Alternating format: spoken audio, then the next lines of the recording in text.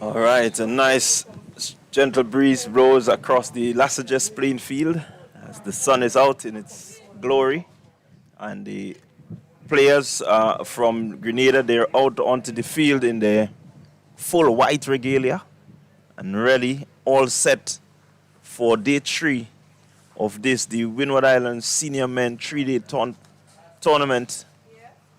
And certainly a lot has happened over the past 2 days. The Grenada, they were dismissed in their first innings for 288.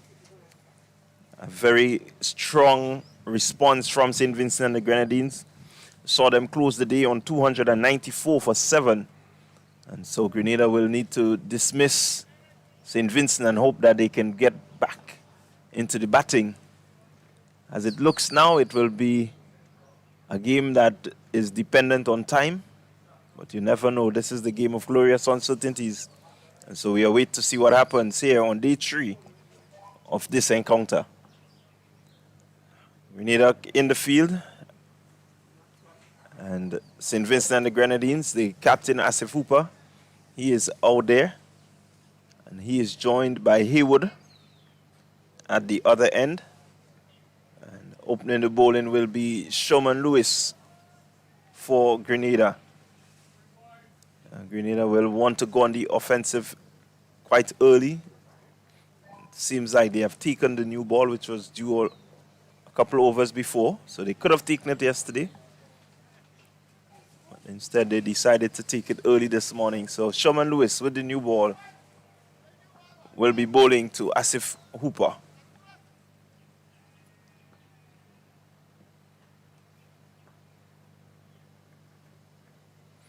Right away, he strays down the leg side, and that will go for byes, a signal now by the umpire. And so 4 byes to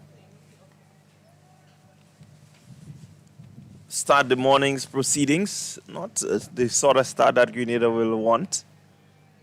Total will move on to 298.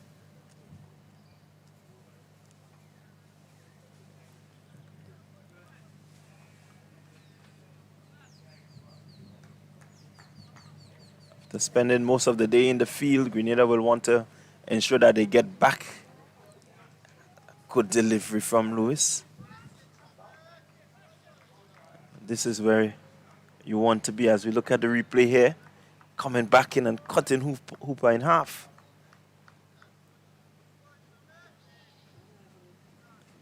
That was a nicely lined delivery there by Lewis.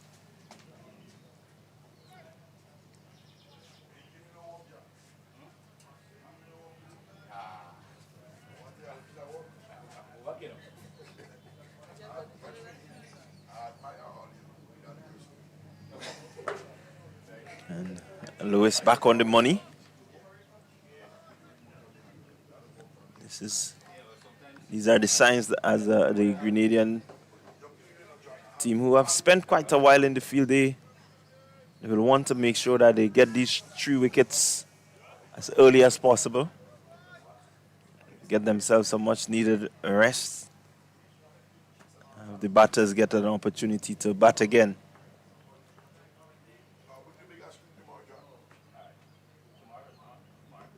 Good delivery, and it went in and out. He's dropped it.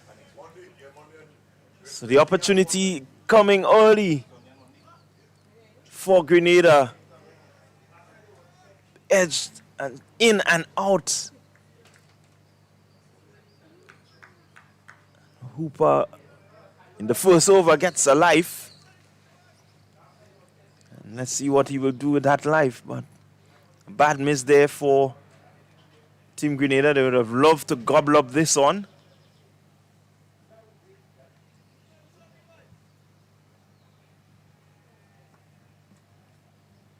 Lewis again to Hooper. Good straight hit, but straight into the wicket. It doesn't come any straighter than this. Full pitch. Opportunity maybe for a catch, but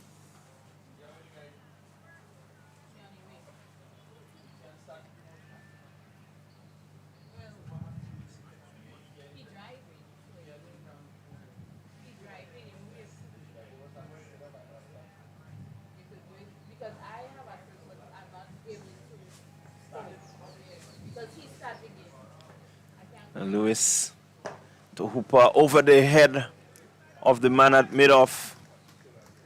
And so picking up the first boundary of the morning, Asif Hooper. He seemed to be in a aggressive mode this morning. It's aerial, but over the head. Goes into the boundary. So the total moves up by 4 to 302. Still for 7. And bad miss by the slip. Should have seen the back of Hooper.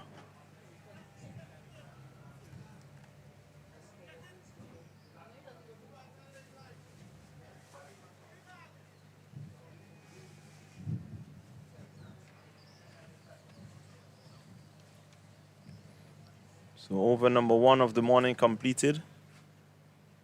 And we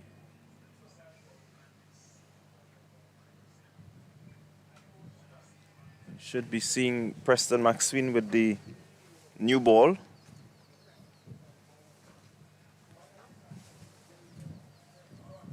McSween coming from the road end. And he will be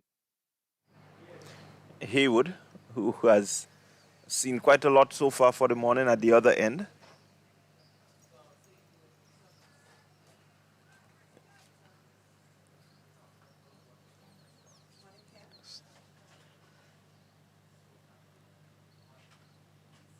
Three slips a wheat. This ball is pitched and wide signal. So McSween starting with a wide. Extras column just building up here. Lewis started his spell with 4 byes, but he had the chance to remove Hooper. Let's see what McSween will do. Here he is. Good delivery just outside the off stump. He would elected not to play at that one.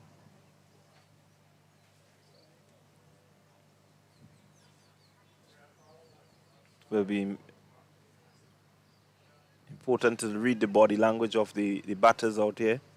That should give us an indication as to what the instructions will be from the team management as to how they proceed this morning. Are they going to look to just bat as long as possible? Or are they going to go pile on some runs? Loud appeal and the finger is lifted, and so McSween strikes. And Haywood goes, so success for McSween. So you look at it again, playing down the wrong line, looking for that one to leave him.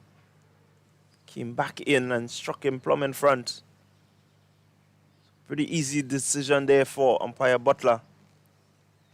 And so Haywood goes for 5. And Grenada striking in the second over.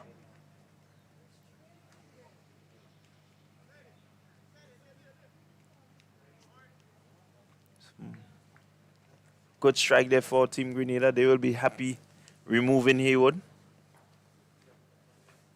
They will hope that they can knock over the remaining batters in short order.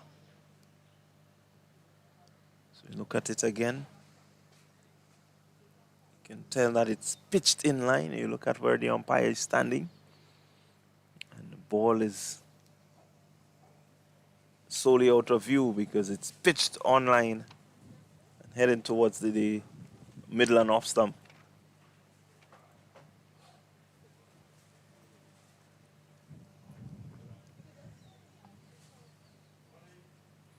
303 for 8.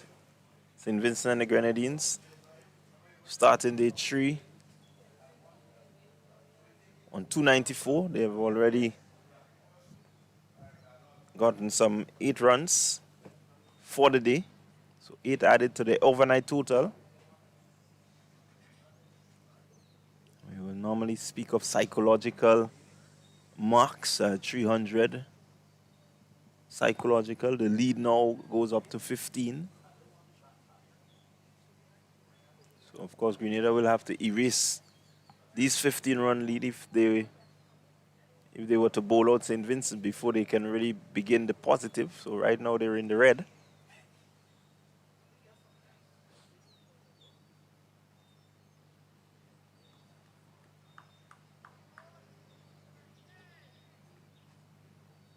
So Benetton is the new batter.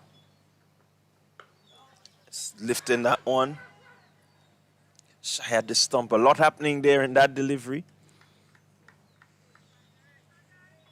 Benetton just playing that one obviously. The man at forward square really had no chance getting across there.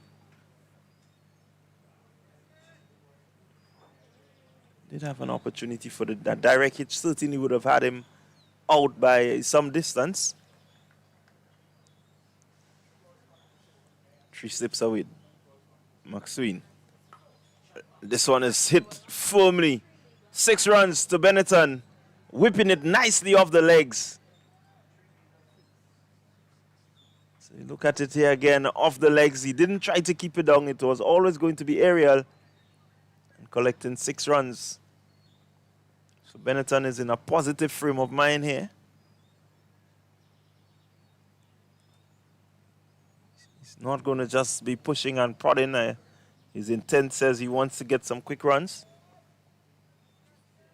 And the lead increases. It's 21.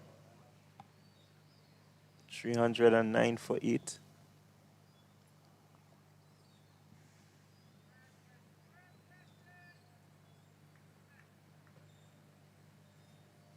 See the change of field there.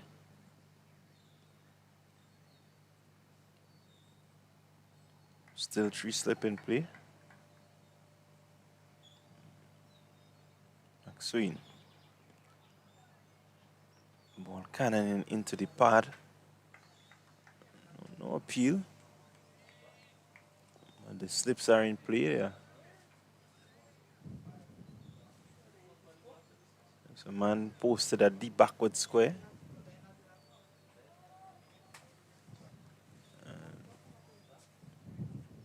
Man had shot mid-wicket on the leg. And a wide mid-on.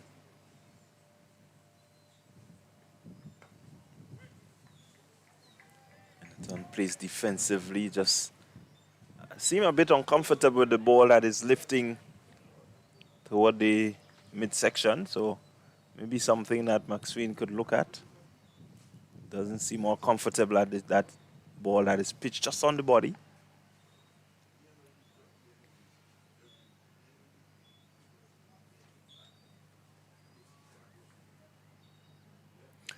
So final day of the opening match in this, the Windward Islands Senior Tournament. We have the 50 over game matches coming up following the rest day tomorrow. We will get into the 50 over format. And certainly we expect to see runs being scored, batters using the 3D to just sharpen up their ability to stay within the wicket, the crease for long. It's Lewis in. Bowls to Hooper. He turns it around. Down to fine leg. And so one more to the total. 310 for 8.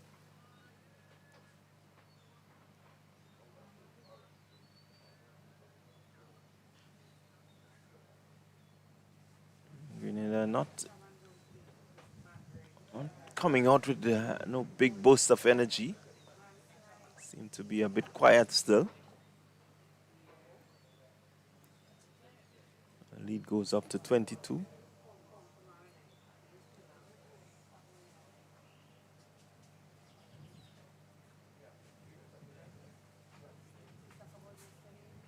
Lewis bowling to Benetton. Again, cutting him in half. Ball just following him a bit. Pitching and swinging into him. Again, looking a bit uncomfortable, Benetton, with that ball just around the midsection.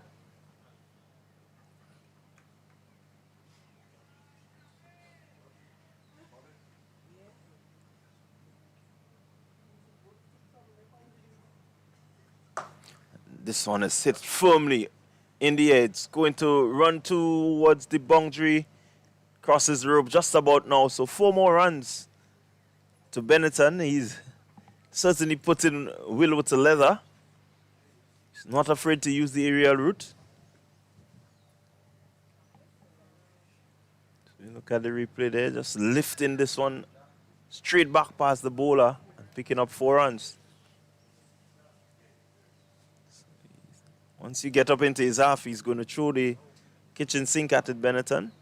It's been very severe.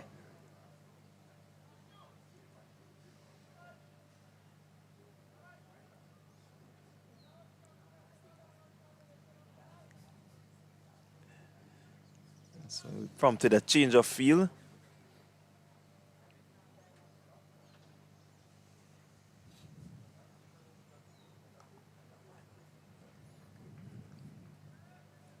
That's more where Lewis will want to focus. Want to keep the batter on the back foot as long as possible. You notice that anything that is pitched up into his half, he's not afraid to go after it. It just seems to be suspect when the ball is pitched a bit shorter.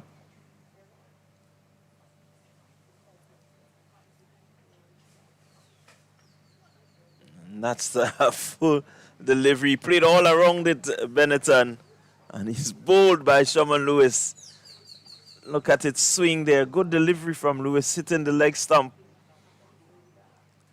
Benetton swinging for the hills. Missing everything and hitting in the leg stump. And so he's gone. Another wicket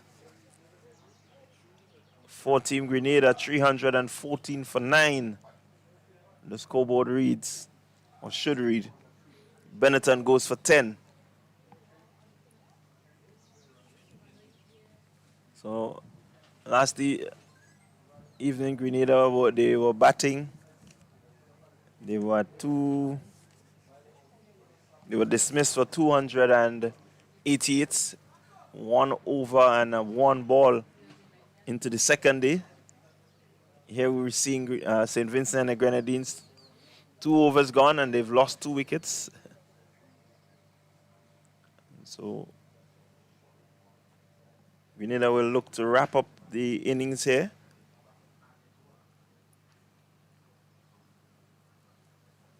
As Henry comes to the crease. And he's going to join skipper Hooper. Hooper, who is on 40 from 68.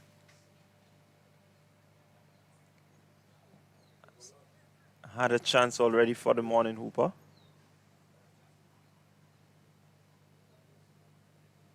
So he should have been back in the hut.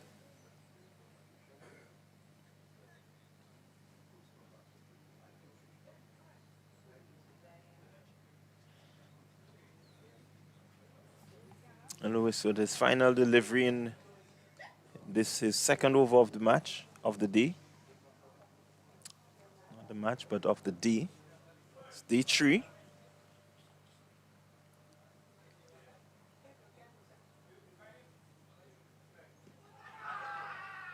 And the finger is raised, and so the tail has been wrapped up. And Lewis picking up 2 wickets in his over. And he now sits on a hat-trick. So you look at the replay here. That's the replay of Benetton. Swinging for the hills.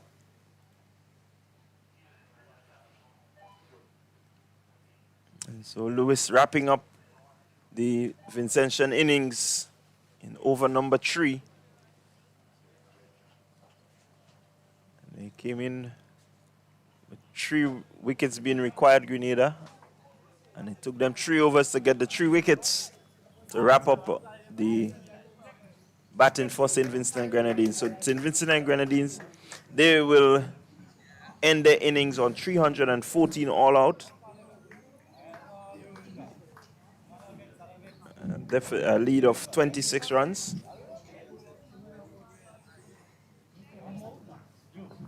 Of course, Grenada will have to wipe out the deficit, and then they will have the opportunity to begin officially their innings where they would lead St. Vincent. It's been a while since we've had 3-day cricket feature in the Windward Islands tournament. With previous editions would have been 50 over cricket. So it's a good feature to see that, we can get our batters to spend some time at the wickets. And so far, looking at this game, it's been good from the batters that we've seen. Both teams, they've done very well. They've done very well in terms of ensuring that they remain out there.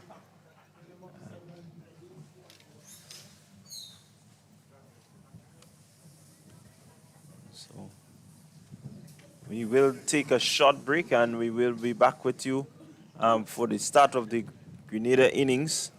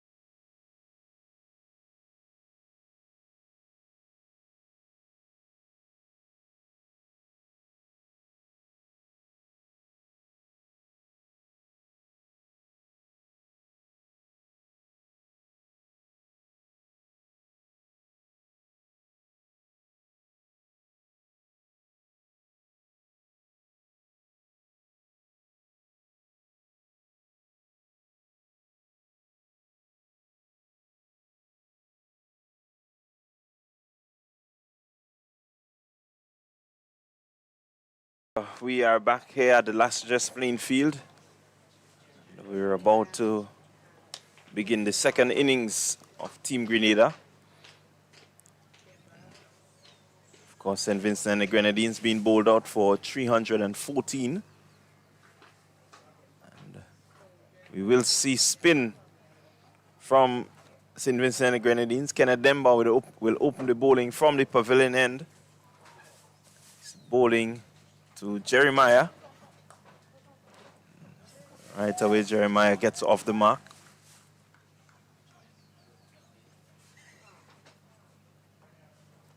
So normally you think about a new inning and the new ball being entrusted to the pacers, but St. Vincent have opted to bring their most experienced bowler in. That's Kenneth Demba. And right away, the finger is raised, Devonnie Joseph. He's caught behind. Let's look at it.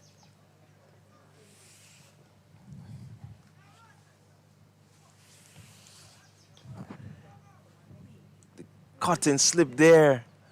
Good reflex catch from the first slip.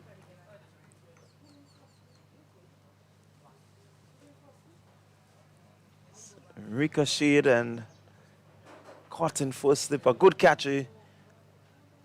Means that the slipper is really concentrating there.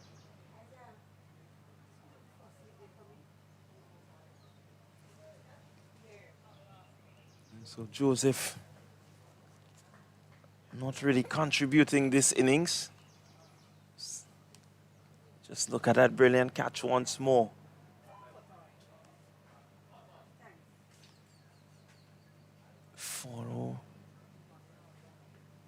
Ball coming off the keeper's glove, and Katoy in slip reacted really well.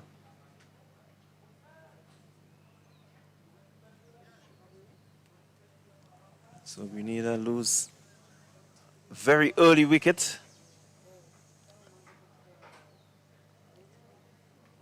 Certainly does put this final day into context. The early loss somehow will have the Grenadian team thinking and really ensuring that they play sensible cricket and remain out there for as long as possible. We saw the approach from Maloney and Gibson. They took their time, they built their innings. They were rather sedate to start. Eventually, as the wicket settled and everything went on, they were able to progress.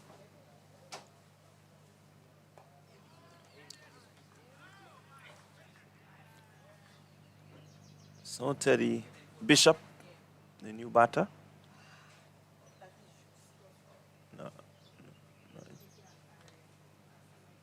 that seems to be Cut Murray.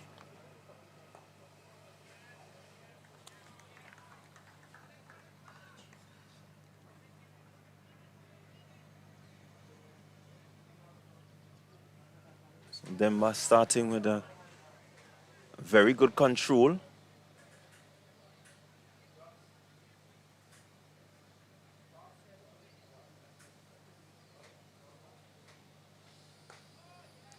Keeping a bit low.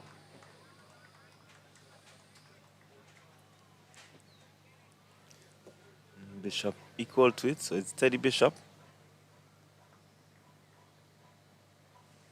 We look to get a good innings here. There's lots of time. It doesn't have a reason to be rash. Can stay as long as possible. Ensure that he gets some runs below his belt. He's not had a very good first innings, Bishop. But over number one of the second innings of Grenada comes to an end. Total 1 for 1. Demba striking, picking up the wicket of Devonnie Joseph in his first over.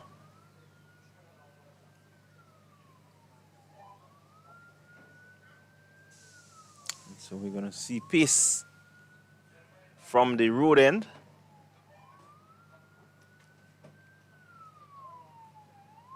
Of course, Grenada still in a deficit of 25 runs. They need to wipe off these 25 runs before they can really get any sort of lead going.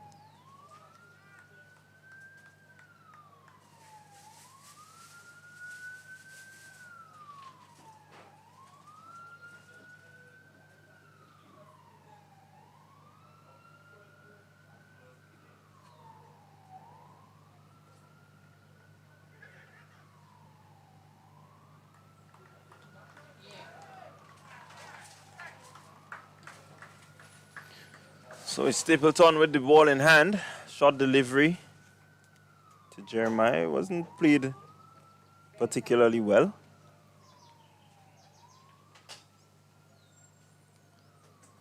The wicket just seemed to be a bit too paced, not really coming through as easy as maybe the batters will like.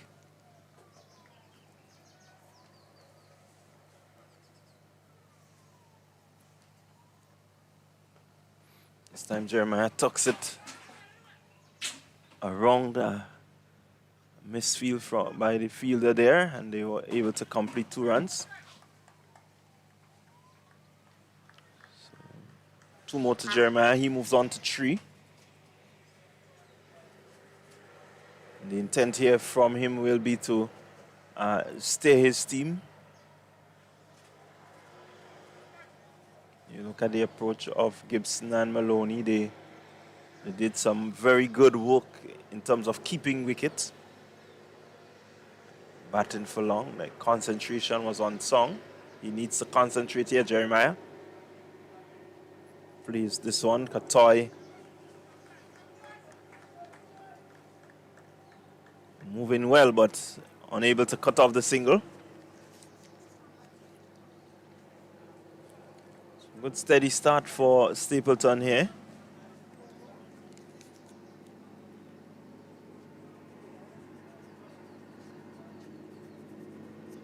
And that's a feature of the both teams that we've seen. The bowlers and the pacers, they tried really well to control, the run scoring.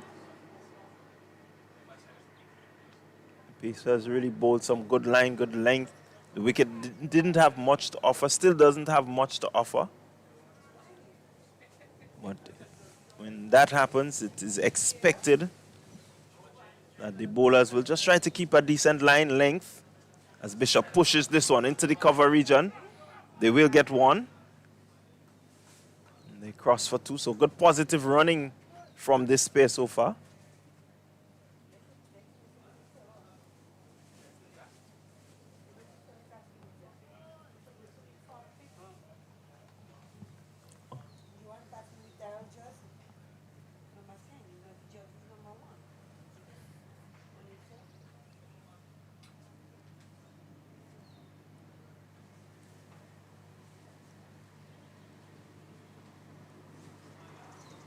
A bit wider there. Stapleton hoping that Bishop may just throw the hands at that one. Bishop a bit more circumspect.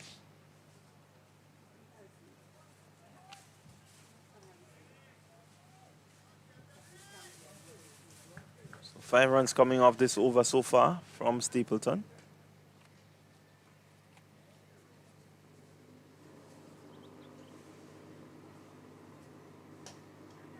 And Bishop just pushes this one back to Stapleton. He's out.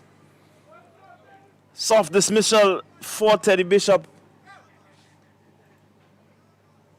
Look at it, just lifting it straight back to Stapleton, who takes a good catch in his follow-through. It didn't come at him with pace. It was just a gentle push. Took a good catch, Stapleton. Bishop goes. Grenada lose their 2nd wicket, 6 for 2.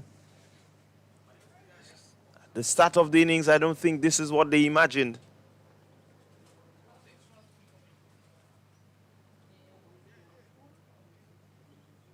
Similar start for Team Grenada. They lost some early wickets in the first innings. Middle order was able to pull through. and really get them up to 288. Again, some early wickets lost.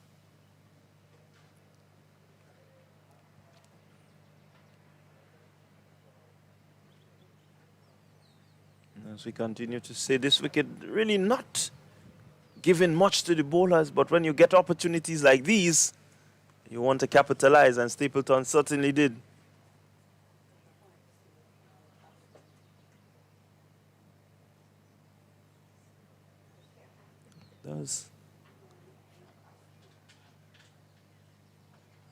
Does open up and show that the batters need to, really be able to focus on that game. Bishop just playing a little too early there. Couldn't really get the sort of power behind the shot.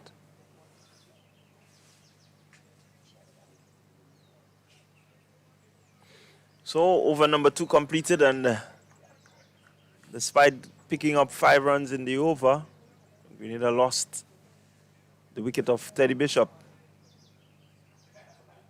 So Demba will continue. Over number 3. Bowling to Jeremiah there, who pushes this one.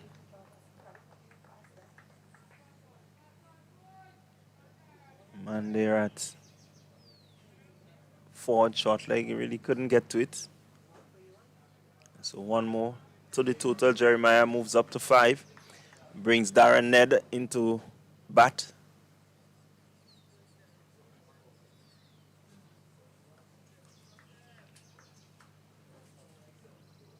Ned will want to ensure that he takes his time, get himself in, and really help to bat his team into a good position.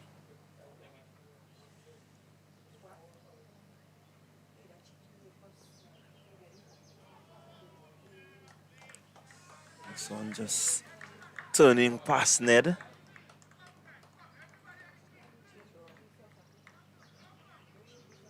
Demba seeking to create some problems here for the Grenadians.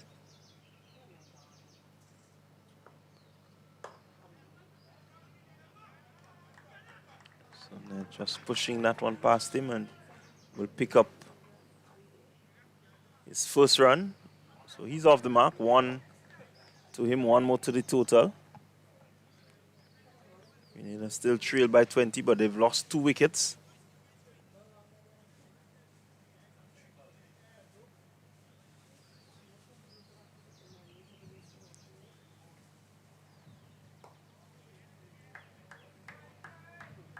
And then we're just bowling a bit slower, looking to get the ball to turn somehow.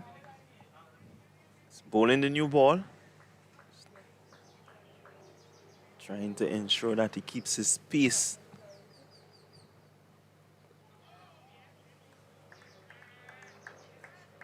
As slow as possible, asking the batters just to wait on it a bit.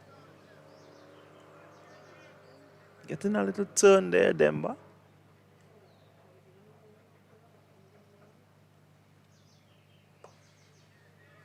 Again, Jeremiah opting to play on the back foot. So that one just comes through with the arm, and end of very quick Demba over. Score moves on to 8 for 2. 8 for 2, Jeremiah. He's on 5. Ned on 1.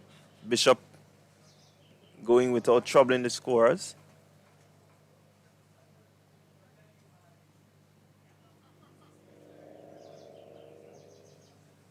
Joseph did not trouble the scorers either.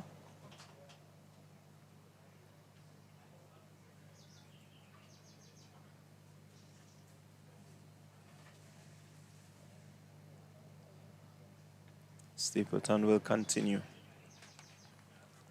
He's had good success so far. Taking a good catch to dismiss Bishop.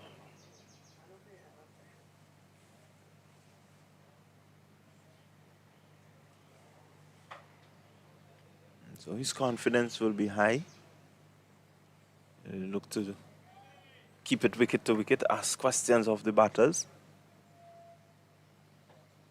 That's been his approach so far. It's worked well for him. Here he is. Ned just covers up. Delivery. Again, pitching wicket to wicket. And that's a good approach for Stapleton. He's not trying to, by any means, be quick. He just looks to control the line, the length.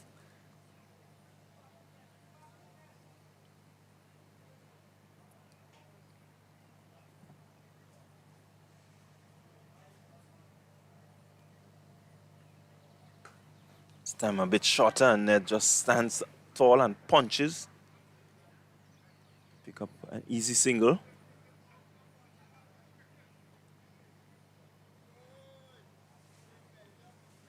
Enough room in the field to just nudge and maneuver the ball around and pick up the odd singles. They don't need to really do anything rash here, this pair. There's really nothing much in this one. We're on day 3. Both teams batted well in their first innings, and so it doesn't leave much time or much evidence for any of the teams to experiment. You want to just make sure you play basic cricket from here.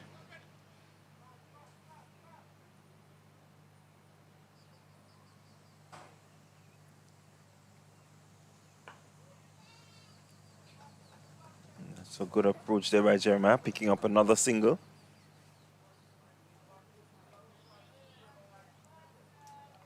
Meanwhile, at the Roy St. John Playing Field, Dominica, in their second innings, they're batting 242 for 8. And they lead by 321 runs. Now, this is a game that is pretty interesting.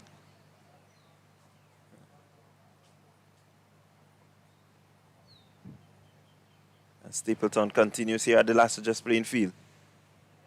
Ned looking to go expansive there. Not making contact with that one. Certainly at Tantine, this is a position where the teams could force a victory. Dominica may just want to maybe declare in short order. Dangle that carrot as Ned flicks this one. The man down at fine leg, he will pick up.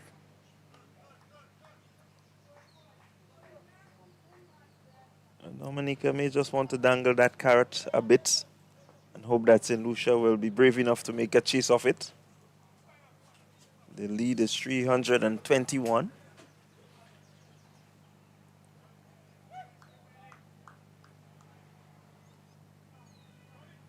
We'll keep you abreast as the day progresses. But meanwhile, here we have a very interesting next session. This session, the morning session.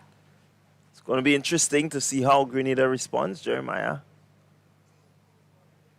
again, guilty of just playing maybe a bit too early. Ball not really coming through as they may expect it to.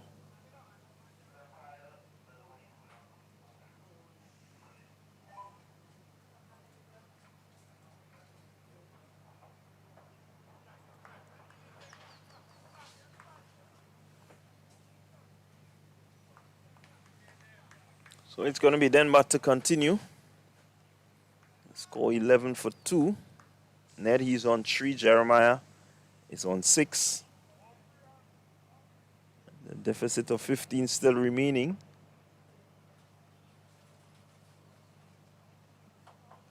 Denmark to bowl to Ned.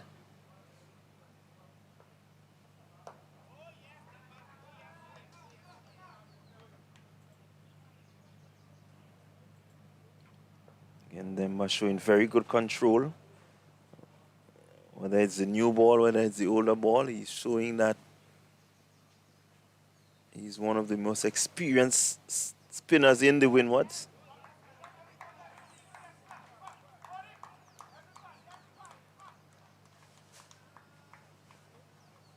been bowling rather well, Demba, in the West Indies Championship for the last 2 seasons.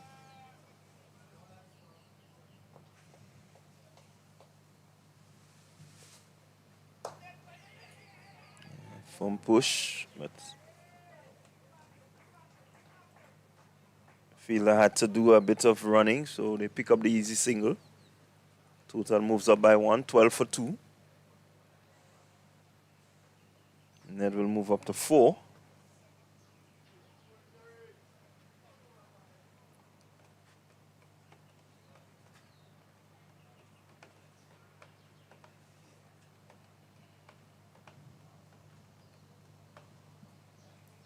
Demba once again. Jeremiah covers up nicely.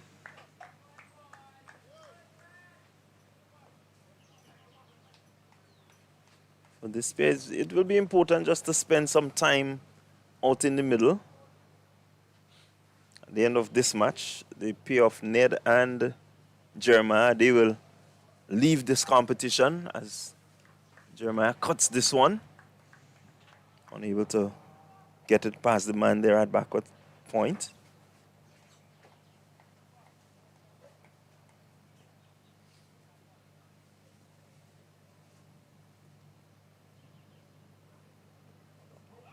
Them again on the line of the stump. Jeremiah just turns it away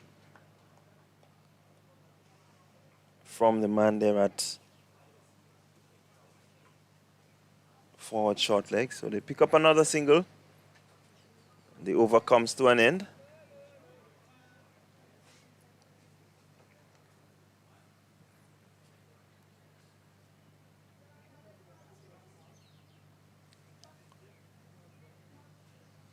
So them completing it. 3 overs, 1 for 5.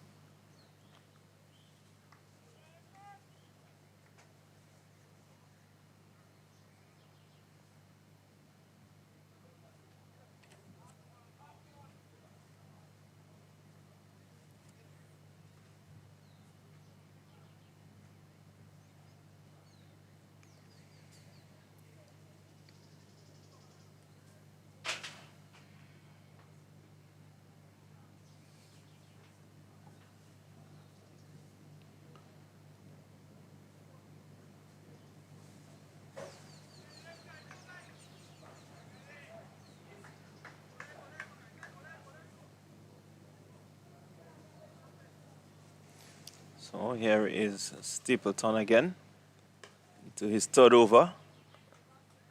Jeremiah just pushes that one into the offside and they will pick up an easy single.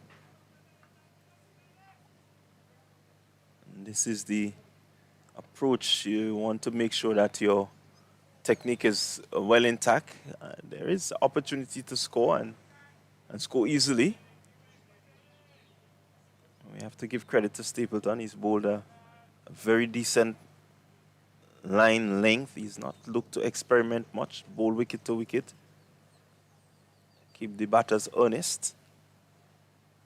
Look to expose their technique to see if there is any flaw.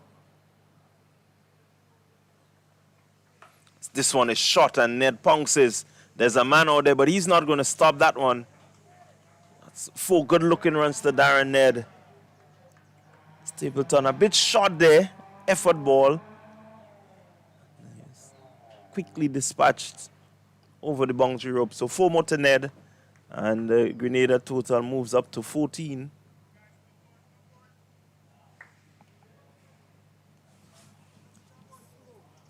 Oh, it moves up to 24.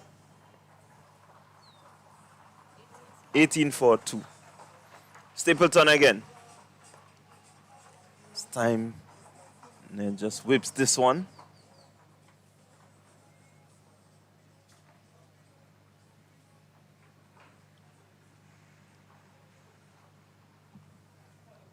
So 19 the total.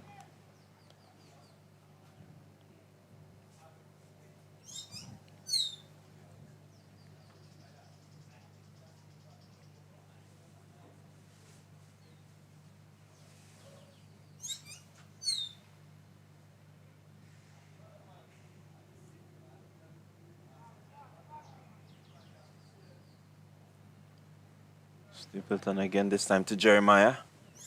It's short and just moving away from the left-handed Jeremiah. Good delivery, good length.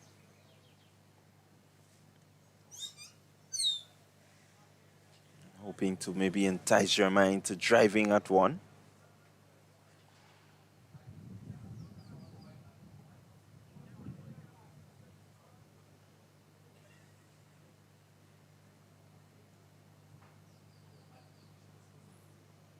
Here he is again.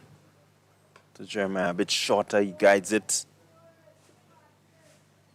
That man at the point. So he picks up another single. So easy batting out there, nothing really much going on.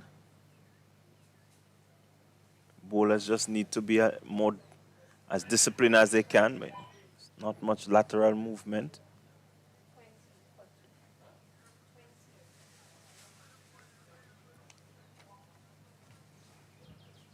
Not much bounce on offer.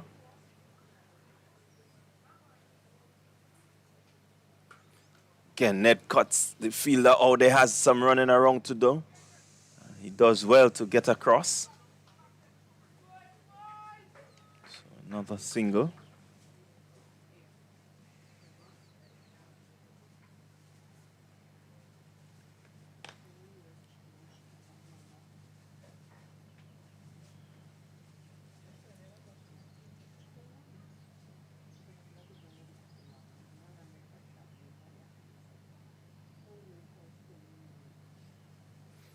So that's the end of the Stapleton over.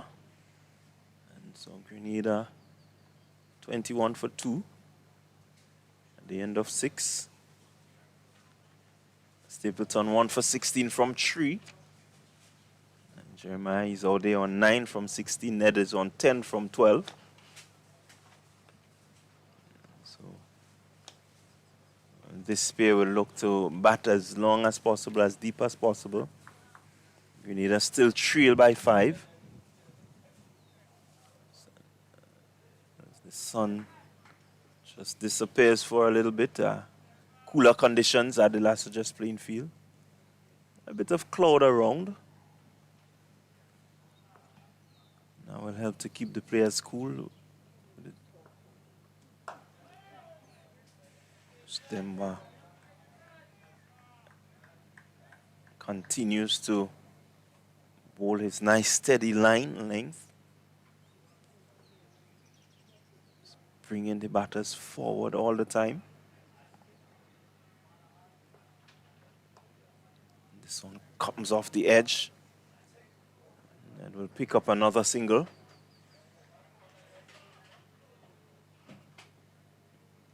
Played it well, Ned, and ensure that he got out, reached the line of the delivery. Was always in control of it.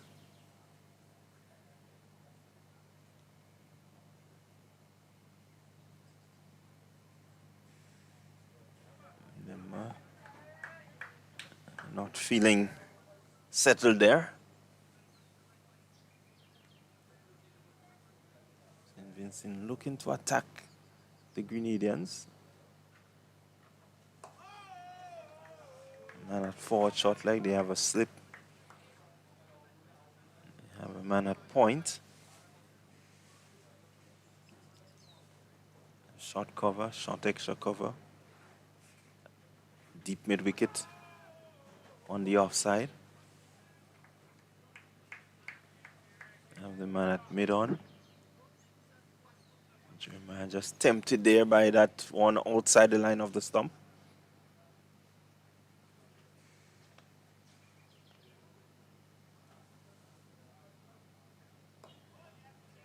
Covers up nicely there.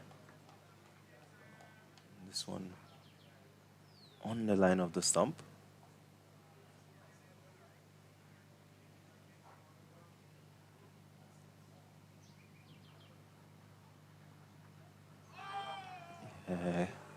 Teasing delivery there by Demba to end the over.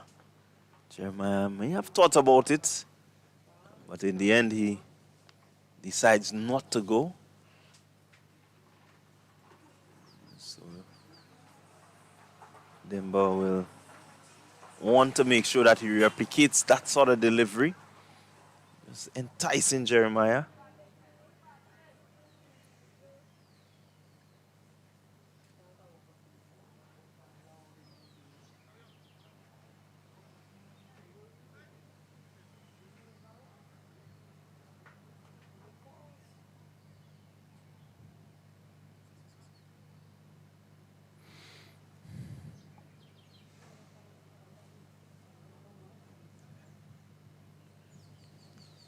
So we will have a change in bowling from the road end.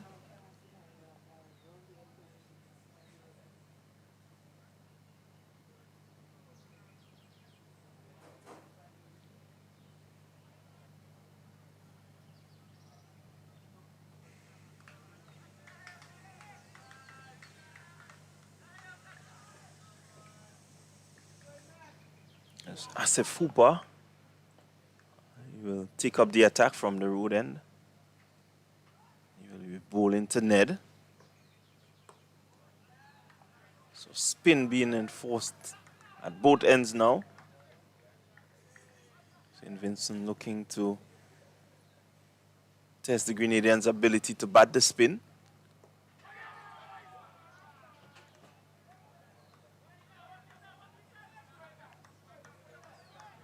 So we look at this one. There seemed to be a half chance. Went quickly. Hitting the boot of the man at forward short leg. He's guilty of being up a little too high. He needs to stay down. He's going to catch deliveries like these. He's got to be down as long as possible. It's harder to come from up and go down. It just pushes that one. So the pressure being applied with the spin from St. Vincent.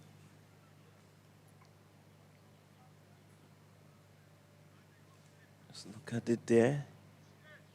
Carrying all the way to the boot. Yeah, I feel I had to try to go back down to get to it. Hooper to Jeremiah's back and punches down to long on. They'll pick up the easy single. So score moves up by 1.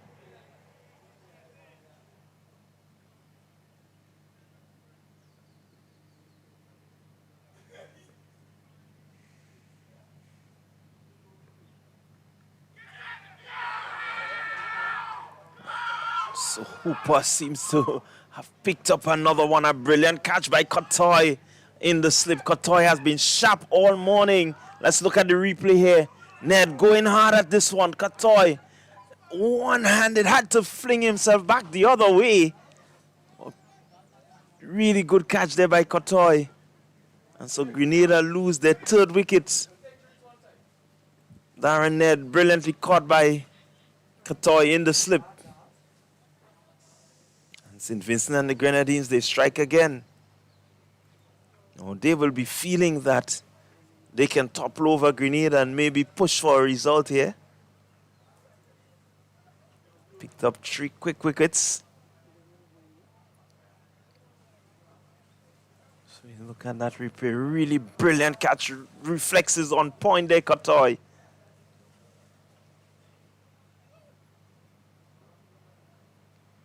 This is exceptional catching. He's very sharp there in the slip.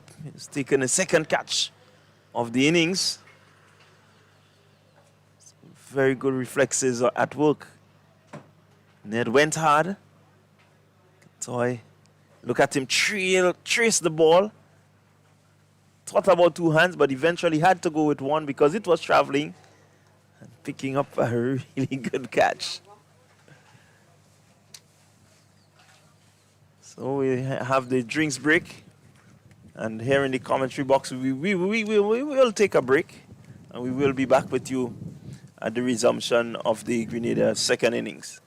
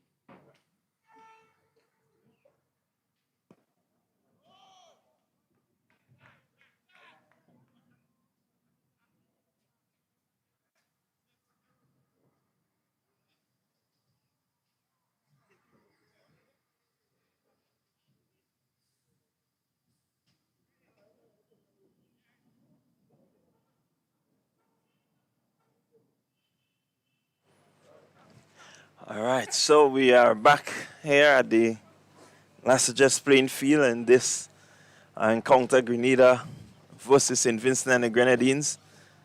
And Grenada in a spot of bother. They're 24 for 3 in response to St. Vincent and the Grenadines. Their first innings, 314. They had some 26 runs lead. And Grenada has lost 3 wickets before wiping out that lead. As Demba continues to Jeremiah, who plays this one firmly through the offside. It's going to run close to the boundary just about now. Gets there. And so 4 good-looking runs to Johan Jeremiah. And so the deficit will be wiped out now. But certainly St. Vincent and the Grenadines put in this Grenada top order under a bit of pressure. Top order has not really delivered as yet. Middle order seems to be showing that bit of strength. We expect Jeremiah and John to really build an innings here. They're 2 of the most experienced Grenadian batters. A lot will depend on them to make sure that they steer the ship and steady the ship.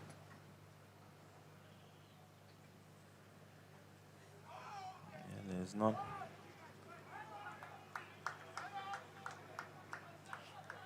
good delivery there. A bit faster. Just turning away from the left-handed Jeremiah.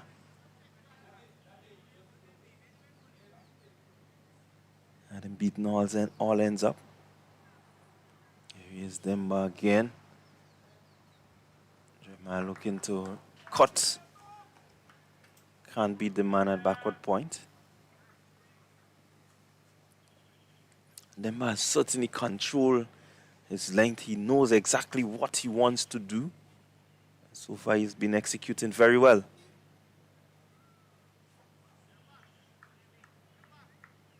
One can safely understand the reason why he opened the bowling.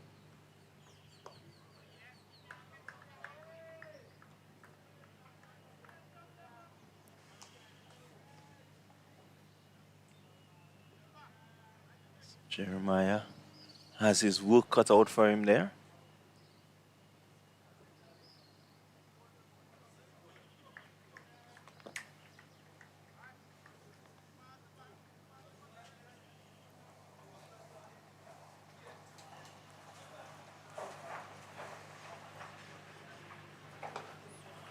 Jeremiah looking to pull this one. And they may just go for two. They get it quite comfortably. So two more to Jeremiah. Shorter delivery from Demba. And Jeremiah was pretty quick onto it.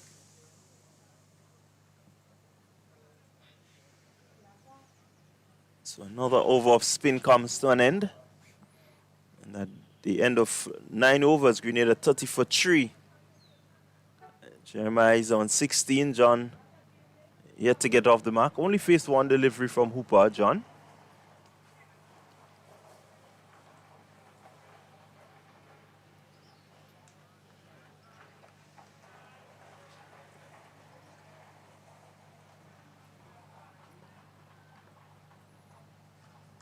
So Hooper will continue from the road end. He's bowling to John. And meets it with the full face of the bat.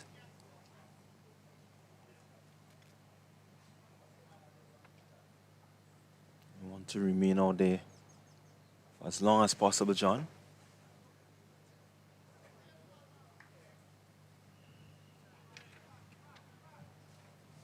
Two of St. Vincent and the Grenadines' most experienced bowlers or players in Hooper and Demba in operation.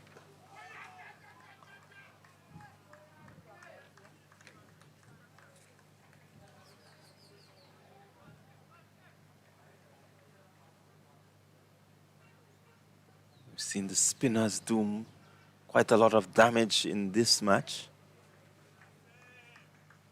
St. Vincent and the Grenadines depending on the spin a lot.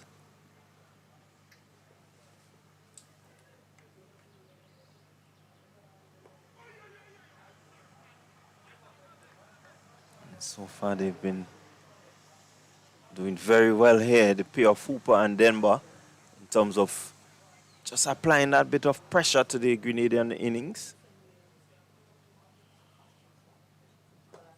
John goes hard, and that's a nice stroke. That's gone for 4. So good counteract from John. He saw a couple, he looked at them, and he gets off the mark with a good-looking boundary for 4. Through the offside, it raced across the turf.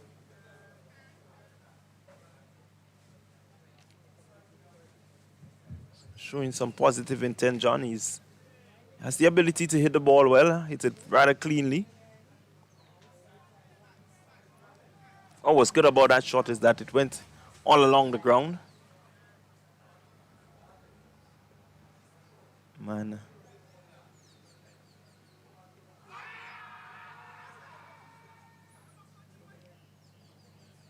Man at mid-off just hanging back. As we see that loud appeal from St. Vincent and the Grenadines. Look at that replay again, John. Getting way out there.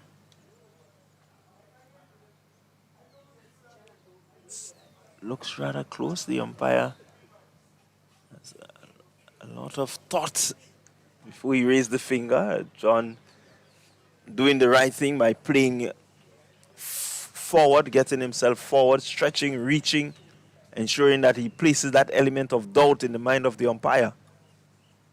No, had he played back to that delivery, it may have been an easier decision for the umpire. 34 for 3, Demba to continue. A nice breeze blowing across the Sagesse Playing Field. You can just feel how cool it is as Jeremiah pushes into the offside. Will get the easy single. They place it into the gap well.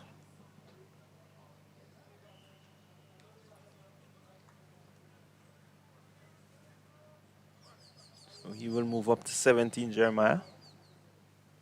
Demba will contend with Ryan John now.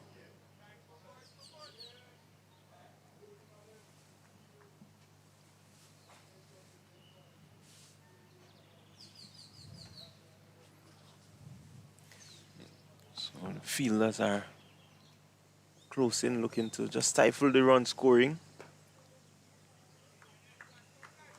Only fielder out. It's the man at deep mid-wicket. Everyone else close enough to the bat to just add a bit of pressure. Then but to John, that one turns past him. John covers up, but Demba is able to get through, and so another wicket force in Vincent and the Grenadines. Ryan John goes bowled by Kenneth Demba. This is a big strike in the batting of this in the Grenada teams. In Vincent and the Grenadines, they will be happy to see the back of John. Demba bringing all his experience here to this innings. 2 for 13 so far. Grenada 35 for 4. Very similar to the first innings. They were 39 for 4 at one time. So they will need a repeat of what happened in their first innings.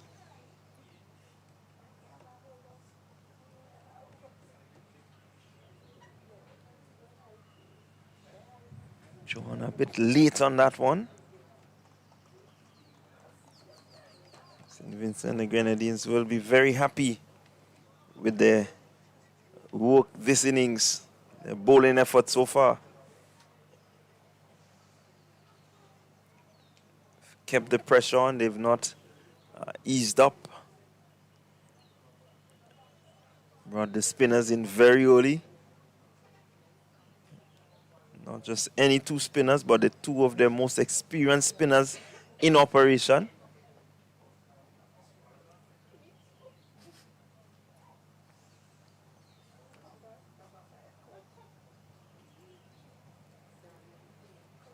So that brings Kurt Murray to the crease. Murray had a half century in the first innings. And the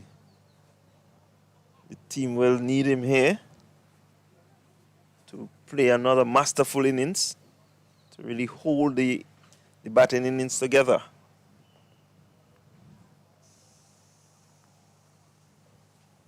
Demba has been bowling well. He's asking a lot of questions of the Grenadian batters. So far, they've not responded too well to him.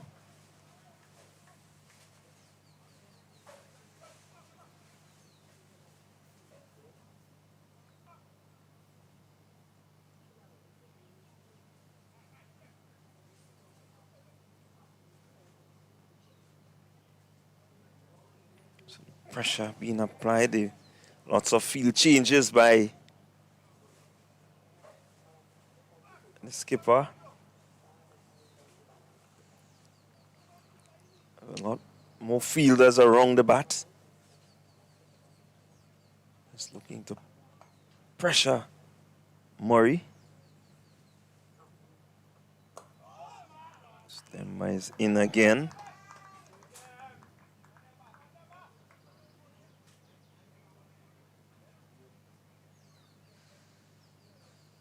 Two slips in play. Still the forward short leg. Have a man at 45 on the onside, rather close.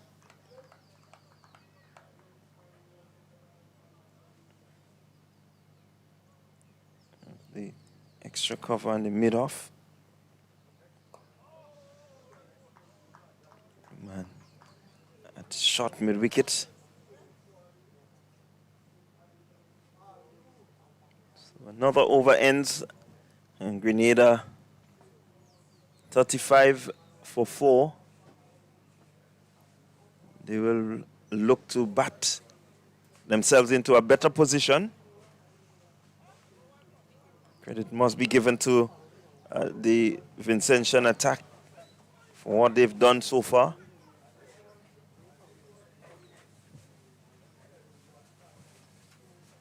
Asif Hooper, the captain of the St. Vincent the Grenadines, will continue.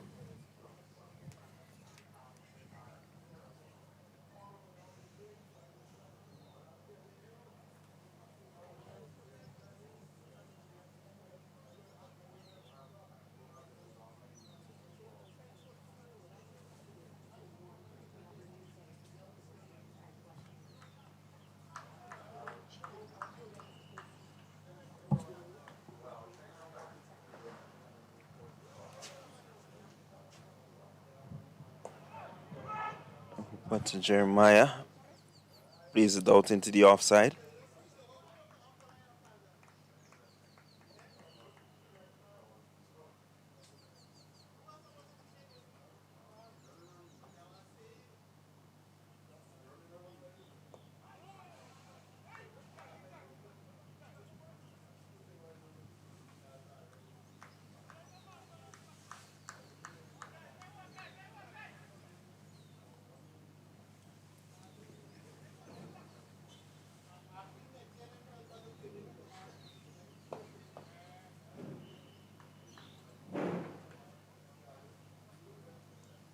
So Hooper just keeping things tight. Not really scoring freely. This one is lifted. It has tipped the fingers off. I make it Demba.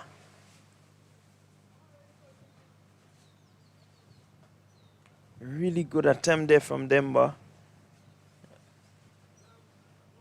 Couldn't reel in that catch. So Grenada moves up by 1.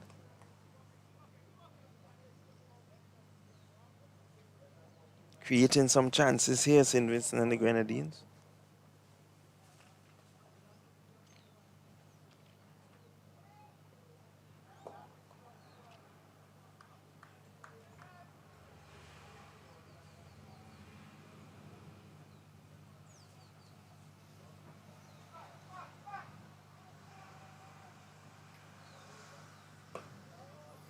Murray just pushing that one out to Demba. Short cover. End of the over.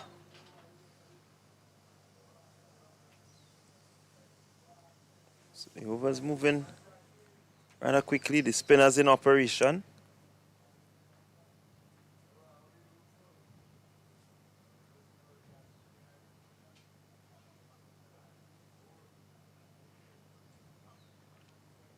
A bit more pressure being applied by the Vincentians.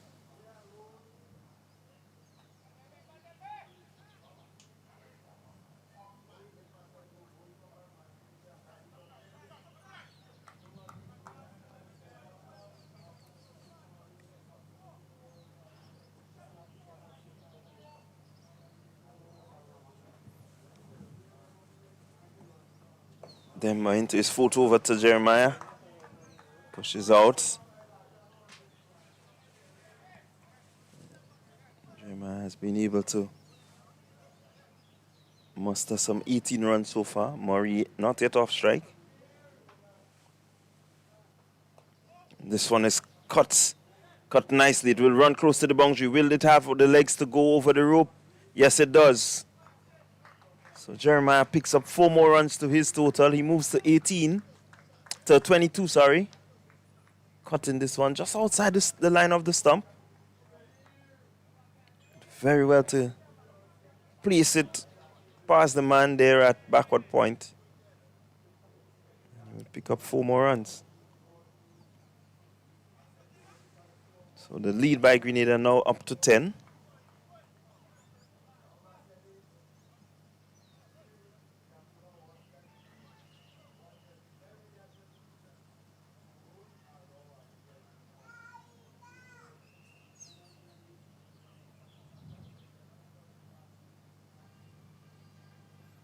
Demba. Going into Jeremiah. Slight hesitation. And Murray gets there.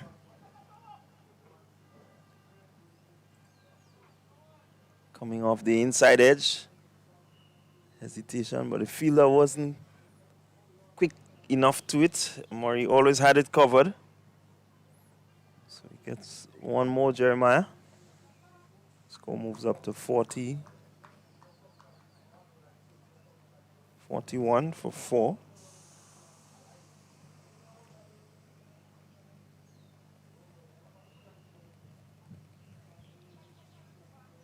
A bit of pressure being applied to the new batter in Murray. You have a bat pad and you have the silly mid off. So silly mid off, silly mid on, right in play. A man at the 45, a slip So some close catches. So Murray stroked this one.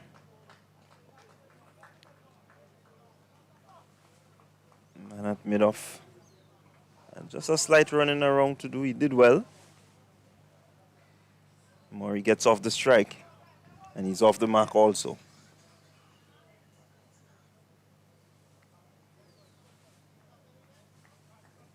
Lead moves up to 16.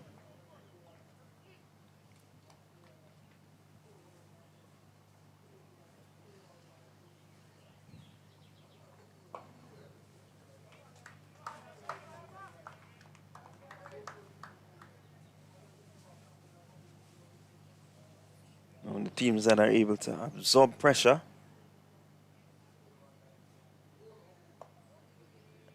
and not lose their heads tend to have better days in three-day cricket. So far, St. Vincent and the Grenadines, they've been doing well. They had a good day with the bat yesterday. And this morning, they were able to just add a few more runs. Not much to mention, but in the context of what has taken place so far, it was some crucial runs.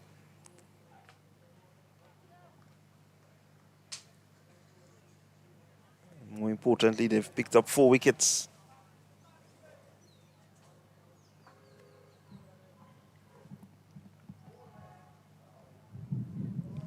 So Hooper will continue. Balls to Murray.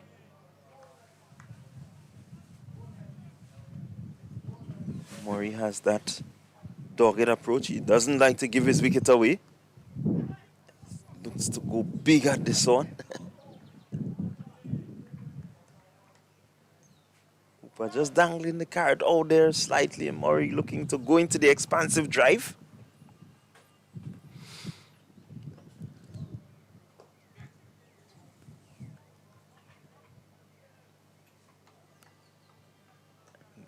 Good test in cricket here. It will test the temperament of Murray. No, he loves to bat. He has that knack for staying long at the crease. That will be tested here. It'll be good to see how he responds to that pressure.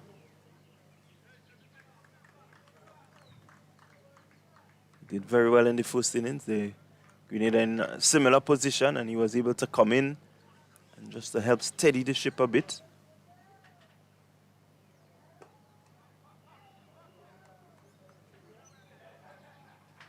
Certainly a young man with good temperament. One will hope that as he matures, he will just maybe get better at this. And maybe just look to be able to rotate strike and, you know, make himself into that complete middle order batter that is able to be a glue for the remainder of the batting order. What is good to see is that we've seen that sort of approach from him at the under 15 level, at the under 19 level, and now at the senior level, he still shows that dogged approach. So it's a plus for his CV, his cricketing CV. It's a plus for him.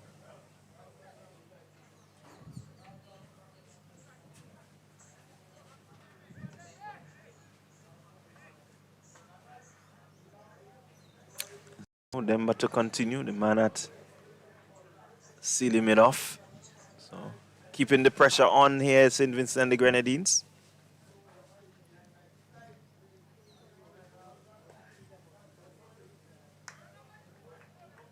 Demba wicket to wicket, asking questions of Jeremiah.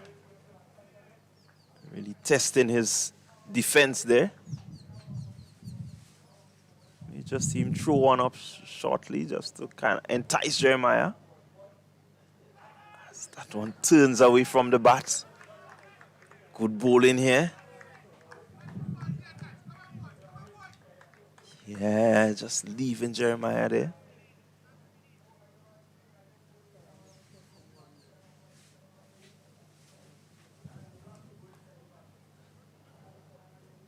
sweeping and straight into the man there at forward short leg. Gibson taking one on the body for the team.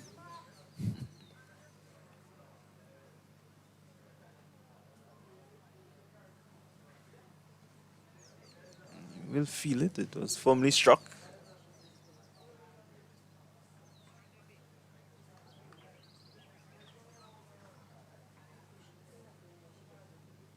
Then back again to Jeremiah. And looks to just push it off into the offside one. Maloney in his way.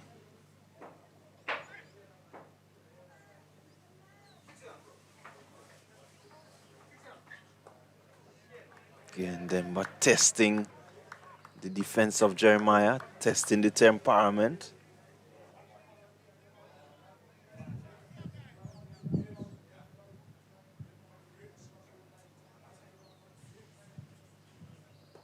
Pitching that one up, well played by Jeremiah. They will pick up one, looking for the second. They will get it comfortably. So two more to Jeremiah.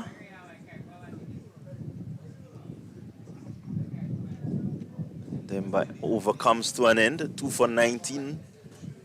2 for 21, actually, from his 8.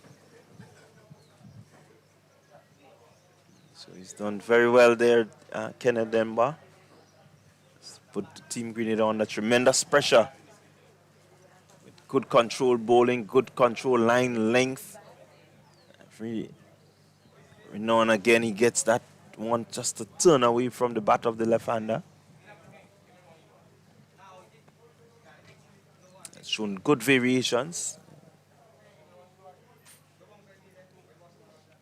It's been well backed up by the skipper in Asif Hooper.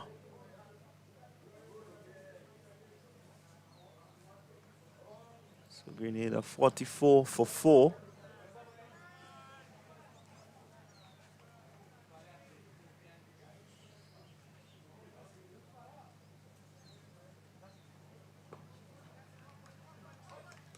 Bowling to Murray.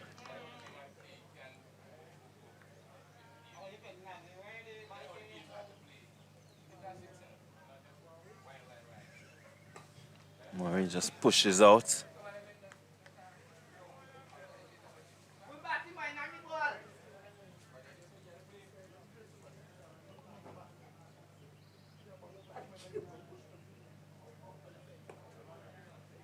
Again, Hooper right on target, wicket to wicket.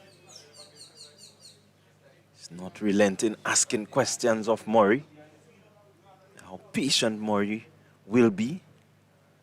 This one a little bit faster. Murray equal to it.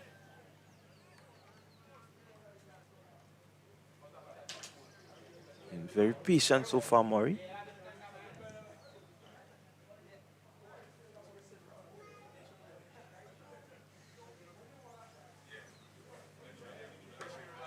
This time he cuts and cuts well. It beats the fielder there. They will get 2. So Murray will move on to 3. Good looking shot. He's been patient. That one just a bit loose from Hooper, a bit outside the off stump. And Murray able to capitalize. This is what you want from your batters at this stage. Absorb the pressure. When you get the opportunity to just release it, you release it. Good firm push by Murray, but Demba is in the way. 46 for 4 at the end of the Asif Hooper over.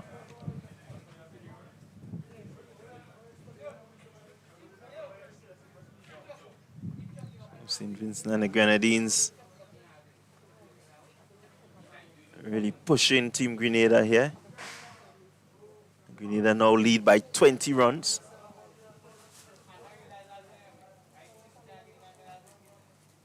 So every run from here for Team Grenada will be going towards the target that the Vincentian may need to get if they're able to bowl out Grenada in this innings. As Jeremiah sweeps and sweeps well.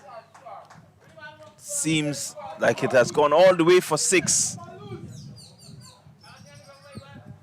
A good option there used by Jeremiah, just to throw them off his line and length a bit.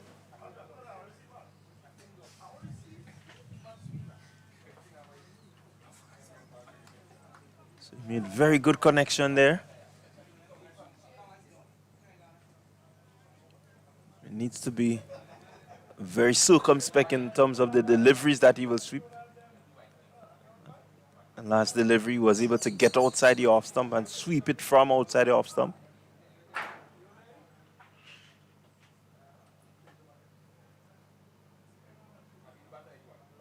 Here he is again. Demba to Jeremiah. It's forward. Pushes it out to the man up forward short leg. Jeremiah 31 from 44. It's been a patient knock. Well played again.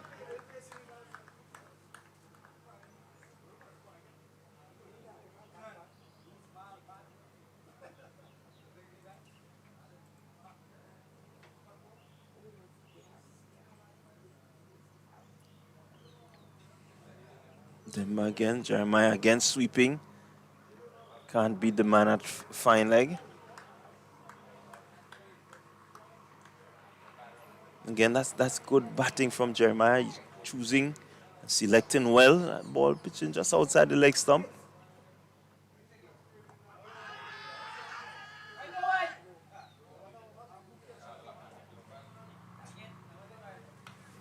So look at this one here again.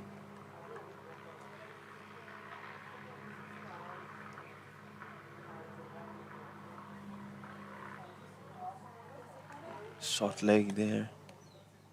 Sealing it off there, working well. He's worked well there to get onto that ball.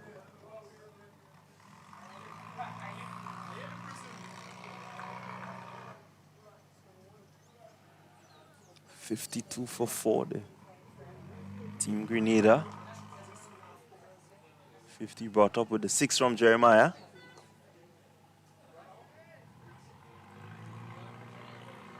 So that ends another Kenneth Demba over. 2 for 27 from 9.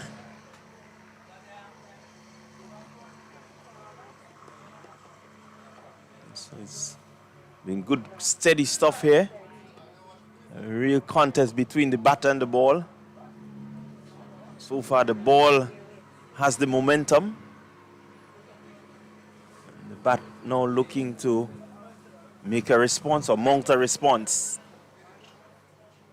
Grenada will need to respond to the very good bowling by the Vincentians for the morning.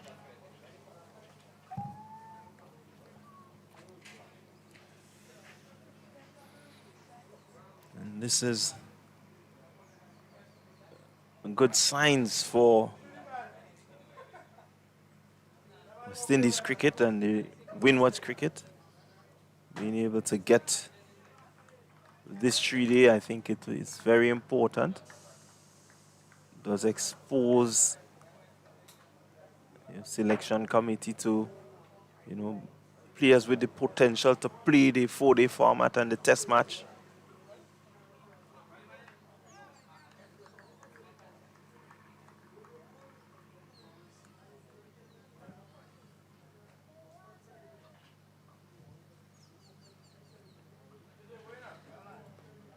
Murray covers up.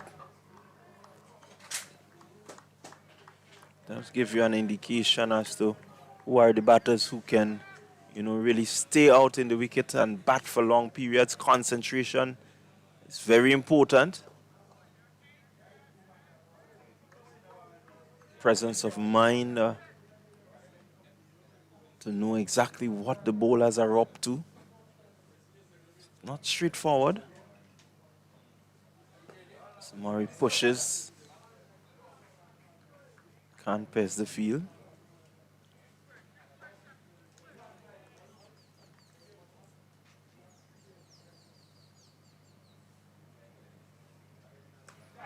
He rocks back and cuts this one. It will run into the boundary just about now. 4 runs to cut Murray. That's a good shot. That's the loose delivery provided there by Hooper, and he was quickly onto it. Placed it really well. It races across the turf. Across the field into the boundary for 4. That will release some of the pressure that has built as Grenada moves up.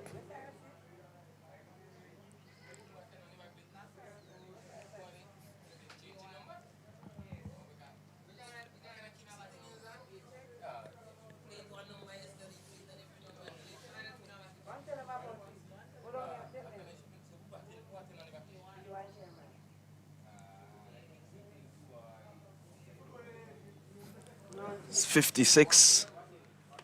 Kurt Murray, he's on 7.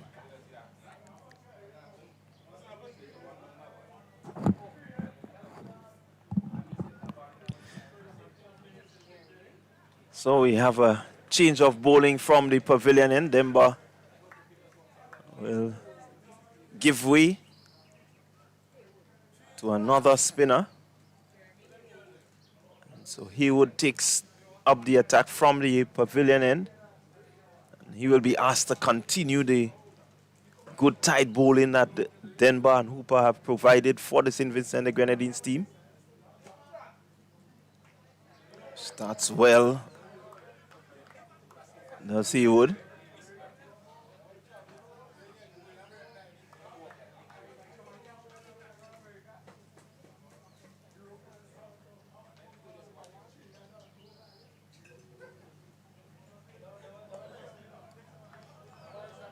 And he would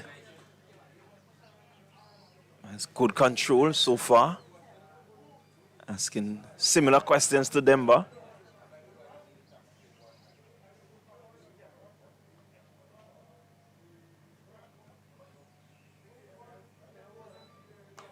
Jeremiah cuts this one. We'll just pick up one. The sweeper on the offside will pick up and return the throw to the keeper.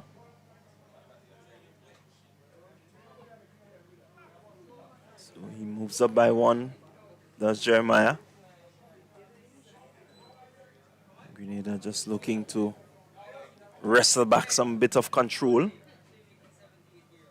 They lost the control very early by losing 4 wickets. This partnership, though still small, but in the context of the time that they've spent, they've steadied the ship somewhat.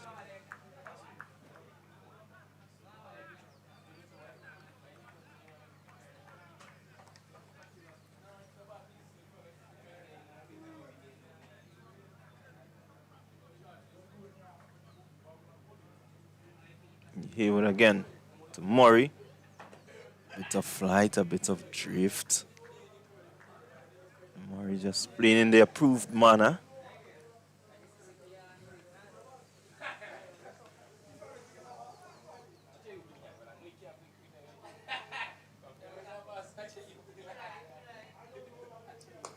Shorter delivery, but on the line of the stump. Murray plays in defense. So he would complete his first over of day 3. Just 1 run coming from the over.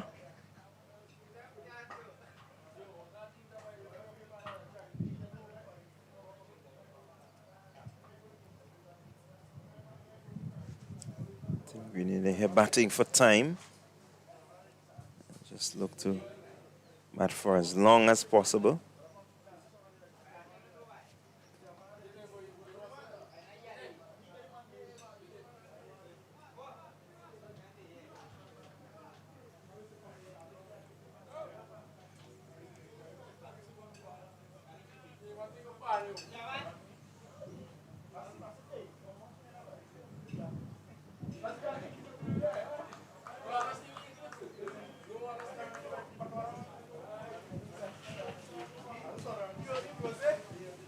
So it's going to be Hooper to continue.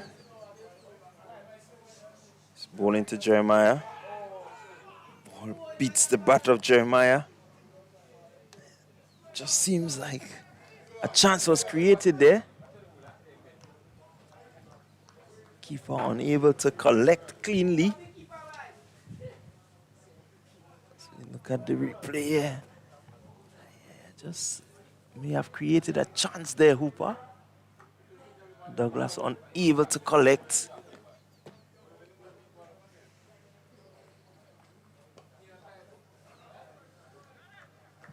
So Jeremiah continues his innings. St. Vincent's have created a few chances. What they have been good at so far is taking the chances. I would have loved to see the back of Jeremiah here.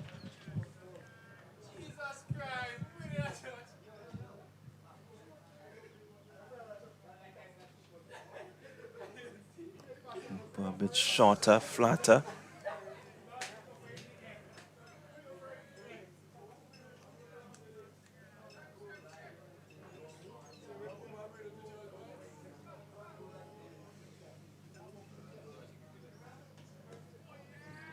Faster one into the part of Jeremiah. He plays it well.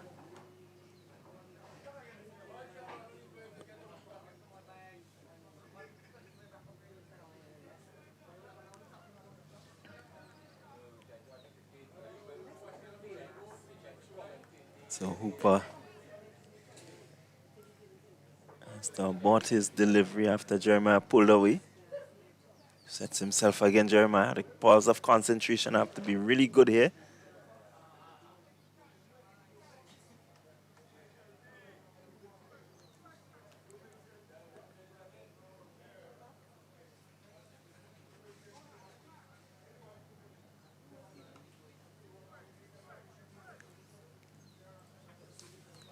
So it's been good bowling, good batting here by Grenada, but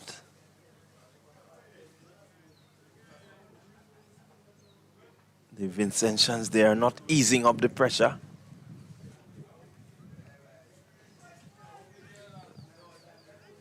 Still keeping that pressure. The spin is what has worked for them, and they continue to use the spin here.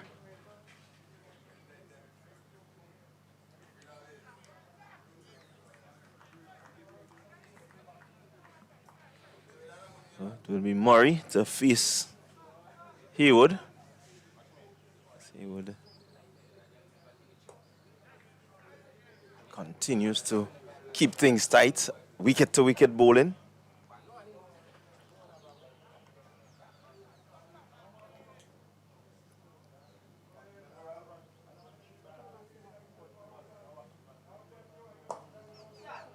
Good firm push.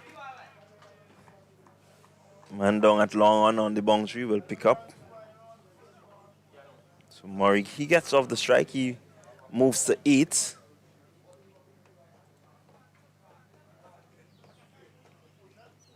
We need a 57 for 4.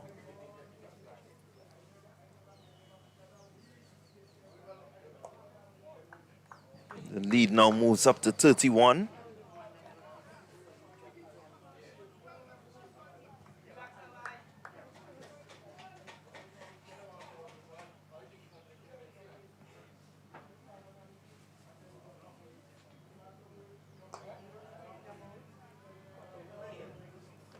And good control bowling by Haywood.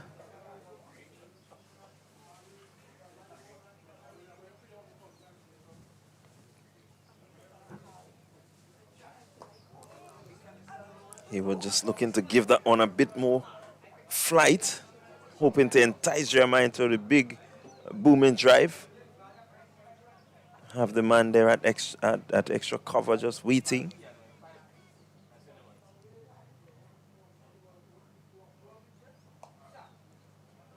Cutting Jeremiah, but can't beat backward point. So another Haywood over comes to an end. 2 overs for Haywood, going for just 2 runs. So good steady bowling from Haywood.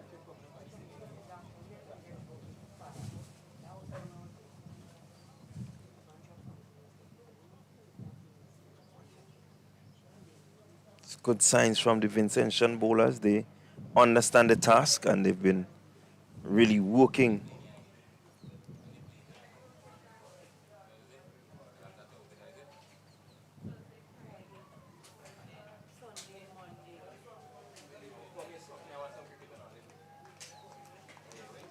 So Hooper will continue from the road end.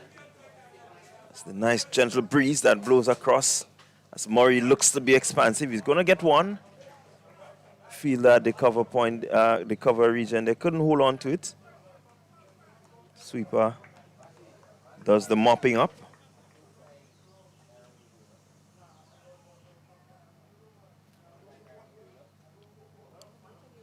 Matters just seem to be scoring a bit freer this time.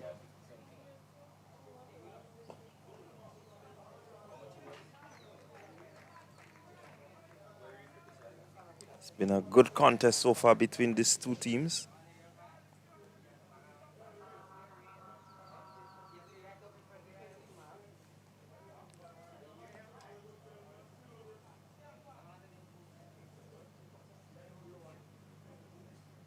It's an update from the 13 playing field. Dominica, they've been bowled out for 295. So it means that St. Lucia will require 375 to win this game. Still evenly poised. Well, or I would say tilted in Dominica's favor. They may so desire to try to force a win here by bowling out St. Lucia before the end of play today.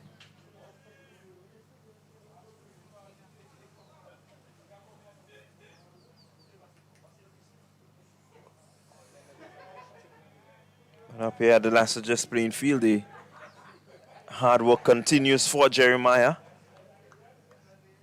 As he looks to rebuild the innings of the Grenada team, which has been placed under tremendous pressure from Hooper, Demba, and Haywood so far. Stapleton also contributing. A couple overs, a couple tight overs.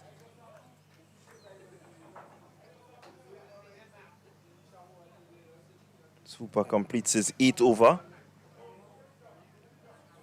Grenada 59 for 4. And they lead by 33 runs.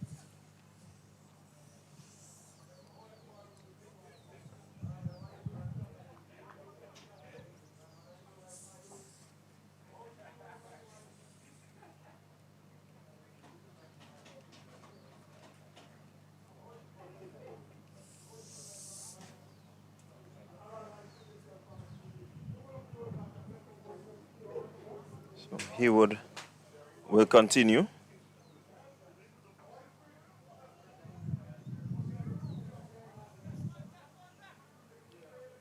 Murray is on 9. So not yet into double figures, but he's been out there showing that he has the temperament to bat for long. Stroking this one.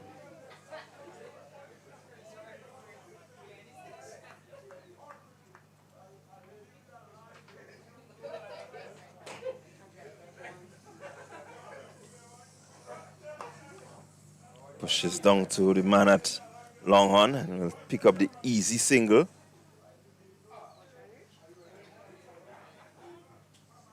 So he moves into double figures, Murray. He's on 10.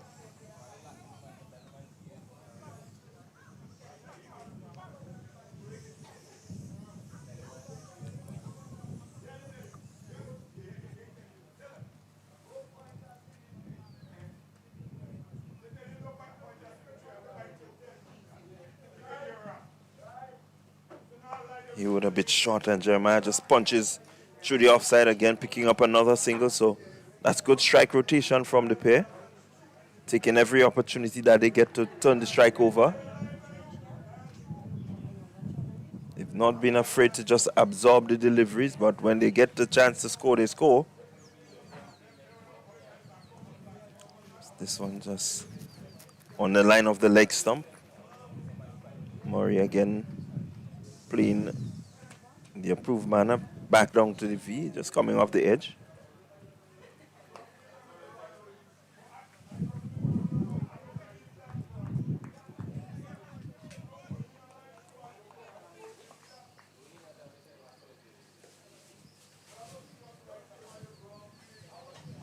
Again, a bit shorter there from Haywood, but although it's shorter, it's turning into Murray.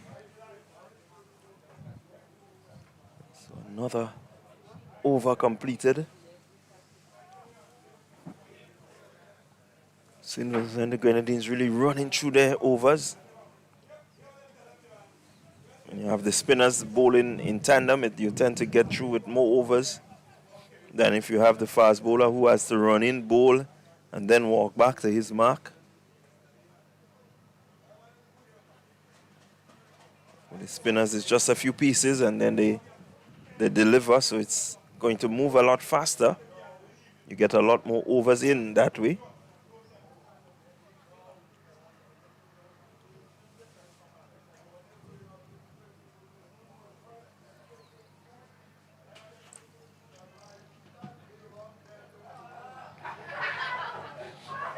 So change in bowling. There's John Maloney from the road end. Again, another spin option being used by Asif Hooper.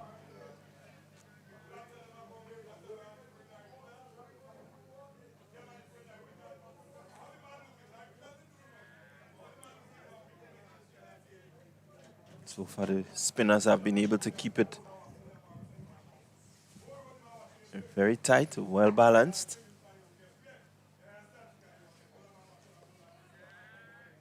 Giving a bit more generous fly there, Maloney. Asking Jeremiah to go into the big drive.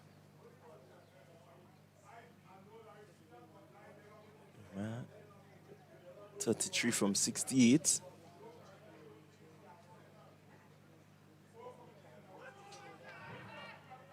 Again, just drawing Jeremiah forward. Is Maloney.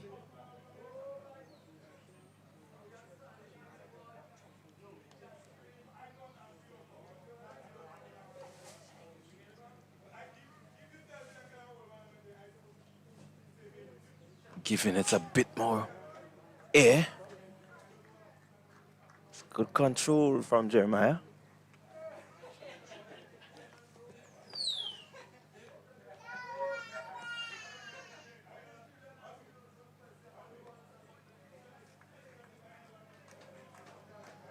So that over will bring an end to the morning's play. As the first session ends, Grenada 61 for 4 after 24 overs. Jeremiah, he's not out on 33. Cut Murray, he's not out on 10. And this pair have really dug deep to stem the flow of wickets. Grenada losing 4 early wickets. The first to go was Joseph. He went without trouble in the scores. Bishop, he didn't trouble the scores. He went rather early. Neda also losing his wickets.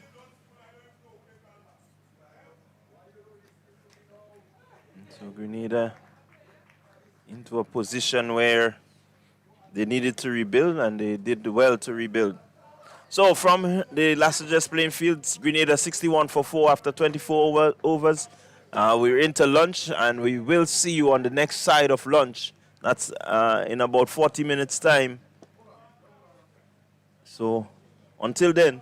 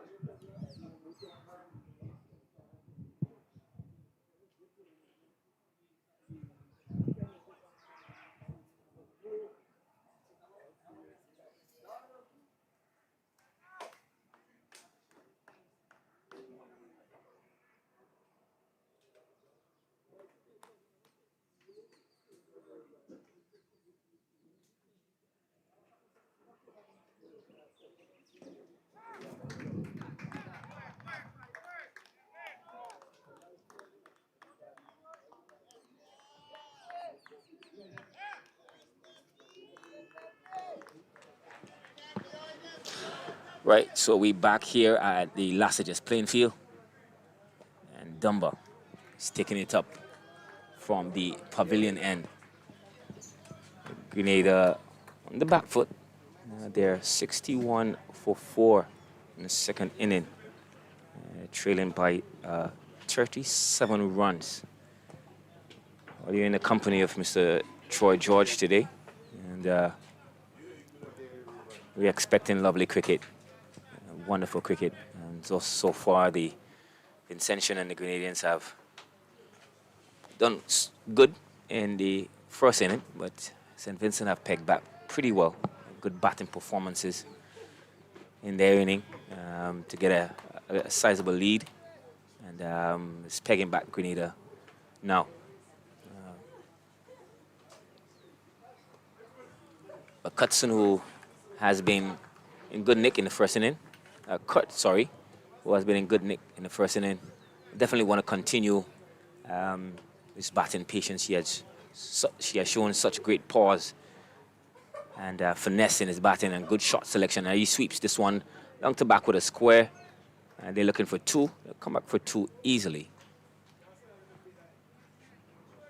And joining me here now is Mr. Cummins. Mr. Cummins, how are you today, sir? Well, good afternoon to you, and I'm okay, by the grace of God, right here. What's your take so far in this matchup? Well, for the last 2 days, I thought I saw some evenly well-played cricket among the two teams, fighting among themselves to take the ascendancy. And right now, looking at Grenada, will really have to bat until tea time and make sure that they don't allow St. Vincent to bat again. Well, most definitely, they would want to see how best they can mitigate the circumstances. The ball is turning, doing a bit on the wicket. Jeremiah is there, and he would want to impose his authority. He's on 33 now, and didn't get much in the first inning. And it's a good time for him to really dig in and put up a good score for his team. He had presently he has 2 more than what he had in the first inning, so he just got to keep on batting. Got 31 in the first inning.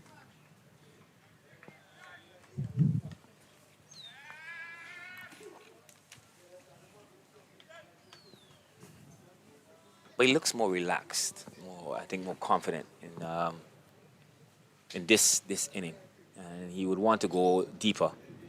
Oh, well ball. It's appeal. It's given. It's given. Let's look at the replay. Is it the googly? Yes, this one goes. No, that going in. That is going down, it seems to be. But the umpire is in a good position. It's not the googly. It was the genuine leg spin. I think if we had to have a television review, he would have gone up. But the umpire was giving him out, and Jeremiah, he has gone for 33 or for 75. And Grenada, in a state of bother, they are now 60. Here he goes.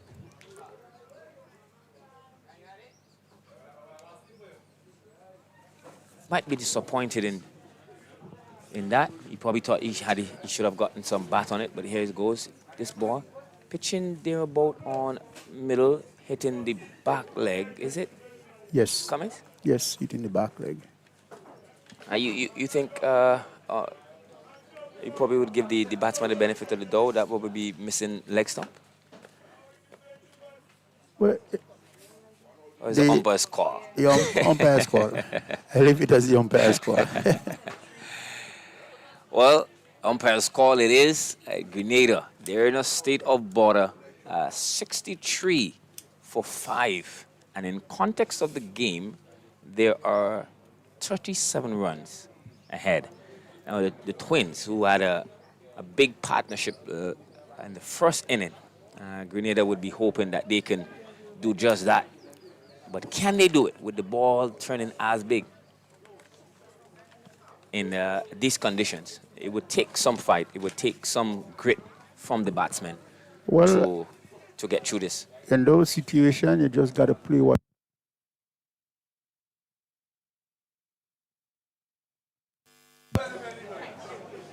But the conditions definitely is favorable for the spinners.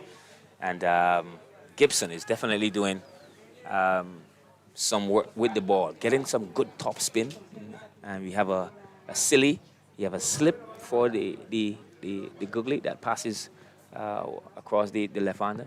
And he's pitching in good areas, Cummings. Yes, yeah, saw him in the first inning. He bowled very well.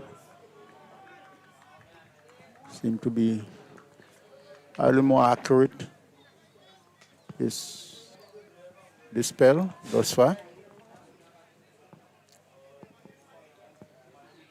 Some changes in field. Putting a silly leg slip in now. Ooh. Was that a drop chance? I think this one was on the bounce. Well, tails are up for St. Vincent. The fielders are around the bat. And can Cutson see through this? Much more attacking field by St. Vincent, and here's the tail up, and definitely they're going to be looking at getting further and further into the Grenada batting lineup. They've already gotten 5, so they'll be looking for 6 and 7. It's a good shot. Square of the wicket. And they're looking for 2.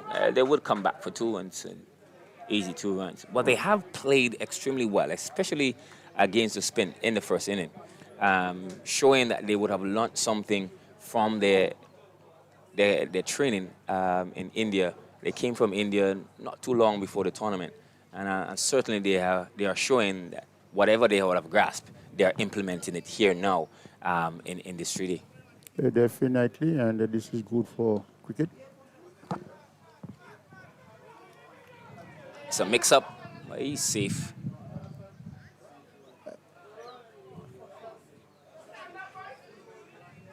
I've always seen this among them. One always doing ball watching.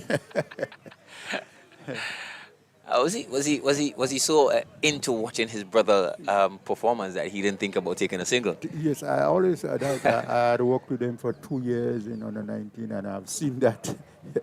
They always have a deep conference after. One of them is going to be doing ball watching. Right.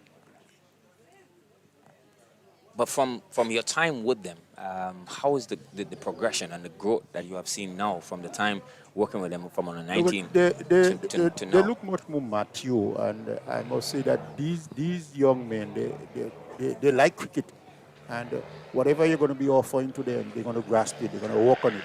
And so far, I've seen the pacer, it's Cutson, yeah.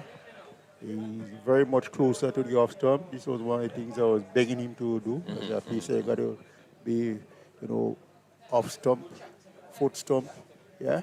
And I realized that he's doing quite a lot of that yesterday. So I have no doubt that these guys, they are maturing, they are growing, and they are developing. And that's what we would want to see, not just for Grenada, but for the Windward Island cricket and the development of our youngsters coming through and showing that maturity, showing that leadership for them to stay and bat, especially in the red ball version. We have been seeing a lot of white ball cricket playing around, but it's good to see that we can get this treaty in, get the red ball cricket, the technique, the tenacity, the patience to wait and build an inning. And this is where we see our best cricketers come from, this vineyard, this type of cricket. Yeah, well, I could tell you from the past few years that I've worked with under 15, under 19. most of these cricketers outside here, I know quite a number of them, and I'm really happy to see that they have really grown in the game, and it's a young generation of cricketers. So I expect they're going to be doing quite a lot for Windward Islands one day. Once they stick to it, we'll see some growth in Windward cricket. So this goes. Dumba, misfield by the skipper, and they come through for one. Yes. St. Vincent has a good lineup in their bowling. You have the skipper, you have Dumba, and you have Gibson bowling spin, and so far they've been very, very economical and accurate in terms of what they do. Well, I must say that, I'm happy to see St. Vincent with that layout of spin bowlers, because St. Vincent, when I started coaching at that level, it was more young pacers they were having. So it's good to see much more spinners coming in there. I'm very happy to see that for St. Vincent. St. Lucia used to be having a bulk of spinners too. Dominica, same way. Grenada and St. Vincent were the two teams looking at the fast bowling department. Nice, lovely drive again from Murray. And they cross for a single. But is it something to say that normally when we look at the composition of the teams from the islands, you would say at St. Vincent they would have a plethora of fast bowlers. Grenada would have some fast bowlers and, leg spin from the time of Roy Lewis, Camillus Alexander, George, and so forth. You would have one that would do something amazing with the ball. But St. Dominica, you would get two pacers, but you would get spin and St. Lucia. But is it a change in the guard now? Yes, I'm looking at, since Monday, I've been looking at it, that change in the guard, with St. Vincent just moving from spin to spin to spin to spin. I felt good for that level of cricket, because, again, this is one of the areas where our batters are lacking in not just in the Windward, but in the West Indies. Our batters just not playing spin. So if we can have that cadre and more spin bowlers, maybe that could help. Well, it's either that or the other. But here we hear Gibson coming from the river end. Pitches to Cutson. Cutson comes back and places this one to the offside, and it is no run. Beautiful sunshine here. The field looks absolutely amazing, Mr. Cummins. Definitely, and I could tell you there's a lot of heat outside there, because coming down the road, boy, it's hot. It's really, really hot. Oh, toss, and he misses out on that. Cutson, a full toss down the leg side. But it dipped a bit and couldn't get good connection. I would say he got a gift in July. Yep. July, and didn't make use of it. But what would be the mindset now of the two batsmen batting? Play ball on its merit. Bat long. But you got to score runs also. Yes, you got to score runs. Plays this one back with a square, and the fielder misfields, and they come back easily for 2 runs. And it's a lot easier. You don't have to rush. You have no sort of, baggage on your shoulder to say that I need to score runs, but just apply yourself. Just apply yourself and bat. Yeah. That's a good wicket. What's your thoughts on the wicket so far? Oh, it's a very good wicket. The bowlers, what you put in, you get out. The batters just got to keep their eyes in there and stick to it. I saw 94.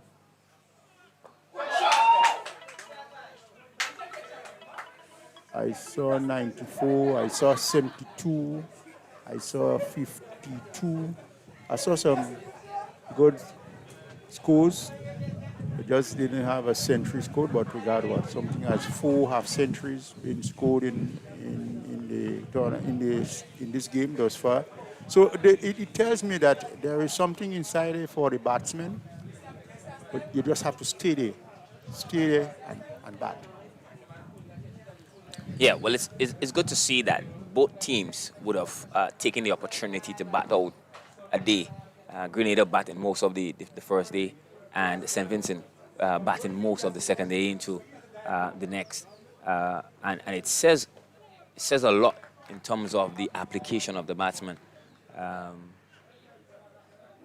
couple of the Grenadines got up to 40-something, likewise the Vincentians and the half-centuries, which you made mention of.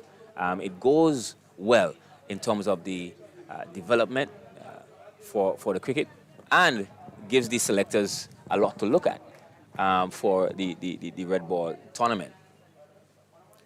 Yeah, well, as I said in the opening, the three-day cricket is very difficult cricket to play. It's not a ODI. It's not a 4-day game. It's not a T20 game. And you're playing for a first inning in a 3-day game. It's a lot of application. At least one team should be looking at batting a day and a half. Yeah? And the other team should be looking, okay, this is what they did. We got to do the same thing. So there should only be one result, a first inning result, and that is it. Yeah, in the context of where we want our cricketers to go, and the batsmen we would want to put down their heads and bat, and even give themselves the opportunity to say, here's what the next generation of cricketers coming from not just the Windward Islands, but the West Indies, are committed to the red ball and wants to develop the craft in that aspect. So it's good to see that the teams are not, there is not an out-and-out winning day and a half. You see we're going on to the last day. And that's good for the cricket. Yes, definitely so. And this can start attracting sponsors to the cricket. And so this is what we want. And I think that is one of the issues that most teams, countries have, and that's a lack of finance, a lack of support from the financial institutions. But once the cricketers can really perform and at a high level, business places will say, okay, yes, we want to put our investment into this because we see the growth, we see the maturity, and they would feel they're putting their investment in something that is going forward and not digressing. Yeah, definitely so. When you put in monies, you need to see results, because one thing I always say, in business, there is no love in business. Either profit or loss. Profit or loss. There is no love. Anyhow you look at it, whether it's business runs on profit or if it's a non-profiting organization, there is still profits that has to be made. 75 for 5 Grenada. Cutson Murray on 9. And Kurt is on 15. It's Dunbar. Tosses it up. Well played. Good forward. But I haven't seen Dunbar change the angle. So far, he has come over the wicket to the right-hander. And he's still working with the opportunity for the bat and pad. He punches this one back with a point, and they come back for another 2. But he's working with the bat and pad to get the odd bounce or for the silly, and the straighter one that he has the slip in play. But I'm just thinking, if he changes the angle and gives the batsman something else to look at, coming down a different line while still trying to get the ball to turn into the batsman, could create maybe a leg slip for the batsman to come to play and still have the short man at mid-wicket, mid-on. And it could create a little difference in terms of how the batsman sees where he's bowling. Your opinion? Yes, but bowlers always have to keep trying, doing different things. You can't just go through a stalemate. You got to try different things all the time, especially as of spinners, bowling around the wicket to the right-hander. It's a very good option. Bowling over the wicket. You have to be trying different things, especially on wickets like this. You can't just keep bowling, just going through that motion. And I thought in the first inning, he did bowl around the wicket and created problems for for a couple of the batsmen, but most of the time he just stayed over the wicket. 29 overs gone, 77 for 5. Grenada batting the second time around. They lead by 51 runs, and they really need to bat. And they bat for the rest of the evening. As far as I'm concerned, St. Vincent should not be batting again. Oh, yes. And it will see how much of depth of the batting Grenada prides themselves off, how well they can deal with the turn and bounce that is being extracted from the wicket. But here comes Gibson, bowls this one, stroke down the mid-on, and they would come through for one. Cutson, he moves on now to 10 of 13 balls, and Kurt, he's on 17 from 51. Well, they do have a good batting relationship, partnership from under 19 and into the senior team. So it goes well for Grenada and for the batting unit that they have a good understanding batting. Yes, they may have some laps in enjoying watching each other's bat, but they do have a sense of understanding between them, what to do, what not to do, and they communicate well, especially in the running. Yes, I do agree with you. The game sense, the cricket game sense, they really have it, but the only thing that with them, the ball watching, enjoying and looking at each other's batting, almost playing this one on there. A little bit of bounce in this one. Yeah. Thought he played a little too casual. I think he came back trying to walk this one on the onside, playing against the spin, so it's the top spin on the ball and getting the inside edge of the bat and going onto the pad. Luckily, onto the pad and not onto the wicket. And he survives another delivery. But Grenada still has some depth. You still have some good batting from Cyrus, who can hold his end. McDonald batted well in the first batted well, yes. Got a good half century. Oh, that one into the air, but far away from the fielder. And they come back for two.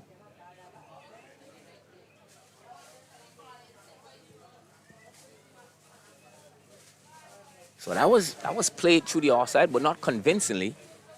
But that's the end of the over. And Grenada, after 30 overs, they are 78 for 5, a lead of 52 runs. So I just want to say a pleasant good afternoon to our viewers out there in Europe. Do hope that you are really enjoying what you are seeing here. Despite Grenada struggling on 78 for 5. But the cricket itself is lovely cricket, good cricket we are seeing outside of the St. Vincent. Fighting hard, they're fighting well. From the first inning, we have seen how they batted. And Grenada in the second inning had a little bit of early struggle as that in the first inning. So it means that they have to rebuild, they have to get back into the groove that they have had in the first inning batting and really bat for long. Well, yes, the middle order did exceptionally well for Grenada, and the lower end to get them up to 2 to 88. Seems like the same would have to continue today if Grenada is going to save this match or create some sort of excitement in the game. On this wicket, you never know, anything is possible, as with cricket.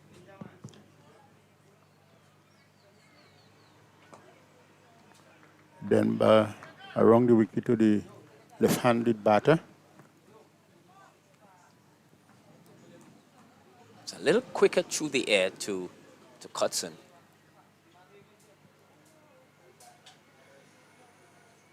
Oh, that's a good flighted one. And I was wondering if he's going quicker through the air to Cutson, because Cutson is normally more the attacking batsman than Kurt. And I'm wondering if he should probably leave it up a bit, let to try and entice Cutson to go for the big shot, to be a little more attacking. Like that. That's driven. That's driven. That's an excellent shot. That's brilliant.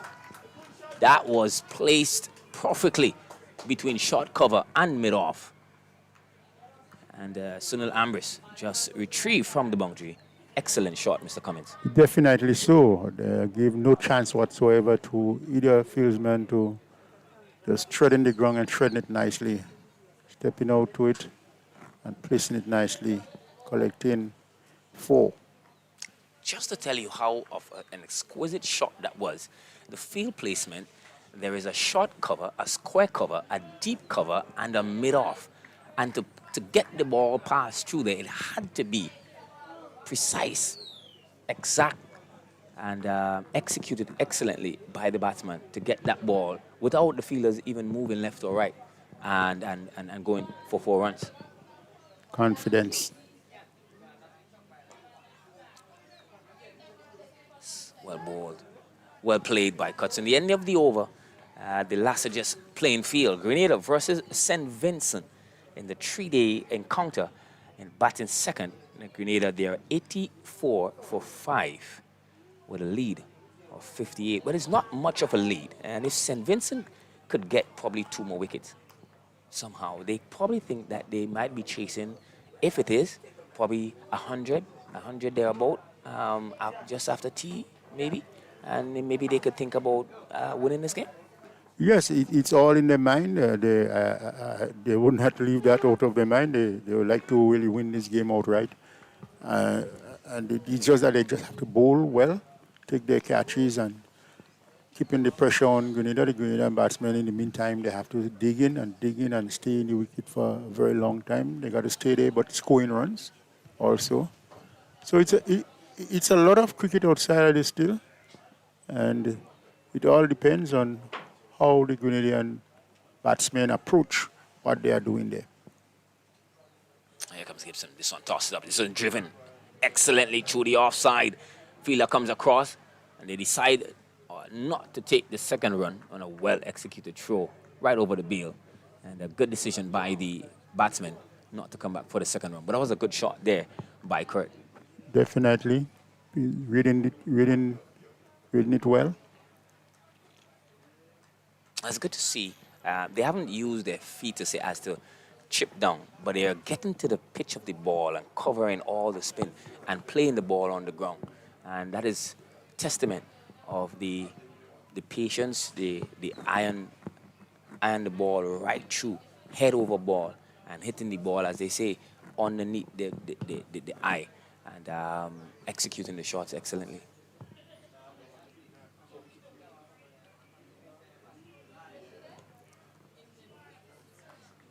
Nicely flighted delivery, asking the batsman to come on his front foot.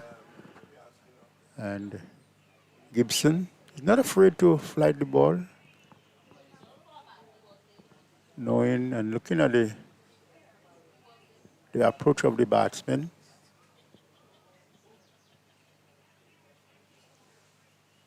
Again, playing it under, just under his eyes, making it, smuggling out whatever spin is there, watching the ball all the way onto the bat. But it's a good control, and he's mindful that there is a silly and a leg slip. So he's not looking to turn the ball around to see if he can get a single. He's just playing it in front. And well played, well played. And this one a lot faster through the air, and encouraging the batsman to come on the back foot and possibly push it. But he was on the back foot and smuggled the spin right underneath his eye. And that was well executed by Cutson. Got to keep on fighting. It's a full one. That's one. That's gone. It's gone all the way. That's 6 runs. Tossed up, full toss, mid-on up, and that one sailed over the mid-on boundary for 6 more. Once you are watchful against the leggies, they're always going to give you one like that. Is there a shot up there? So you just got to play what you see. I was just about to give Gibson some compliment and saying that I haven't seen a drag down short pitch, because most of the time you would have a leggy to probably pull down too much, or over spin one for a full toss. And here we go, the full toss. Cutson did justice to it and put it away in the manner that it should. And the good thing about it, he didn't try to go across the line of the ball. He played it right down over mid wicket. And some batsmen do. When they do see full toss, they tend to go either cow corner or backward square. And that sometimes goes to their downfall. Missing it, not timing the ball properly. But I think he chose the right shot. Definitely so. 91 for 5 after 32 overs with Kurt Murray on 20 of 56 deliveries, and Cutson also on 20 of 25 deliveries. And the man with the more aggressive intention. And so far, so well. They have been gathering some runs for Grenada at 65. They are 65 ahead. It's a long way off still. It's a game where it can go either way. But I think Grenada will be more looking at a draw. St. Vincent looking to press on and looking to get a win.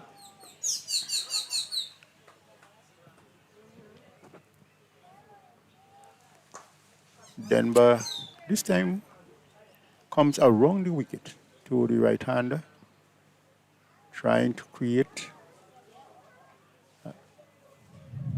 And just what I was thinking, coming around for the right-hander, given a different angle, but Cut was well up to the task and driving that one down to mid-on for a single, rotating the strike. So now he has gone to the different tactics. So he has gone now, instead of going around the wicket to the left-hander, he's going over the wicket now to the left-hander, changing the angle and the way the batsman would see. So he's using all of his skills and experience, his number, in trying to pick up another wicket here for the Vincentians. Tosses this one, plays it back with a square.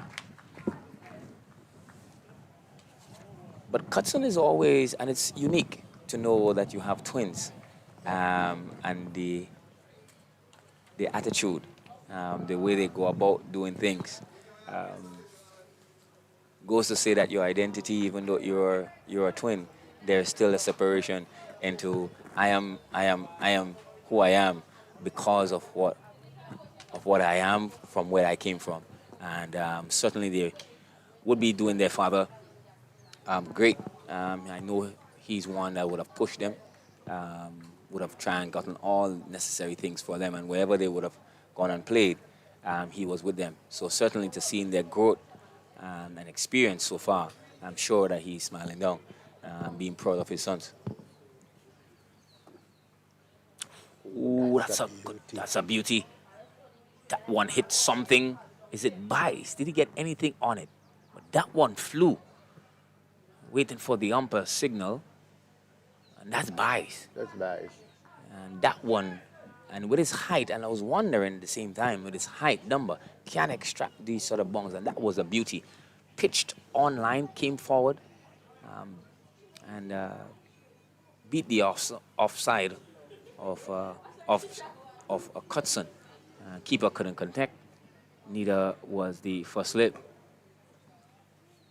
And here comes Dunbar. He's gone around. That's the end of the over. At the end of the over, 33 overs gone. Grenada, there are 93 for 5 with a lead of 67. Comments? Well, they have to keep on batting. That is one of the things that is required at this stage. 67 would not be enough, I think, on this wicket for St. Vincent with the magnitude of batting that they have. So Grenada will have to keep batting and batting. These two will have to stay as long as, and probably as long as forever. So they will have to stay outside of there. They have to negotiate everything outside of there and ensure that Grenada is on the safe side of this game. So far, they look confident. They look assured of themselves, knowing when to come back, taking the opportunity for the bad balls and executing the drives. The shot selections have been relatively good so far, and I think that's where the basis is for them to go forward and to put Grenada in a better position. So Gibson continues from the road end. Flighting this one a lot. And he's going to accept the challenge. He's going to put it away. And that's another 6. Another 6 going to Gibson. Just flighting a little bit too much. And Murray is not going to let this one pass. And again, the umpire looking for, so it's another ball they're going to be using? It seems that way. Yes. That one went outside of the gate. And we'd have to get someone to go around to catch it. But just back on the shot, I think on the bowling of Gibson, he seemed to be holding his fingers. I'm not sure if because of how much revs he's trying to get from the wicket. Because previously, we saw Ambrose calling on him to come quick. So I'm not sure if they had a decision whether to having to bowl another over or whether they were looking to make a change. And maybe he probably got off guard and trying to get too much reps over on that ball. You can see now yes, he's feeling his hands. Yes. So there may be some worrying condition there for Gibson with his hands in terms of the amount of overs, or if he probably has tears, because we know with leg spin, getting revs, there always is that hard con or that busting of the finger that you rev with. Did you have any one of those remaining from your carry? I have a lot. I still have one that I always relish. There's one right bowling the away swinger. Right here. Yeah. Always keep touching it and remembering those days the batsmen coming forward and, oh boy, leaving them there. Yeah. Sometimes you ask, are you batting with a wooden spec? Cricket, that game of glorious uncertainties and great fun, man. Yeah, love it. Love it when you can see the atmosphere is like this. The sun is in its splendor, and with the patrons coming out to watch, and that's good to see that we still have the patrons, not just the family members, but other patrons coming out to watch the cricket and to support cricket. This Winter Island tournament here of the senior playing in Grenada, and we expect more persons to come out. We know today is a working day, but hopefully they can come to the grounds and support lovely cricket from the islands, because they are the ones that are going to represent Windward Island going forward. And as a Caribbean nation, a Windward Island nation, we want to ensure that the best are representing us. Well, definitely, cricket, while we may be losing, but cricket is not a dead sport in the Caribbean. People, we may not see the massive crowd as before, but there are people out there looking at cricket. And for the 3 days thus far, I've seen folks around looking at cricket. And I can tell you, all day in St. Andrews, it doesn't matter what is being played, people are going to go out and look at cricket. But I don't think in the context of cricket, I don't think cricket is an issue. I just think the version of the cricket that might be causing some problems. Murray smuggling whatever spin that was in this one from Gibson. And Grenada is on 99 for 5. Gotta keep on batting. And bat for long as possible as Gibson bowls again, driving. Swan seems to be ticking it on the bunks.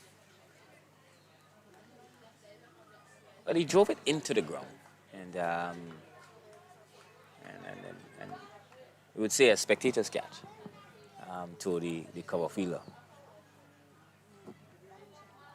Then by again on the back foot. Cuts this one. That's a good one. That's a good shot. Going to run close to the boundary. Just stops now. And 2 more runs. So the 100 coming up for Grenada. 101 for 5. Still a very long way to go. But they look composed. They look at ease, even with the deterioration of the wicket and the ball turning as much. They don't look as threatened to losing their wicket. And so far they are playing well. On driving, there's going to be another single. And that will take Gibson to the end of his over. 34 overs gone, 105, 101 for 5 with Cutson Murray, 28, 29 of 35 balls, and Cut is on 21 of 58 deliveries, just showing the different the comparison between the two batsmen, the temperament. One, Cutson, just the one that is a little more aggressive. He's not afraid to. It's not that Cut would not put the bad ball away, but he is just the one, the cool one on the side there that will stay and bat and bat and bat and bat. So let's see what's going to happen with the bowling change. No, it's Dunbar continue. But Dunbar has a long time to bowl this afternoon, and he enjoys that. Oh yeah, he loves bowling. He loves bowling. If it's one thing, he loves bowling. He loves his craft. He loves his cricket. And he loves the challenge at the same time. And this will do him well in the context. What can I do here now to pick up a wicket? Here he comes. Tosses it up. Oh. Cutson comes back, plays it back down to the batsman, and there is no run. But going back in terms of the cricket aspect and how it's being played, because we know there's a lot of the softball cricket being played right around the nation, and they go from season to season. What's your take on that?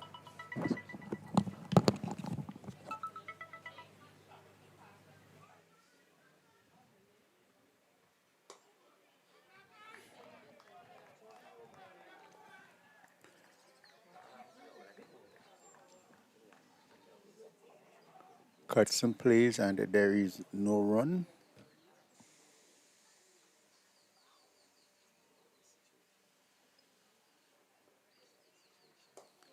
Batsman playing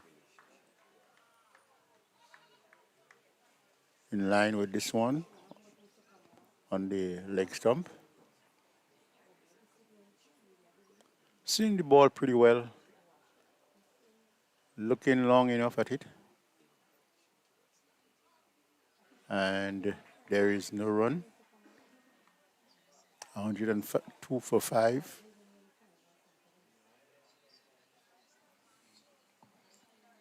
In bright sunshine. Hot day. Moore is well in behind this one. And the over come to an end. 35 overs been bowled. It's 102 for 5 with Cutson Murray on 29 from 40 deliveries. And Kurt is on 21 of 58 deliveries. Grenada is leading by 76 runs.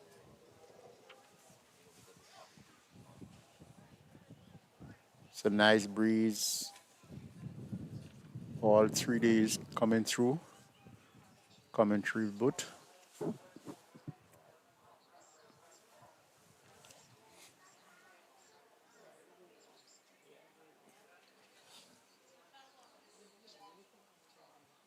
So Hooper is going to be replacing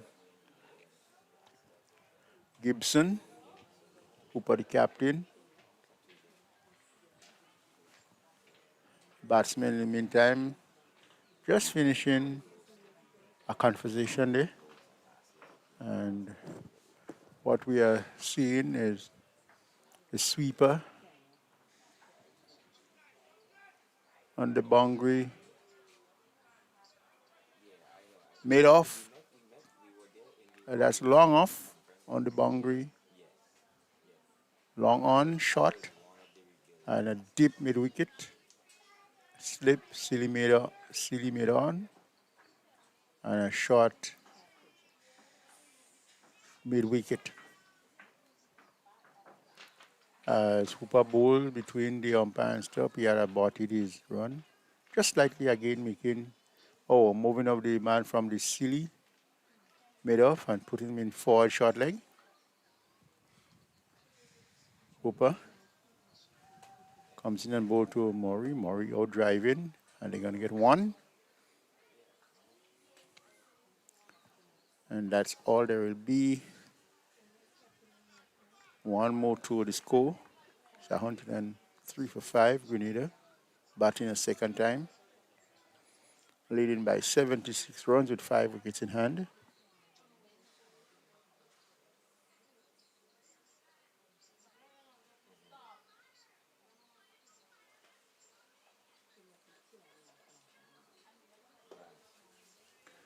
On driving is Kurt. Kurtson and driving. And it's one more to the total.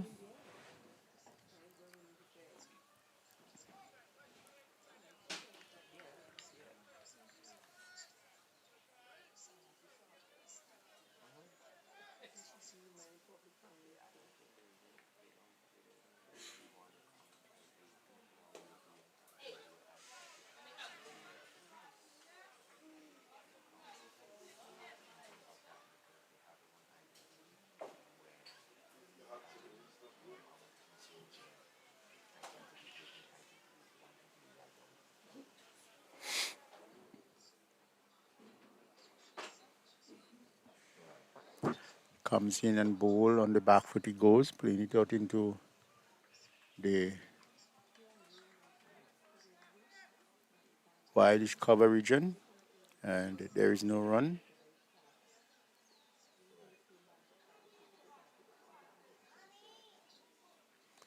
Comes in again and bowl. This time the batsman is equally behind it.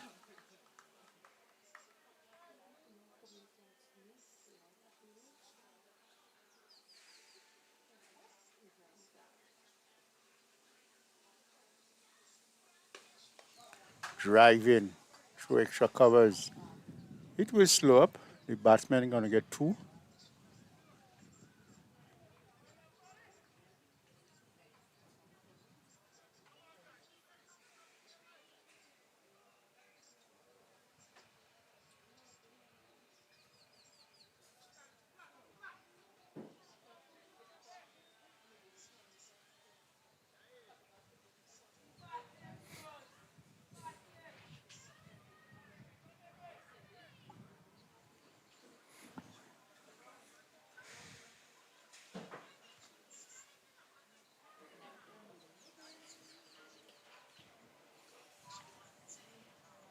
So at the end of the over, Grenada just quietly scoring about 2.97 per over, 36 overs, 107 for 5 with Denver. He's going to continue from the pavilion end. He's just having a short word there with Ambrose.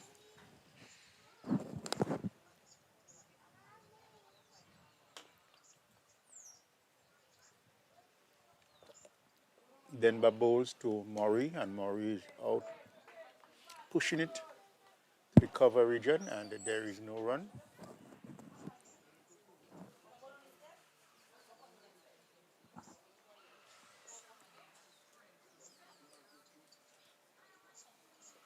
Denver bowls again, and Murray playing it in front of him.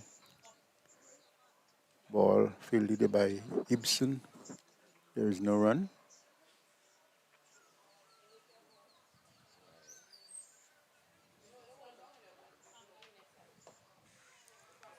well in behind this one. Bat and pad close to each other and playing in front of him. There is no run.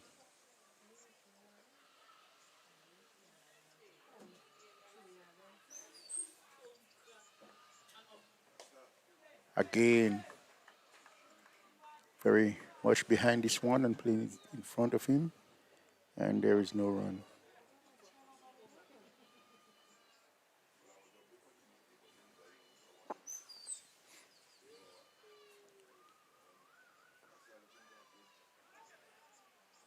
Going for the drive, and the ball taking the inside edge of the bat, and there is no run. Maury, his brother, just walking down there and having a word with him, seeing the danger in what he had done, and all is ready to go again. Then back comes into ball to Maury. On the back foot, he's playing it in front of him, and there is no run. It's the end of the 37th over. It's 107 for 5 with Kurt on 23 and Cudson on 32. That's the situation with Grenada out here, leading by 81 runs. And these two, as we have said earlier on, we'll just have to keep on batting. And so far they are showing a lot of maturity. Holding off St. Vincent. As Denver bowls to this one, the batsman's on the front foot. Driving, and there is no run. Half stopped there by the bowler in his follow through.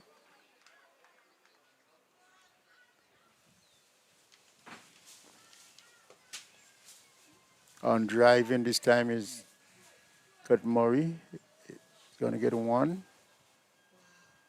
And the score moves on to 108 for 5, Grenada.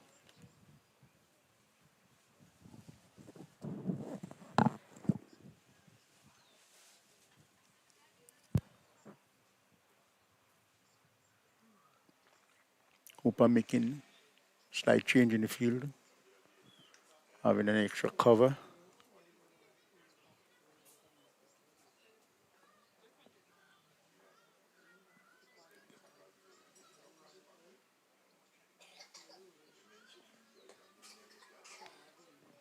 Going there to drive, ball taking the inner half.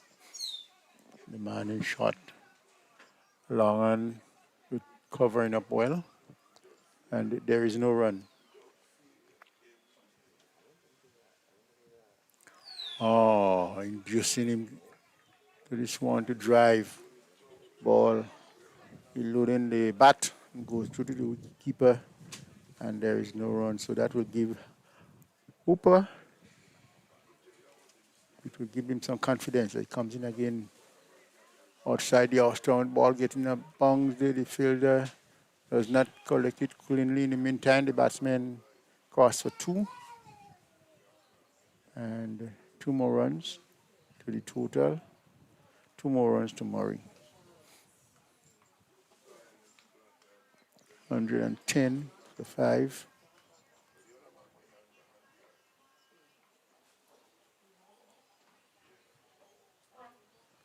Against a dead ball signaled by the umpire. As we come into the first hour of play after lunch. Comes in and bowl and smuggling whatever spin is there. Murray. And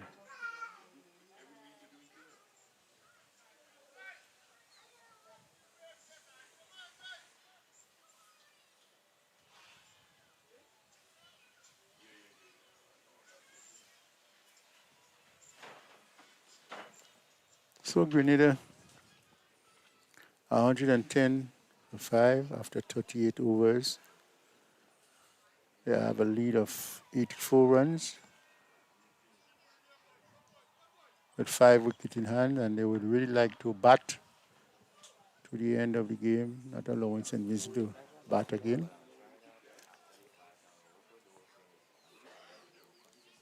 And see themselves to safety after losing out on the first inning. Would not like to lose this game right out.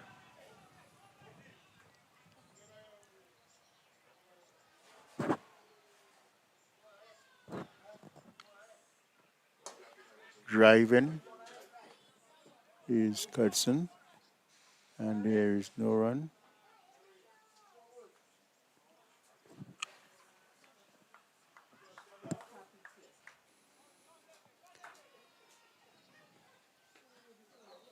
Denver comes in again, and Murray playing it correctly in front of him.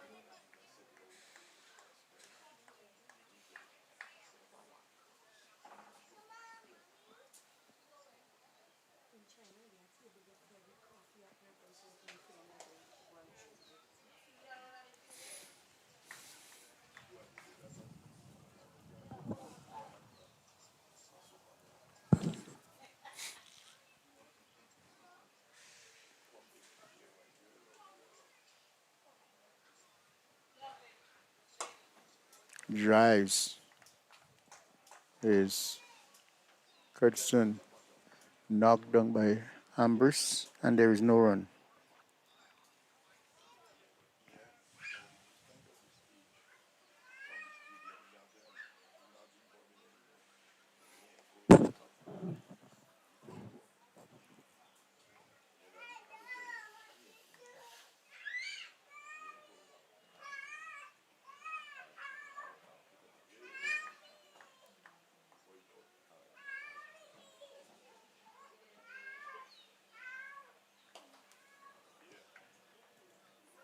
Dead bat behind this one. It's 110. At the end of over number 39, it's 110 for 5 with Cudson Murray on 33 of 50 deliveries, and Cut Murray is not out on 25 of the 70 deliveries. Grenada leads by 84 with 5 wickets in hand, as the umpires and players are going to have a refreshment at the end of the first hour's play after lunch. Well, after the first wicket from the lunch break, it's good to see that the Grenadian batsmen could consolidate and put up a fight in saving this game. And the Cudson brothers, the Murray brothers, sorry, have done just that. And they have shown great composure, great shot selection, and have dealt with all the armor that Dunbar and Gibson would have posed to them, the different field settings, the different line of attack. And so far, they have done well. And they will want to continue here for Grenada going into the second hour after the lunch break. Application.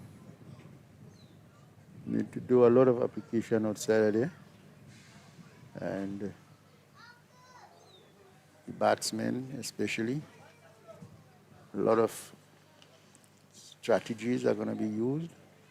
But they just got to keep the cool and continue batting. But these are the surfaces that we look for, Mr. Cummins, where you have a good surface that you want to bat. I can remember Cudson in the under-19 tournament one time saying, I asked them, if we win the toss, what are we going to do? And some of the guys were timid. And one thing that stood out to me from him, he came across and he said, Coach, I feel like runs today. And, surprisingly, or not surprisingly, because, we say, speak it and it comes to being. And that same inning, he scored 100, in the same ground here in La Sagesse, in a final.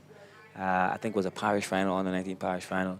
And it says in terms of his demeanor, the way he goes about his stuff, attacking but still confident that I can get this done.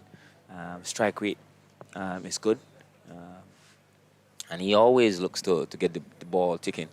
Not want to be bogged down in his batting, and that's we want to see. Different players coming with their different techniques and different skill set to be exhibited, and having the confidence to go out there and do that.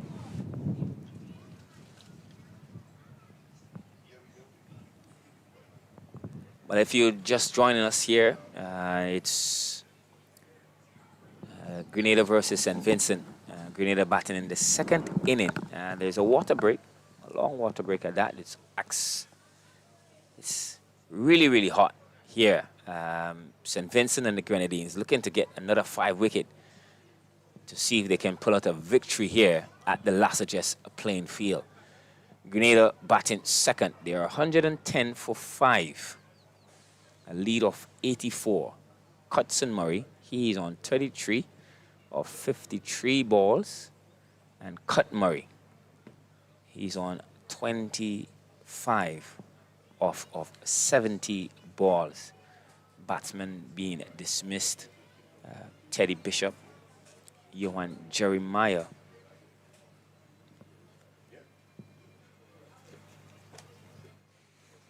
Daniel Smith,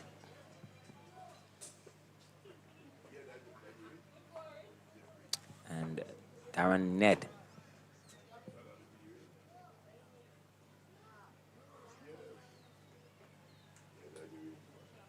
And so far, sorry, not Daniel Smith, is Devani Joseph. Smith is still in my head from the under 19 days. It's Devani Joseph, and Ryan John. These are the batsmen out for Grenada. And the rebuilding stage, Cutson and Cut Murray at the crease. And the second hour after lunch interval. Is there a bowling change? As if Hooper would continue from the road end. With his left arm orthodox. And can he make some inroads? Is it likely now that they would think to, in terms of the deterioration of the wicket, have their pacer come in, probably get some reverse swing, probably get one to probably keep low, hitting a good hardish length? Or would they just persist, Mr. Cummins, with the spin, thinking that this is what we believe would get our 5 wickets? Well, I think they will pursue with the spin, bearing in mind what had transpired yesterday, also Sunday. They will continue with the spin for a couple more overs and ensure that they keep Grenada under pressure, so to speak, and keep them as long as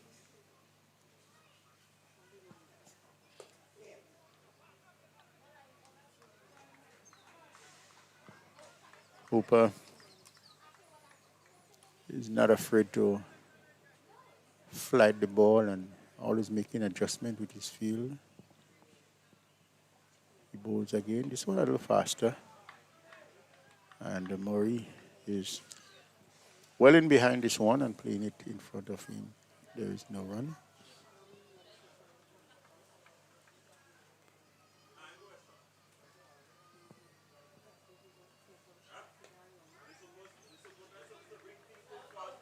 But he seems to look like he wants to rush the batsman, and he's going through his overs really quickly, trying to see now if he can, pick their brain to play some rash shot or play some indecision. So, bowling a little fast, bowling a little slow, getting through his overs quickly, testing the patience of the batsman, and possibly can cause some missing in meditation, concentration, and possibly get a wicket. Here he comes. That is this one in again. Flat, low, but cut. Poised, comes forward and plays it. Comments? Well, he is that sort of bowler who always try to get through. He gets through his overs very quickly, wanting the batsman to keep thinking, and this time he's beaten outside the off stump, playing and missing. One that was bouncing this time around, and the batsman continues. We need a 110 for 5, a maiden over in bowled by Hooper. As batsmen are going to try to keep whatever shine. So, as seen, there's a change in the bowling, and it seems that is More spin. Harewood bowls off spin, and he's going to come in from the pavilion end.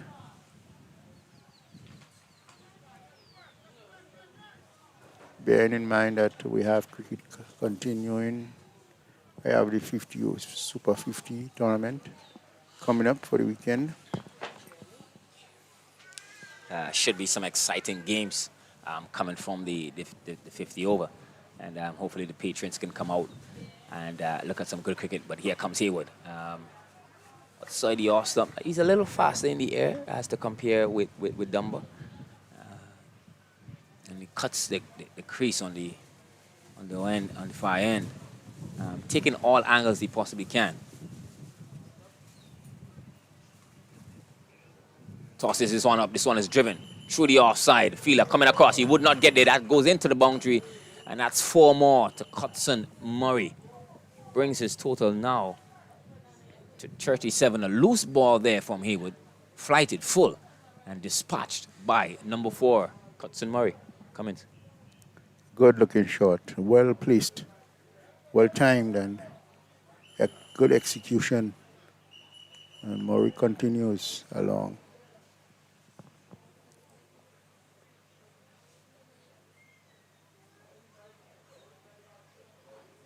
Shot ball. Oh, this one held in the wicket a bit.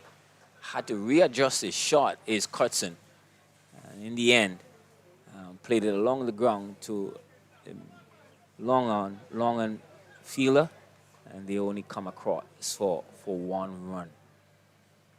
Well, Harewood is a quick sort of off-spin bowler. Doesn't come directly over the shoulder. Sort of wrong armish. Seems like a skiddy bowler. Probably get some sliders on. He's a lot of top there now.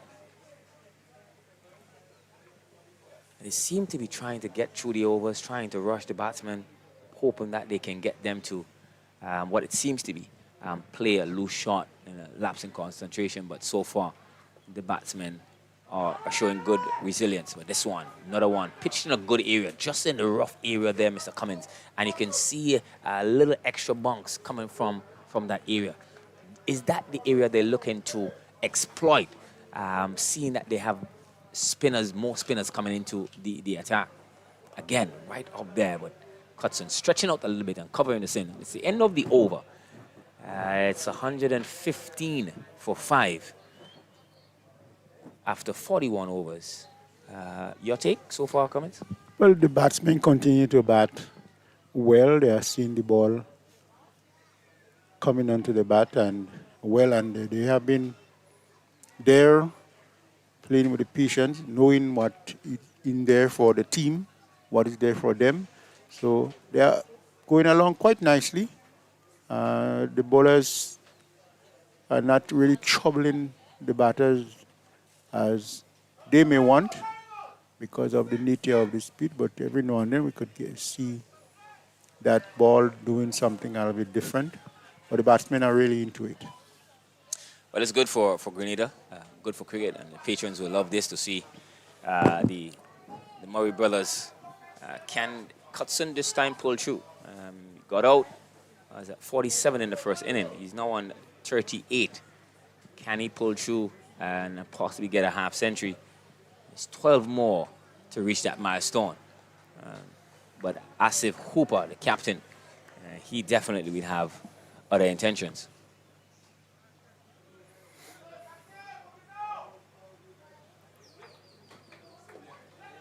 Play to the onside. come across for 1 run.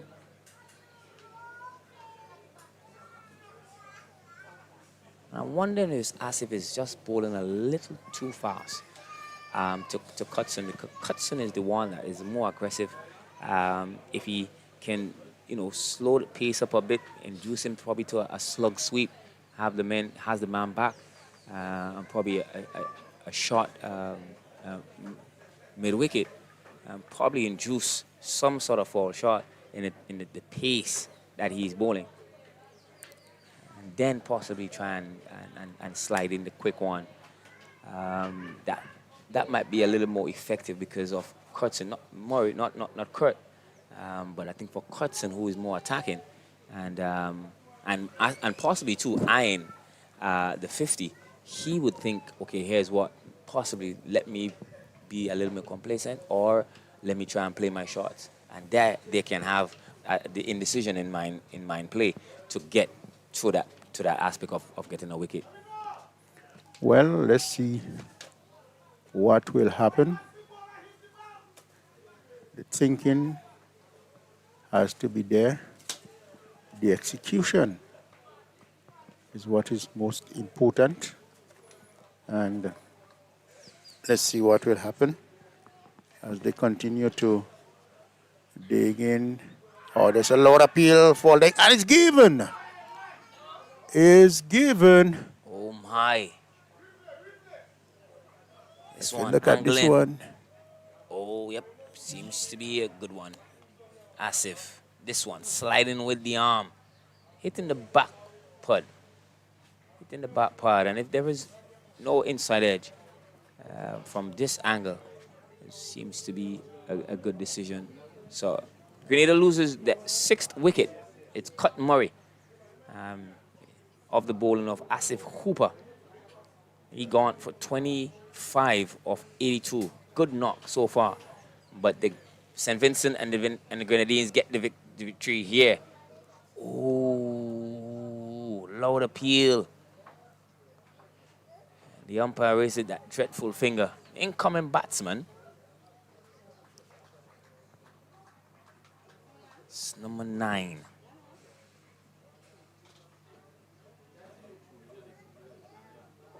It's Daniel McDonald.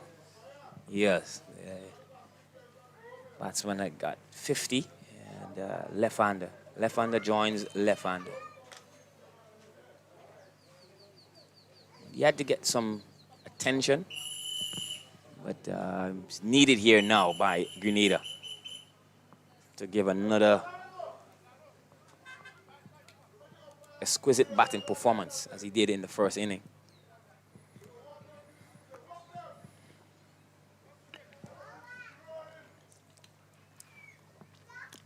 No pressure.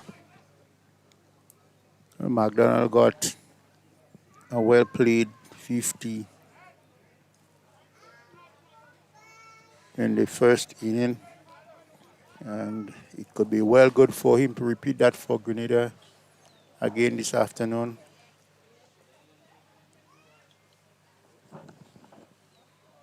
Well, Grenada is 90 runs ahead at this stage. And I'm wondering what would be the thought process, whether Daniel or Cutson decides to go off. How would the later batsmen view the challenge, whether they would want to say, okay, here's what, if we can go for a quick fire, get up to 120, 130, 140, 3 hours to go in the day's play. You're looking at St. Vincent possibly being attacking, and being attacking on this wicket could give you some wickets. And definitely so. You have to have the positive mindset at this time to ensure that they have such. So played on the offside.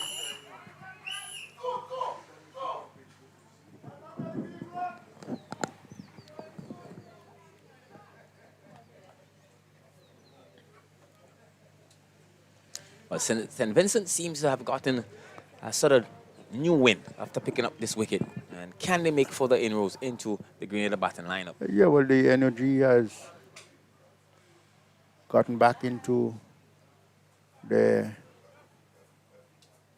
heads, and the shoulders are very much up, and they are looking to get more. When you get 1, you get 2.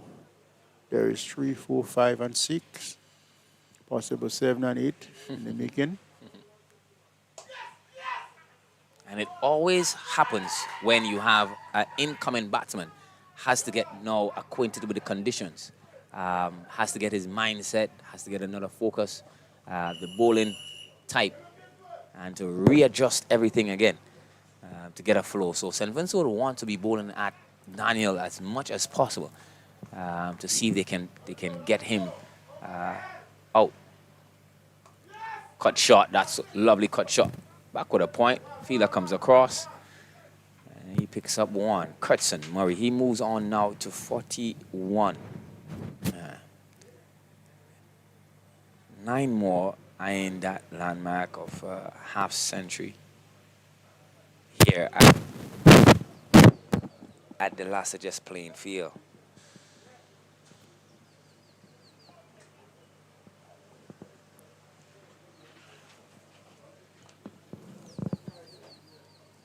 As Haywood comes in out the bowl to Daniel McDonald. And half drive, half push. The ball coming back into the pad, and there is no run. As we're going to be seeing the wicket taker in Hooper. He's going to continue. And yes, he's going to be looking for another wicket and looking to see how much more he can pick up. Continue to having Grenada under pressure.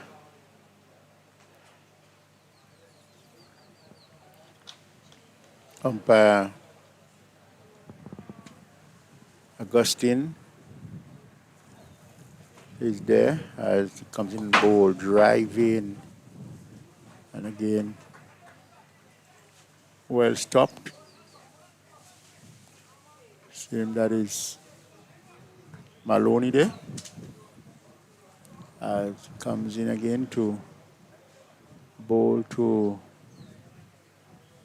Murray.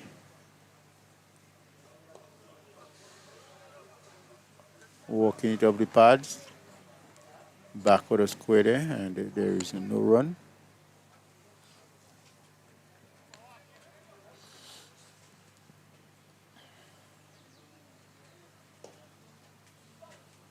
This time the batsman is out pushing it down to a long on. They're going to get a single. And that's all there will be. 1 more to the Grenadian total, 119 for 6. That's well played by Curtson Murray. Not trying to play with the turn, negotiating straight on ball and just working it to mid on to pick up a single. McDonald is going to be facing his 3rd delivery so far. He's on 1. And he's well in behind this one, playing back along the pitch. The bowler fields to his own bowling, and there is no run. McDonald faces again, and there he goes, playing it onto the mid-off region there, and there is no run.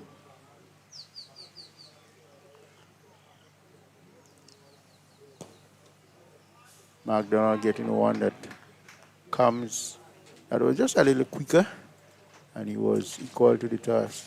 The bowler fields to his own bowling. 44 overs been bowled. 44 overs been bowled. 120 for 6. McDonald on 1. Curtson Murray is on 42. We need 94 runs ahead, and would very much like to keep batting for the rest of the evening.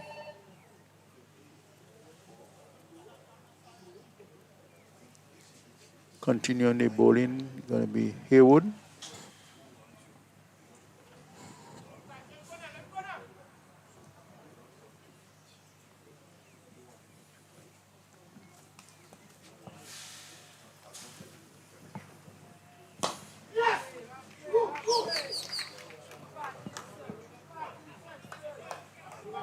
The drive there by Maury, taking him closer.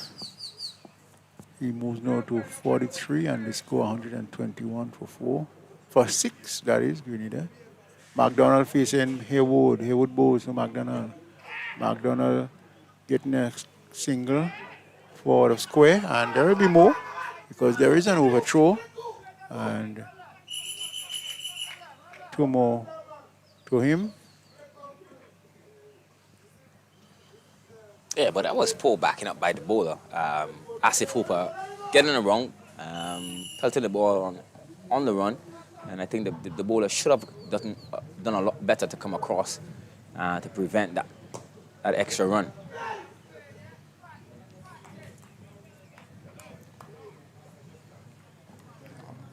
Haywood, seeing if he can pick up his first wicket in this inning, is so far 0 for 15 off 5 overs. Short ball, he pulls this one. It's in the air, he's going.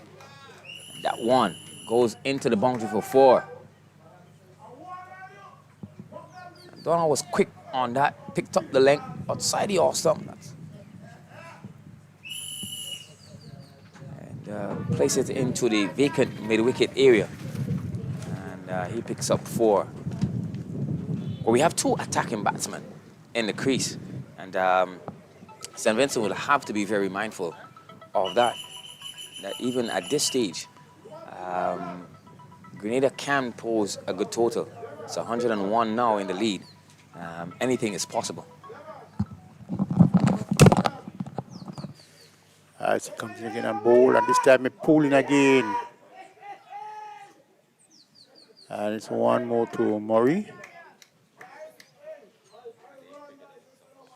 That is McDonald, 1 more to McDonald, and the score moved to 127.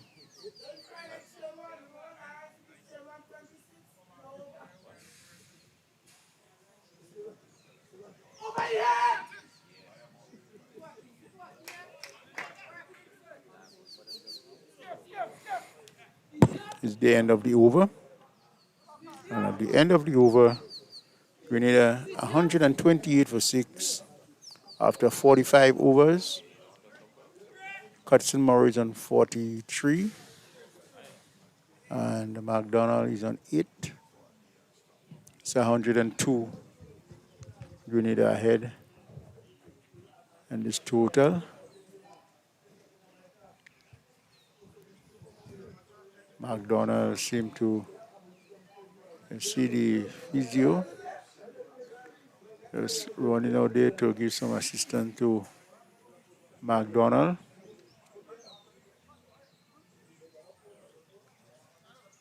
Not missing anything. We just continue here with the lovely sunshine here at La Sagesse. Nice wind blowing across. Seems all is well with McDonald.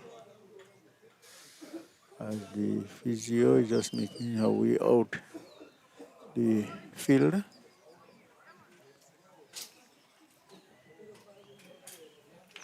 So you're not missing any part of the action.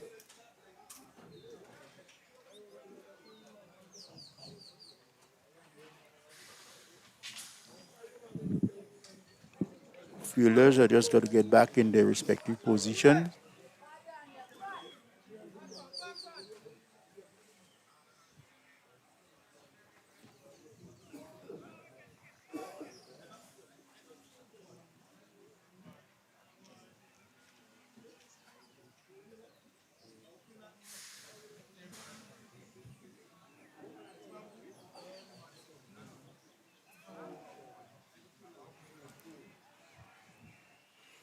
Just taking a little while. Umpire to see everything is okay. And Hooper is going to continue from the road end with bowling over the wicket. And this one is well played by McDonald. Cooper is going to be bowling again to him.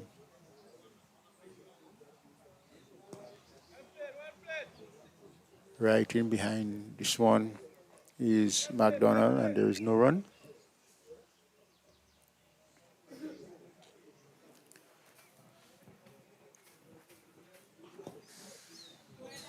And this time they're going to get a single.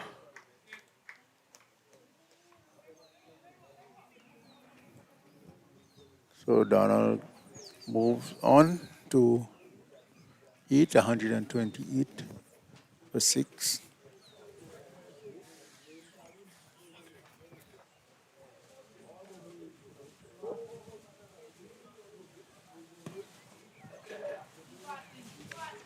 Murray just backing away there and not timing it and placing it as how he would like. It's no run. This time he's in the defense, and there is no run.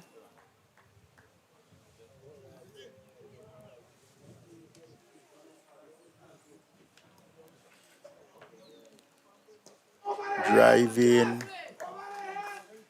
and this one is going to get close to the boundary, and it is just touching the boundary line, the ropes there, and it's 4.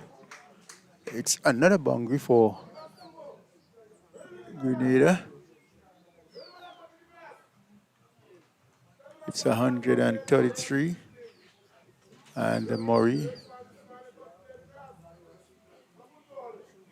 moves to 47.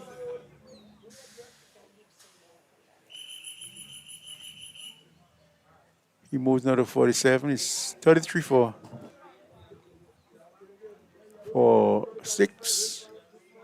Murray on the same score he had gotten in the first inning, 47. McDonald 9, 107 is the score, is the amount that Grenada is ahead on.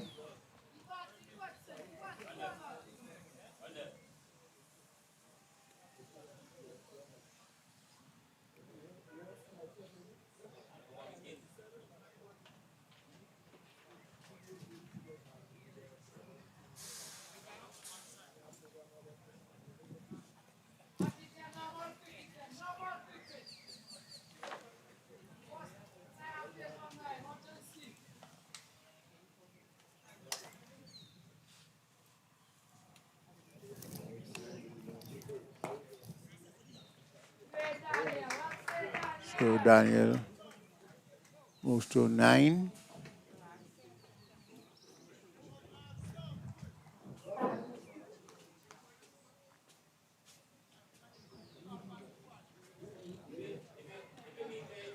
Henry is the new bowler in, and he will bowl into Murray, who is on 47. Comes in and bowl to Murray.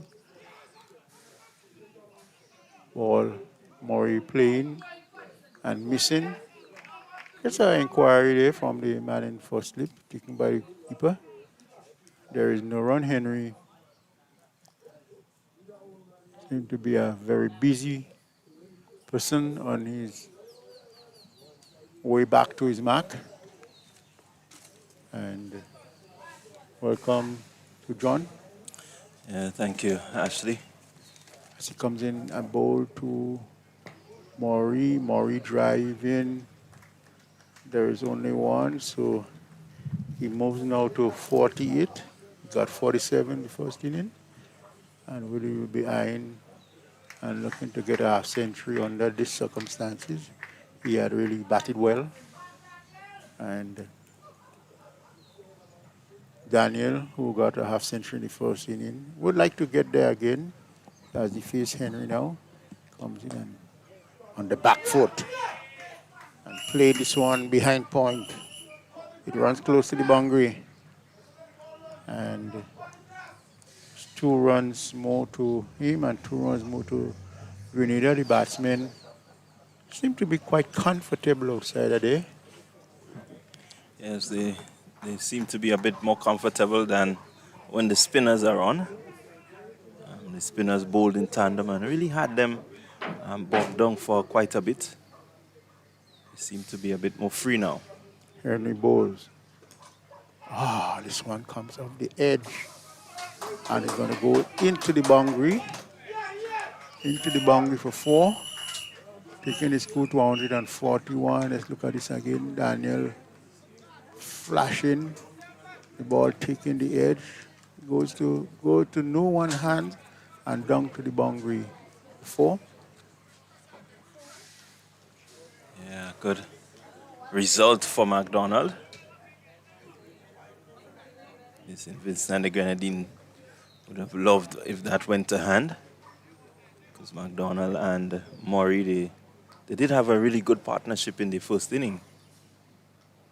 So seeing the back of any one of them will make them happy.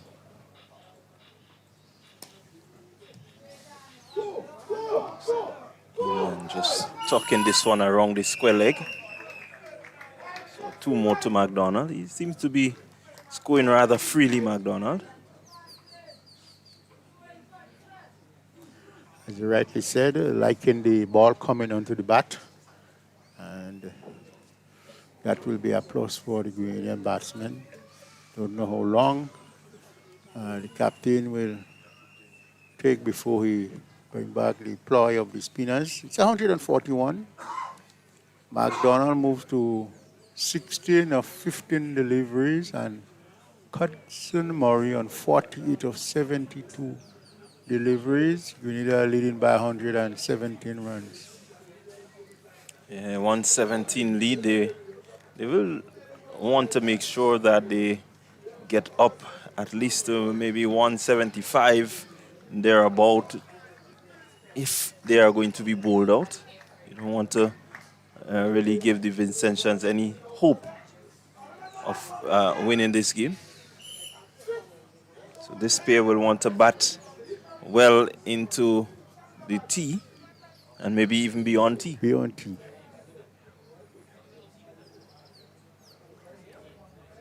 Hooper continues. Bowling to Murray. And Murray drives back to the bowler who fields. Hooper again.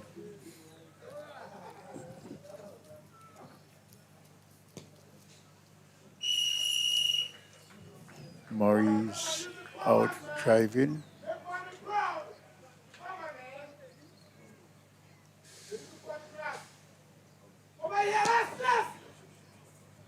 Yeah, and looking to pierce the gap there, Murray. That one just a bit short. I was unable to get it past the fielder.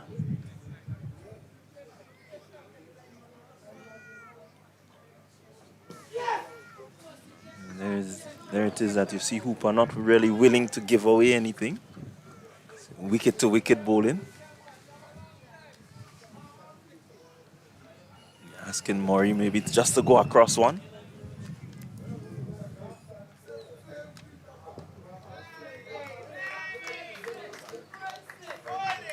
Good intelligent bowling and also good intelligent batting. Yeah, rightly so. Playing it full face. This time he got the opportunity to go down there just to glance it. Was unable to make contact. It's the end of the over. 143 for 6 after 48 overs. Murray still on 48. McDonald on 18. And Grenada ahead by 117 runs. Some grey clouds. But is it any threat? Not as yet. Okay. Not as yet. The area where the rain comes from is still a bit clear. But we have to keep an eye on this area. I'm thinking that it's traveling lower and lower, so it's should fall in the distance. With so much cloud around, it has just ensured that the place become a little bit cooler, though the sun is out. Henry bowls outside the house stump. Flashing days, McDonald, ball goes through and there is no run. It's one thing about Grenadian commentators on the ground, they know every angle rain comes from. And over the years, calling the game, you have to be aware. Very you pick much up the so. patterns. Very much so. A lot of meteorologists on the cricket ground. As Henry comes in, McDonald is flashing again outside the house stump. Not making any contact. And there is no run. So Hooper, the captain, seeing what is happening, is now going to employ a second slip. Just strengthening the attack. Want to make sure that he's proactive and not reactive. So that's a good sign from Hooper. Definitely so. Henry with a nice little run. Yes, break into his run now, and McDonald looking to pull. Hooper is in the way, and there is no run.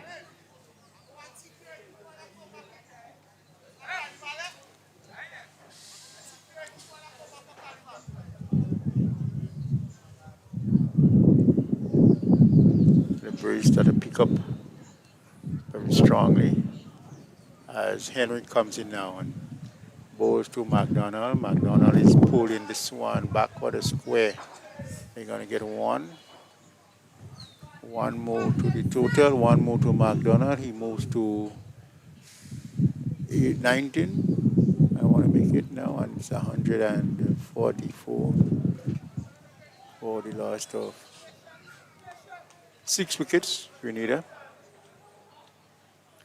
Yeah, McDonald doing well here. The idea here is just to keep batting for as long as possible.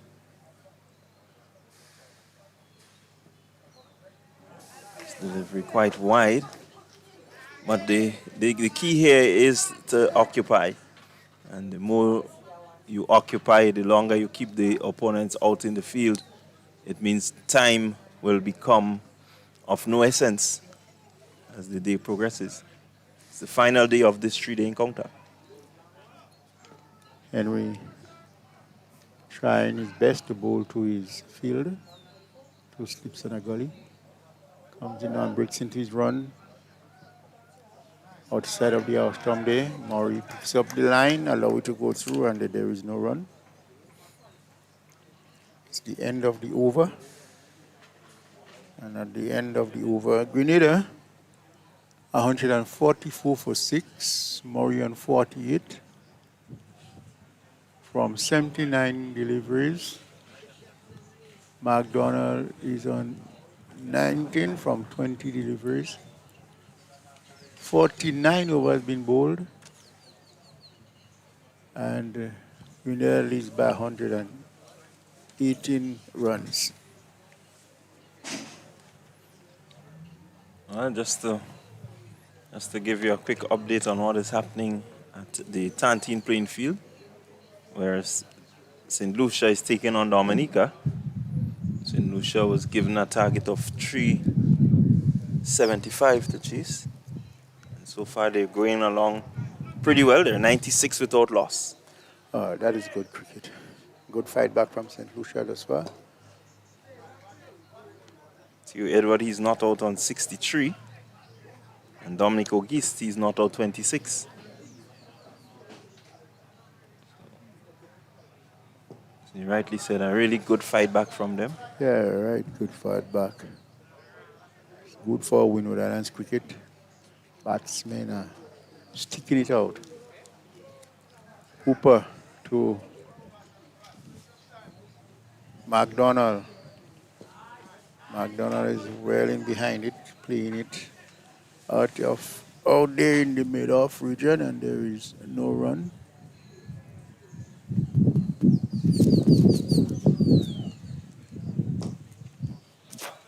McDonald again driving, and Maloney seemed to be the fielder down there.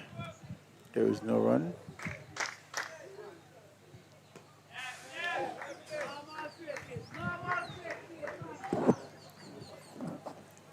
McDonald just content to occupy. He's not really looking to be aggressive.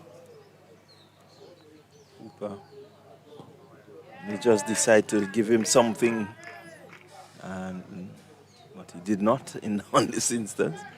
One expects that they will play a cat and mouse game just to try and outfox each other. So we come to the end of the 50th over. It's 144 for 6. McDonald on 19. Katsumori on 48, and he has been there for a little while now. But he's not busy. He's going to take his time about it. Yeah, he certainly will take his time about it. He got out on 47 yesterday. Oh no, on Sunday. day one, on Sunday. And was rather upset that he didn't get across the 50-run mark. So certainly he will want to make sure that he's there and to get to his 50.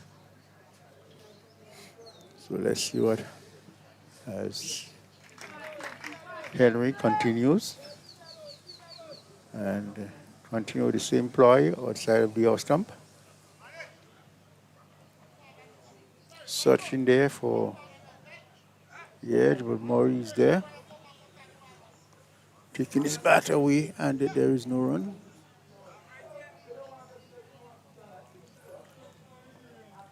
Yeah, so the ploy from Henry seemed to be to bowl the widest Yorker length deliveries, or just wide outside the off stump, and then juice a fall shot, something similar like this. Once it's not threatening the stumps, I think the Grenadian batters should be okay in terms of leaving alone. I want to make sure that you're there for as long as possible. Keep the bowlers running in without them getting any sort of result from the efforts.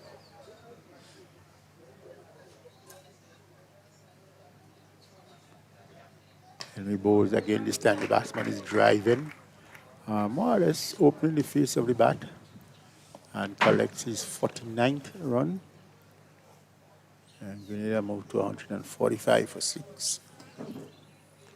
McDonald is going to be taking strike from Henry.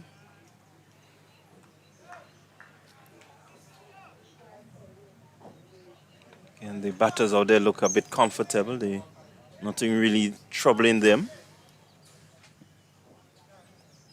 I think all that is required is just a bit of patience. As McDonald pulls this one into the mid-wicket region, they go for one.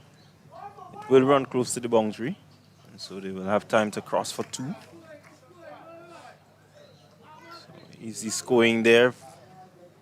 Really, the pace of Henry unable to really trouble McDonald. Certainly makes the batting a bit easier when the bowler is not really rushing you. A little bit of good condition for the ball to swing, so they're getting overcast. Outside of the stump and too wide. The only umpire called wide. It's a real wide delivery. And umpire Butler was no nonsense with it, calling it a wide.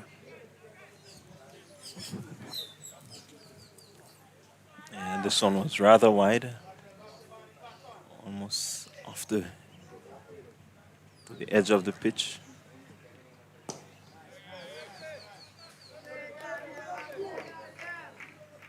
McDonald picks up another single. And Grenada moves closer to the 150 mark.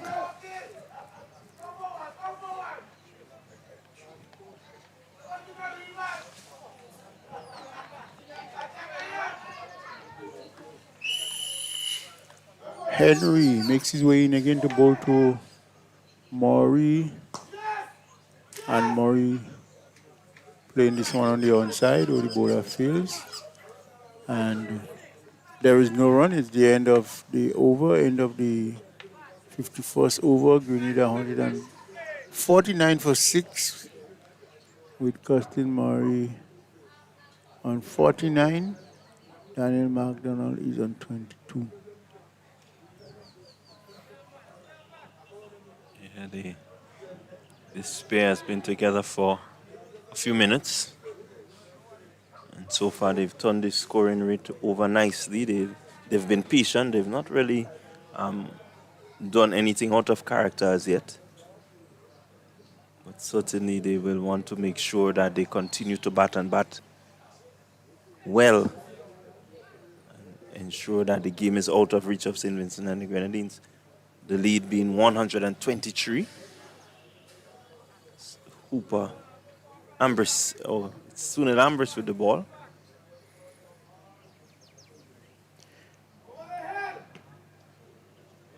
Ambrose, just some gentle spinners.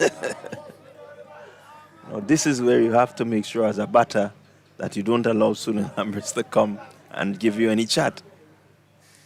If he gets you out there, just speak about that for time to come.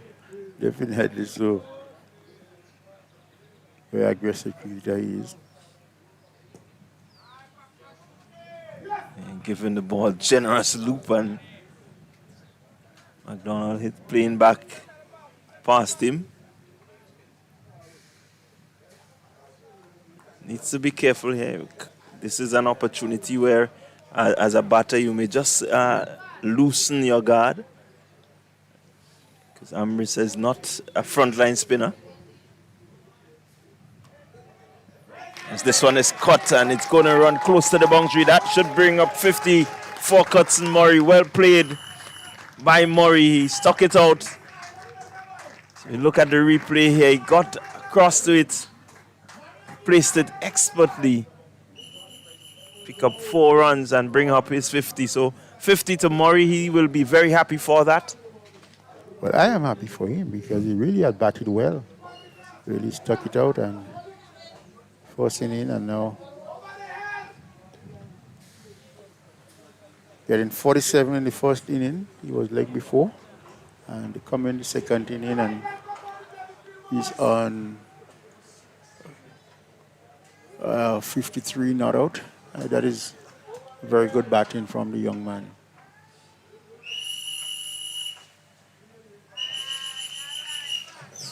Again, Ambrose just teasing outside the off stump with these gentle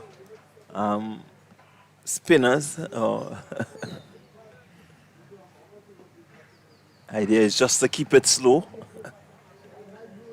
Let the batters use their effort and energy to get it off the square. Very tricky to play in these conditions. The umpires, the curators are standing very close to the covers. A little bit of rain passing by. Yeah, the rain should blow by shortly. The direction that it normally comes from is still a bit clear. But there's just that tail as we look at it in the distance just heading away. Look at the top of the monitor there, you'll notice that it's moving already. So, Henry.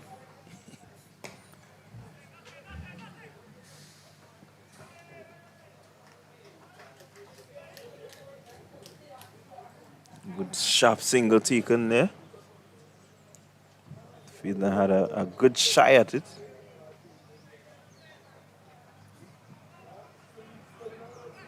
So that's one more to McDonald. He moves to 24.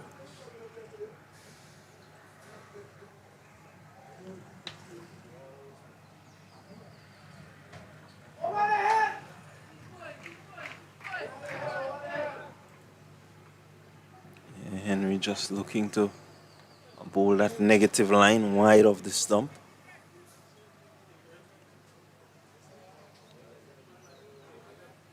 I like the ploy here. I leave a lot of acreage at the back of the fielders. Ask Murray to go over the top if he wants to get it through that offside.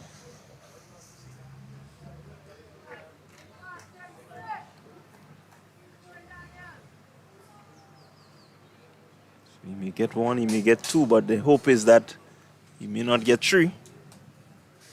So far, Murray has done well by not falling into that trap. Definitely. A lot of traps have been set outside there, but he had refused. He had ignored every part of it.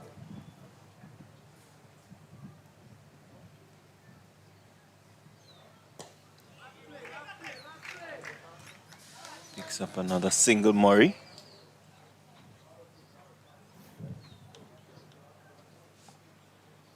So we've lost the sunlight somewhat. Still nice and bright, but there's a nice cloud cover over the ground now.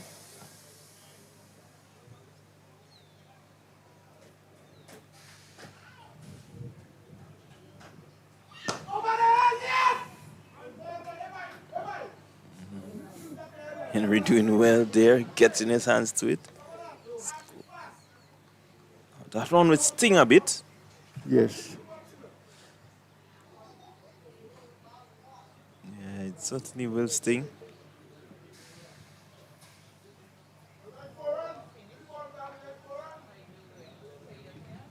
Just may have injured that finger, Henry. You just have to go out the field, I guess. Ball in hand.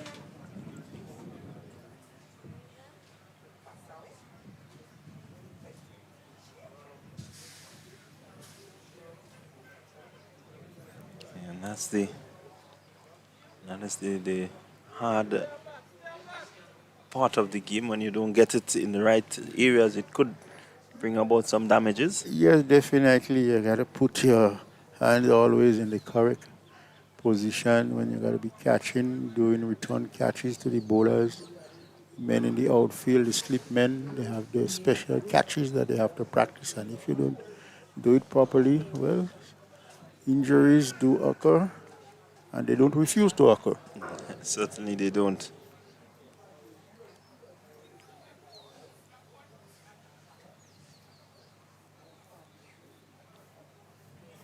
Done by the bowler. Continuing.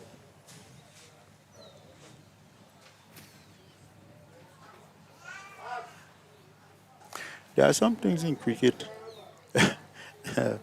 John, that I always find sometimes it's unfair. You know, I've seen bowler got injured, and you bring in a spin bowler to continue for him.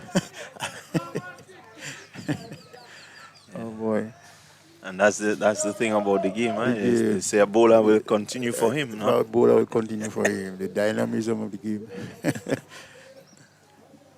Comes in and bowl. That's a good delivery. Batsman was very much watchful there. And there is no run. Just the one delivery. I've seen quite a few of the bowlers, so I have not seen Kotoy. He just bowled that one delivery to finish the over for Henry. But we have not really seen him feature. He has not bowled featured at all in the game. We know him to be a good leg break bowler. And he do enjoy bowling.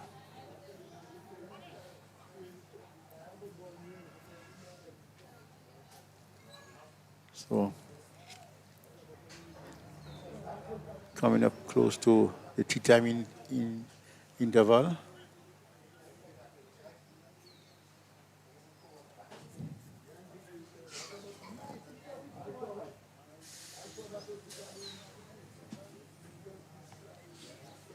Ambrose will continue bowling to Murray, and they will pick up easy single.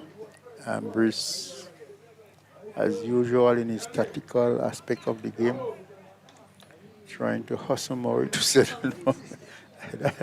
That's the one part of his game that you got to understand him. Can't take him on at all.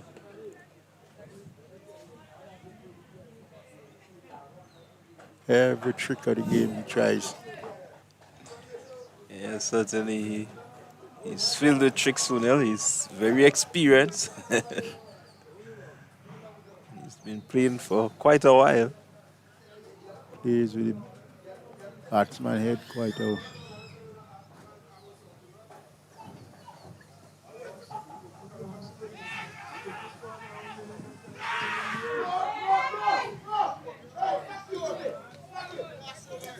It was close. It was rather close. Yes, it was close. Fielder did really well to get onto the ball. Had Yeah. it hit, yeah, definitely you would have been out. Yeah.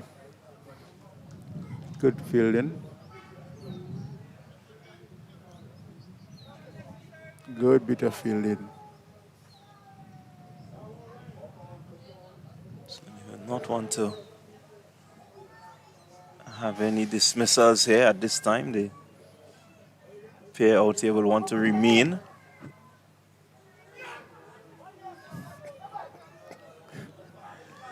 Amber's just bringing a bit of excitement to the proceedings. Yeah, that's the kind of this demeanor to always bring in that part of cricket.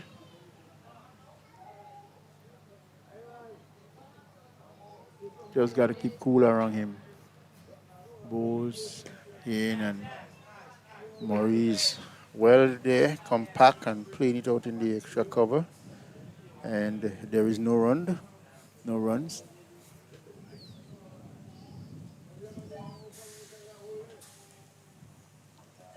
Wow. Amber's throwing this one up high enough. And Murray playing a little bit loosely there. Well, it was always away from the fielder. What I thought the short leg did is that he anticipated well, but Murray was still a bit smarter in terms of turning it finer. And that is where he really got away there, Murray. But the fielder at forward short leg, he anticipated that ball really, really well. Amber second. Let's see what he's going to do this time. And this time, McDonald is right in behind it, playing it back to the short cover. Ambrose took his hat from the umpire. Thank you very much. And he's going to make his way as we come to the end of an over. It's 158 for 6 after 54 overs.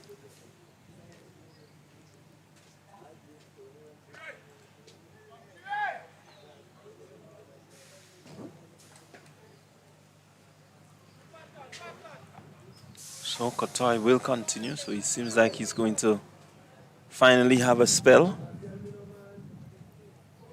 With the hope of maybe dismissing one of these batters here.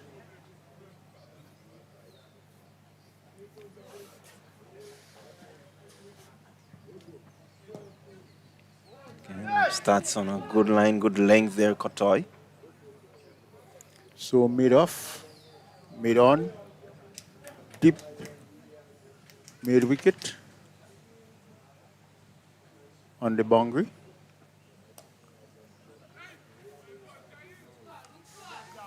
And there is no run. Murray slapping this one. And fielder there picks up well, calling the man in the sweeper area, comes in on bowl, drives, gonna get a single down to long on. And there is one more to the total.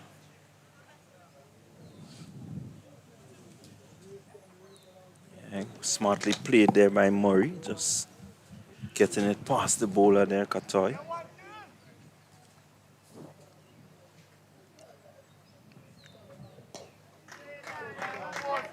McDonald equal to the task there, playing it out into the extra cover. And there is no run.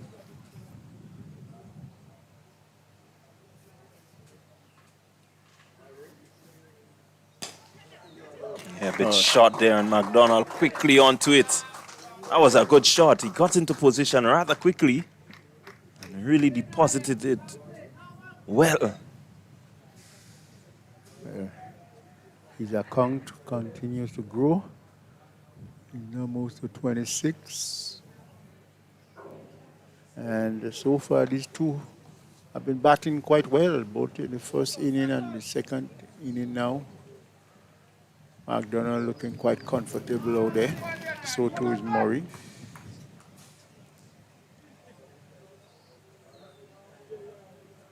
Katai.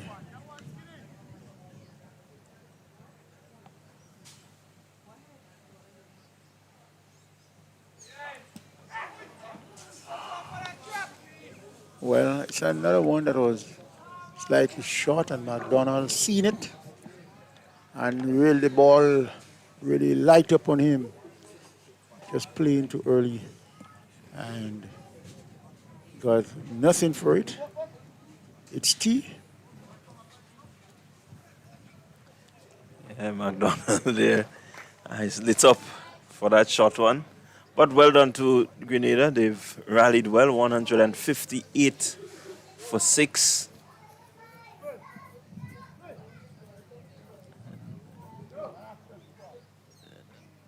So it's the end of the over. So it should be 164 for 6. Murray, he's not out. And McDonald also not out. So this pair again are holding the innings together for Team Grenada. Murray ensuring that he did not miss out on a half century that he missed out on the first instance, but certainly has played well. So it's tea here at the Sagesse Playing Field, and we are going to take a tea break. We'll be back with you when play resumes to bring you the afternoon session of the Windward Islands Senior Men 3-day competition. Until then, see you.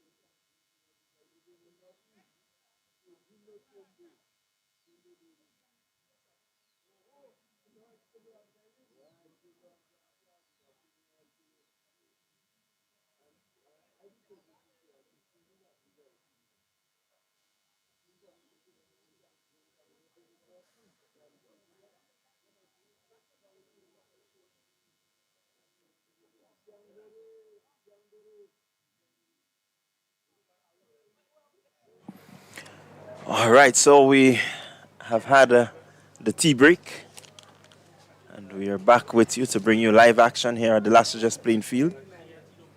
In this encounter, it's Grenada coming up against St. Vincent and the Grenadines in this, the Windward Islands Senior Men 3-day championship. So far, we've had some really good cricket over the past 2.75 days.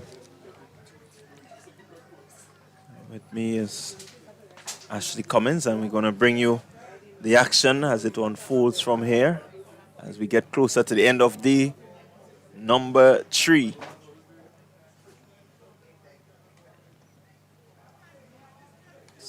Pair of Cutson Murray and Daniel McDonald doing battle for Grenada. Just looking to pull them from a spot of bother. Have added some 43 runs thus far.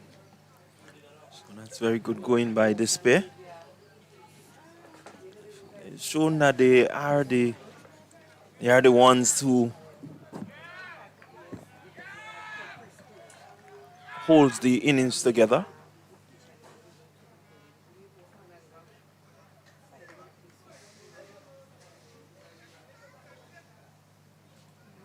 Murray got a really good, well played 47 in the first innings, and here he is on 57 not out in the second innings.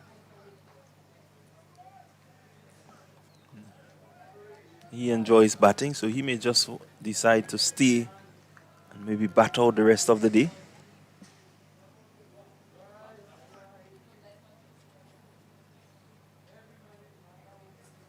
Stapleton to Murray. Pushes it out into the offside. First inning, Stapleton had struggled a little bit bowling from the pavilion, and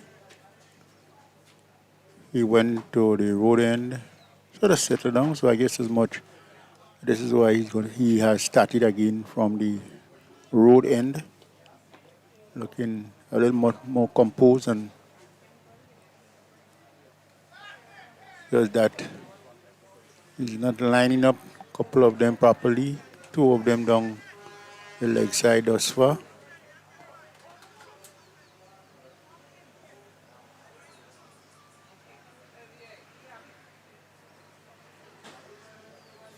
So the St. Vincent and the Grenadines team will I really love to see the back of these two here. Stapleton trying to get the ball just to lift a bit. It's not responding that well. Tends to just stand and slope the more you dig it into the wicket. So it would make for a good T20 wicket. Definitely so. Since the very first day, looking at the wicket, see, very interesting wicket for T20 cricket. Yeah, certainly you get your slower balls will grip into the surface. You would use the surface as much as you can to disguise the pace of the deliveries. Off cutters, leg cutters will just grip a bit. In the 3-day format, it's a lot different.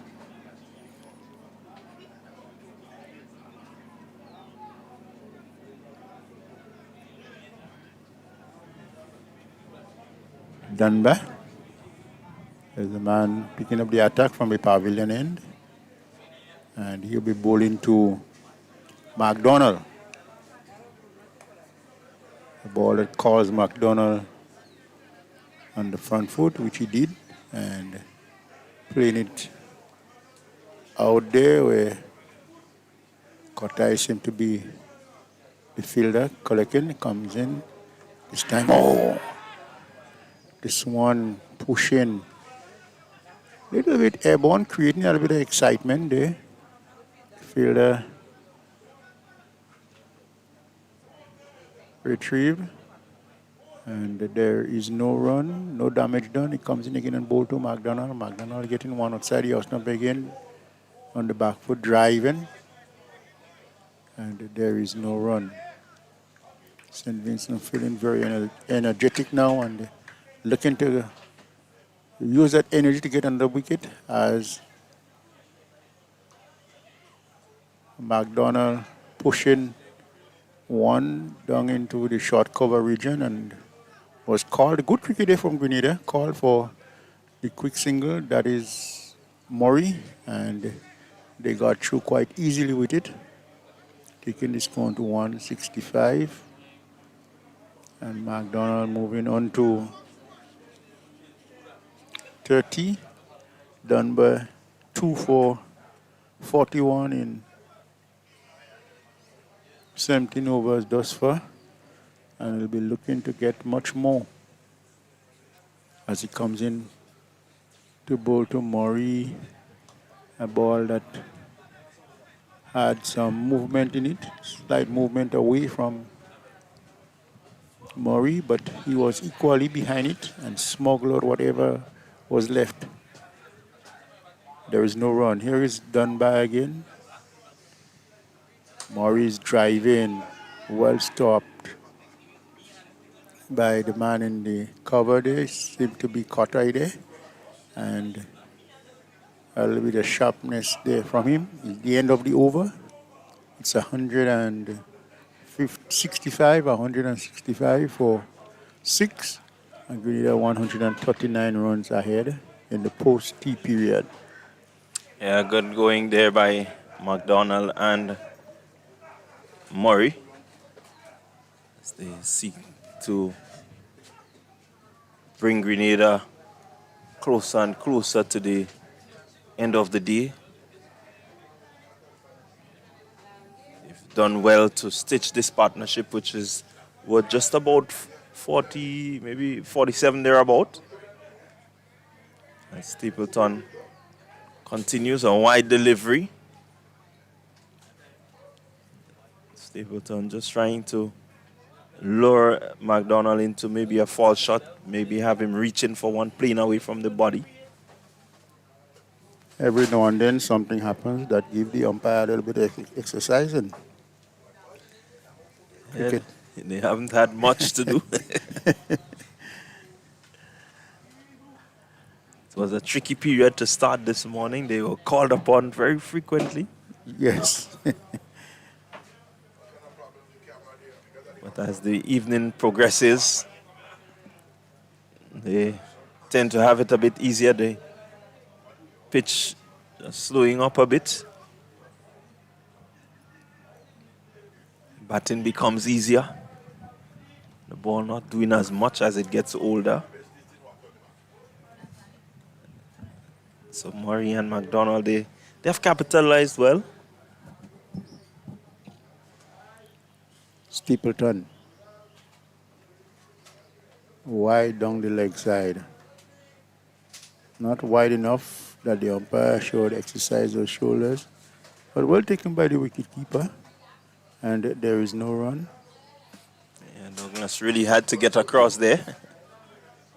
Seemed to have put a bit more energy into that one, Stapleton.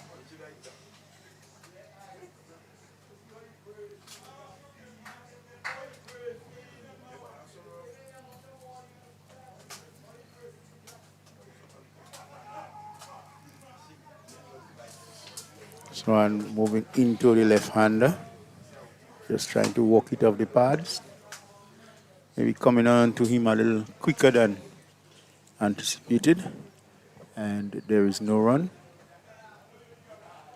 Nice, sunny, breezy afternoon here in Sagesse.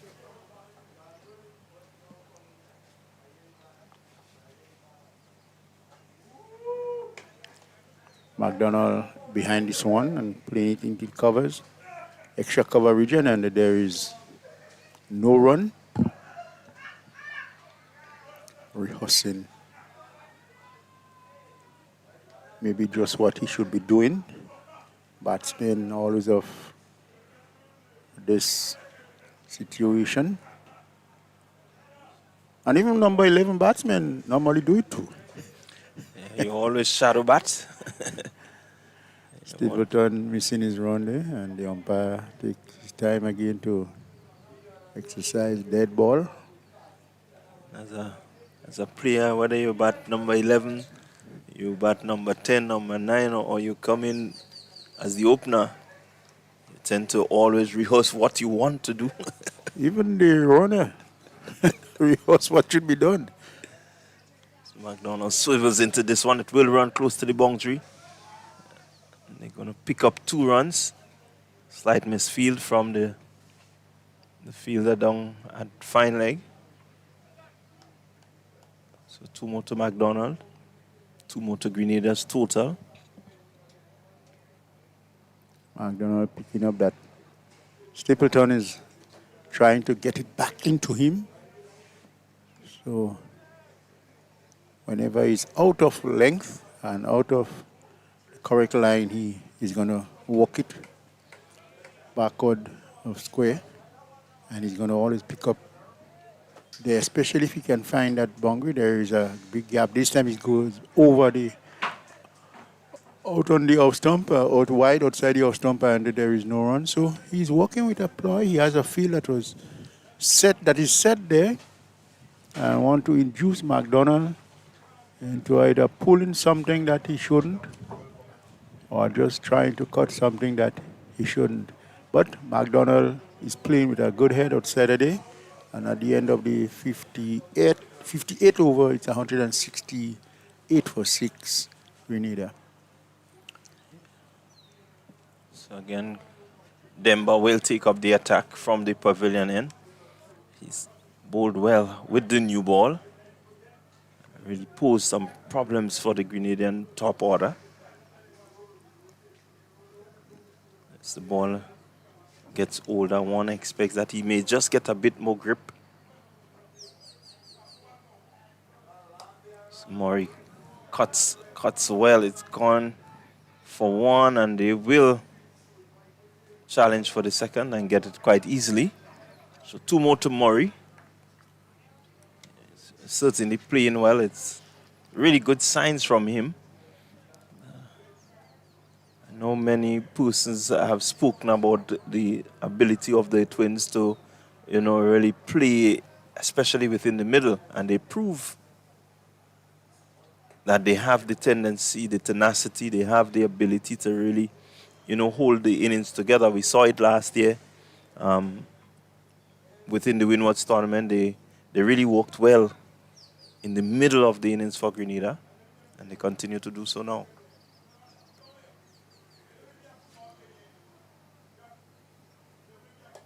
Faster delivery by Denver and Murray well in behind it.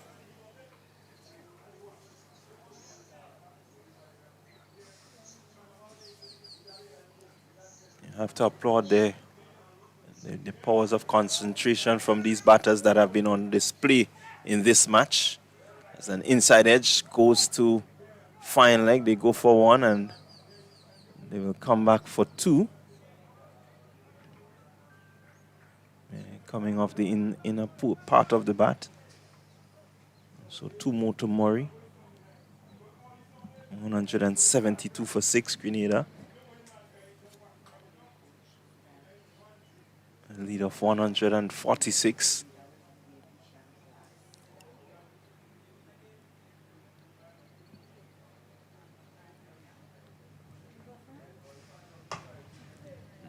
There goes Murray again, driving down to long on, and will pick up an easy single. 147 the lead. 173 for 6 now. A 56-run partnership between these two thus far.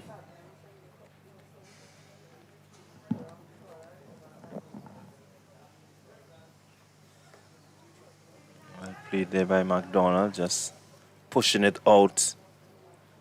And this is what you want throughout your batting innings in this format. You want to have partnerships of substance. And this pair have really done well to make sure that they bring up a 50 partnership. And they may just be desirous of continuing in that vein. Definitely so. It will be good for them. It will be good for Team Grenada. And if these two were to continue for the next hour or so, St. Vincent will be pushed out of thinking of a victory.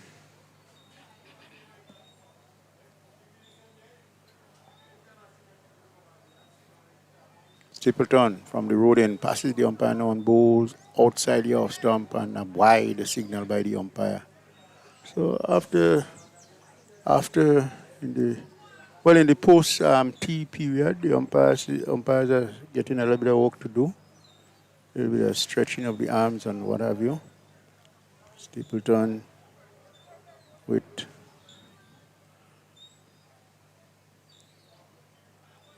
a 5-4 field. Anything with a bit the inside ring there. There'll be a lot of chasing. Again, he goes outside the off stump there, and Murray is looking to run that behind point, make no contact, and there is no run. Stapleton is walking back to his mark, thinking, now what can I do to break that partnership? Very important partnership for Grenada, hoping that they can continue as long as. It will be good for them to stay as long as.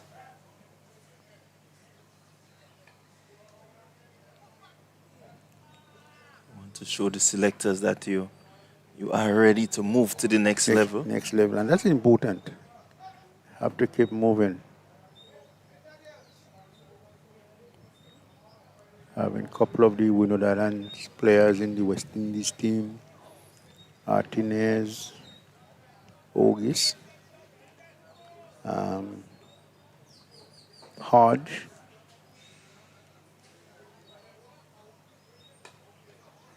nicely played for a single, and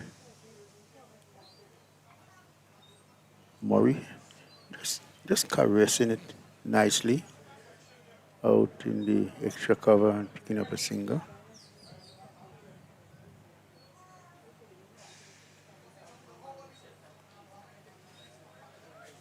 So it's easy going out there for this pair. They must be enjoying their batting. Definitely so. The conditions outside is absolutely what is conducive to them, and cutting this one nicely. Going to run into the boundary. The legs were just a little bit slow, but it picked up a little bit of energy from the grass, and the ball goes over the boundary rope.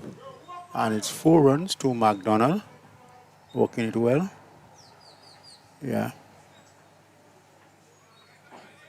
Taking the score to 179. That should well pass the 150 mark now in terms of the lead. It's 153 in the lead. So Grenada is pushing St. Vincent further away from what they may be thinking. And this time the batsman is in behind this one, playing it back along the pitch. The ball didn't pick up, but the man in the mid-on area fields, and there is no run.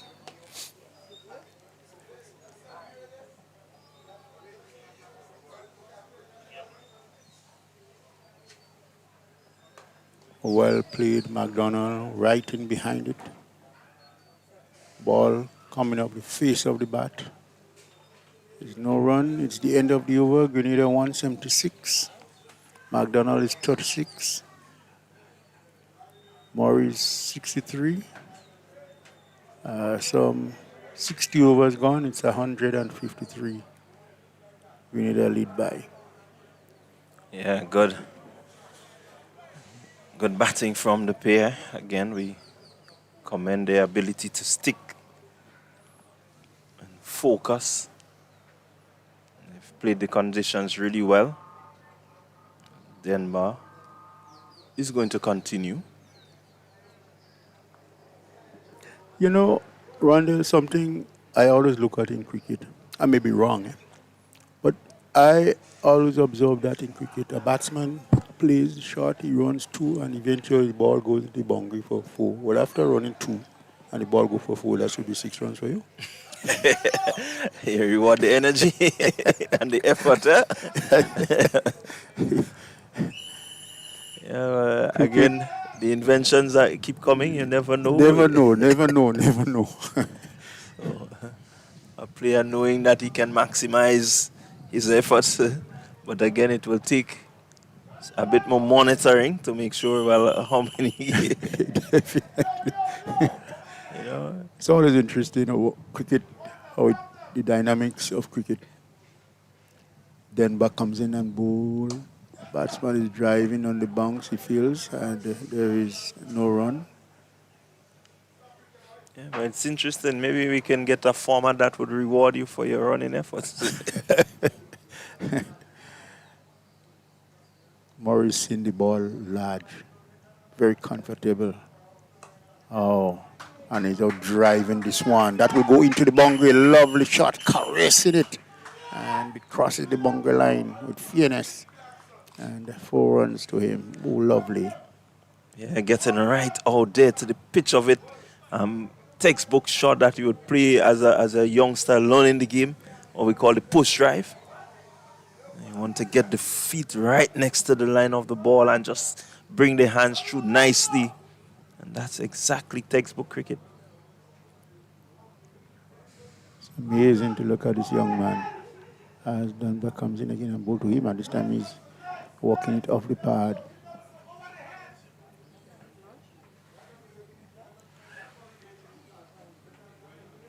Having a second thought that he should play the slug sweep. It would have been a good option. The ball pitched on the line of the leg stump and still maybe going further.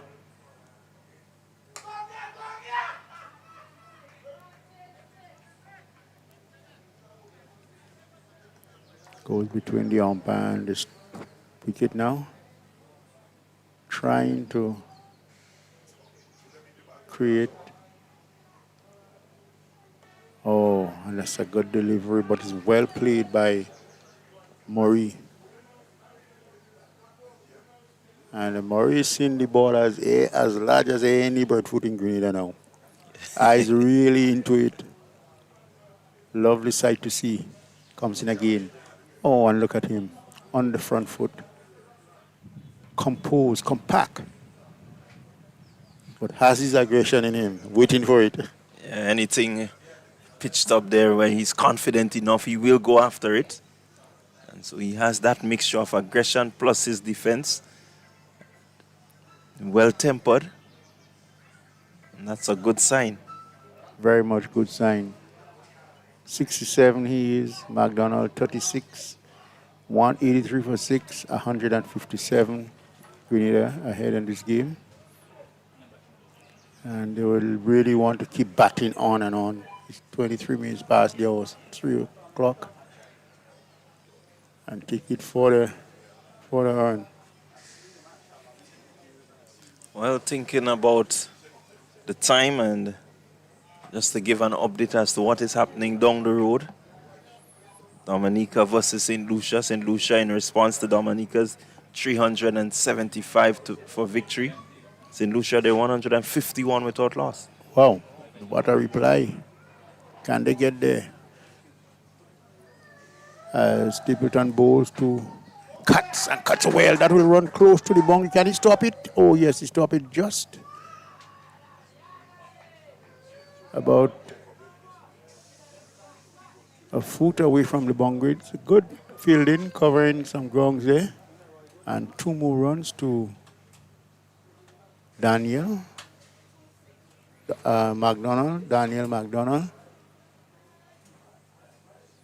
Well, Ashley, yesterday we anticipated Gibson getting to the 3-figure mark. He got out on 94. Today, Theo Edward, he's on 94, and we're hoping that maybe he can get the first entry of the tournament. Oh. This is interesting. I think the players are putting in quite a lot in this tournament, and this is good for Windward Islands cricket. Certainly is good signs. Number of half centuries and then getting close to 3-figure. Very important to get a 3-figure.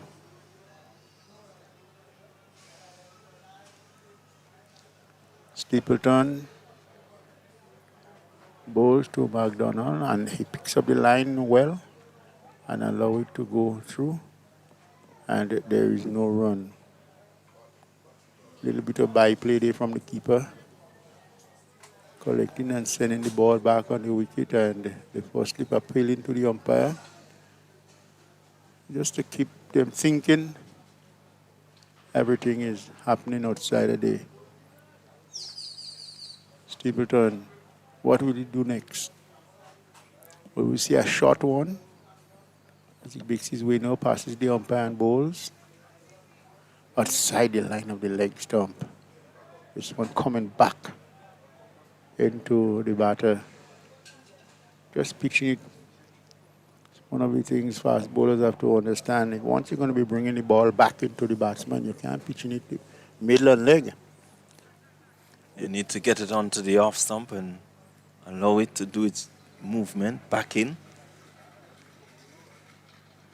And you have it on the off stump, and you have the ability maybe just to straighten it or to get it to move away. It's far more dangerous. Much more dangerous. Stapleton again with number 20 on his back bowls. And McDonald looking to pull this one, the ball, not anticipating it well, in the lower part of the bat and just running down into the first slip area. There is no run. Gotta be watchful. Gotta keep watching the ball all the time. Stapleton looking to get a breakthrough for St. Vincent, and they really need a breakthrough again. But Grenada batsmen in McDonald and Murray is really defying all that. They gotta work hard and really, really work hard. Here it comes in again. And again, this one is wide off the crease. The umpire signaling wide. The keeper had to do quite a lot in front of us to get this one. Yeah, keeper still down, just stretching a bit. Had to really hold himself away to his right to try and pick up that one. It took some time to get up there. Maybe saying in my mind, no man, this one too wide. So it was really wide. The umpire's played a long time, signal it wide. Let's see what he'll do this time.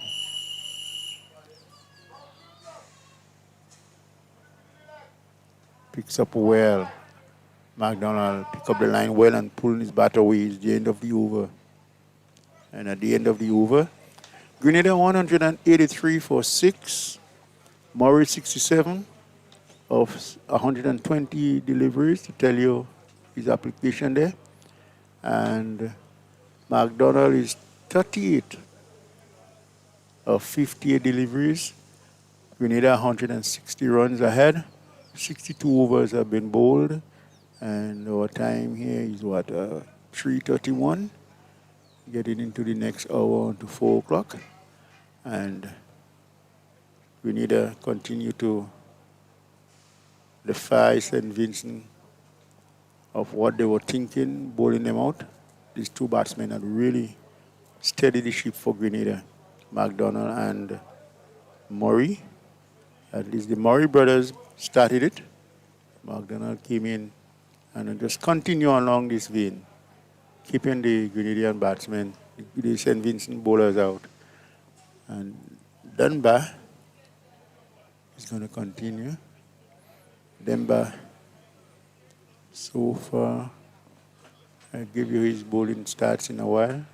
But Grenada going around nicely, just around the 3 runs per over there. And let's see Dunbar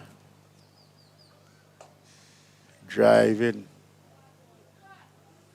is Murray.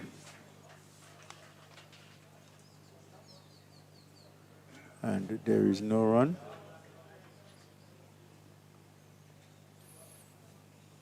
Coming between the umpire and the stump. Denver. And the Murray is just equal to the task. Played it back along the pitch, Denver fields, and coming from the Grenada dugout, you can hear the encouragement there. Denver 2 for 51 of 20 overs thus far.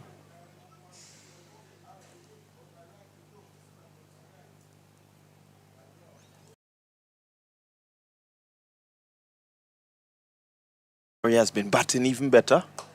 On drive in, they're going to get a single.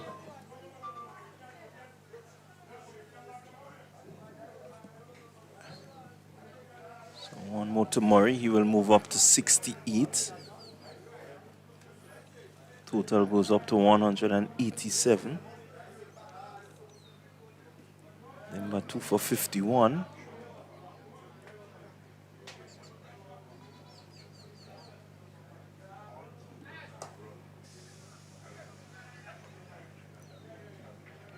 Another quick single taken. That's good batting from the pair. Seem to have a good understanding between themselves.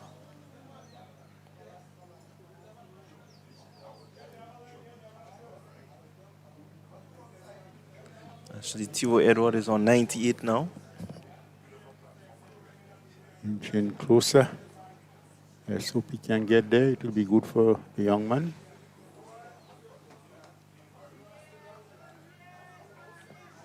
Murray bat and pad nicely together there. Making a statement, letting them know he can't get through that gate.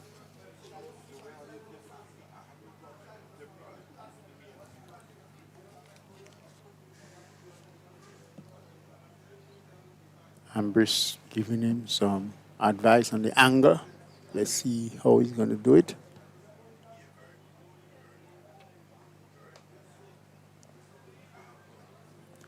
They're going to get one.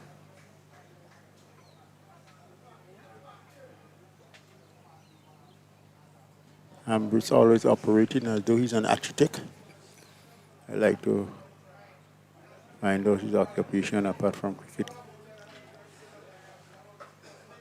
Always dealing with angles. Very interesting. Yeah, on the cricket field, the angles are very important. Very important. I was talking to somebody some time ago, as a young boy looking at cricket, there was a New Zealand captain, former Glenn Turner. Okay. He was a genius in that with the angles, setting his field. McGrath, again, is a fast bowler. I learned that he's an architect, and you can see that from the way he operates. Yeah. He understands the lines and the importance of the lines that form the angles, and the way the angles will rotate degree by degree. Yeah, yeah, people look at cricket as just the sport, but the science and the mathematics involved outside of there, you have to know what you are doing.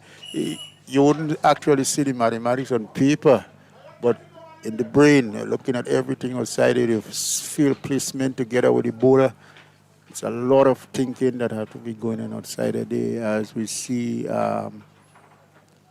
Hooper picks up the attack from the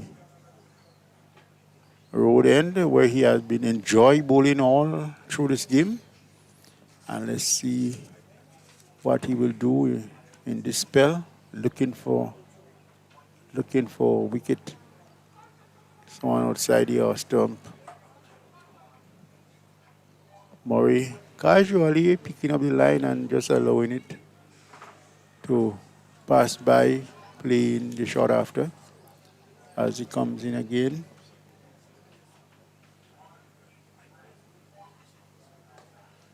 This time he's on driving.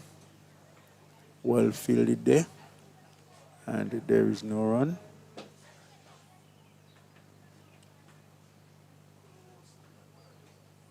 Hooper. Again is Murray on driving. And there is no run. Can't beat the fielder there. This time he goes square off the wicket. And going to pick up a single. One more to the total. 189, Grenada. Recovering nicely. McDonald. Well in behind this one. Pushing it back for the bowler to field. And there is no run. It's the end of the 64th over. Grenada 189 for 6. Murray on 69 of 128 balls. And McDonald 39 from 59 deliveries. McDonald eyeing another half century. Yeah, he's look set for another half century. Nothing really troubling him out there. So once he continues to bat the way that he has approached this innings, he should get to that half century mark and maybe look to push even further. Murray on 70 now, looking, I do believe in the back of his mind, he does have the 100 on the cards. Speaking of the 100, Theo Edward brings up his 100 now. Congratulations, young man. So, the first century in this format. Oh, that's good for Netherlands cricket. And again, putting the selectors under a bit of pressure. And this is what you want from any tournament? Definitely, because selectors must never have it easy. When they have it too easy, you're not too sure of the team that you have. But when they have it a little tougher, you can tell yourself, well, there could be a very good team you have in there. Players must perform.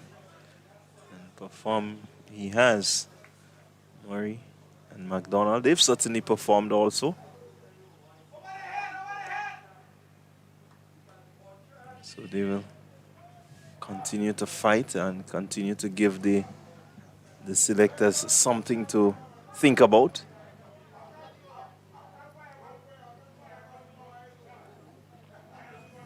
Stemba to McDonald. He's driving Katoy in the way, but a misfield from Katoy will cause him to get the single. So he moves to 40, McDonald. Grenada total moves up by 1 to 192. Certainly eyeing the 200 mark now. Lead up to 166. Inside edge from Murray will cause him to pick up one more.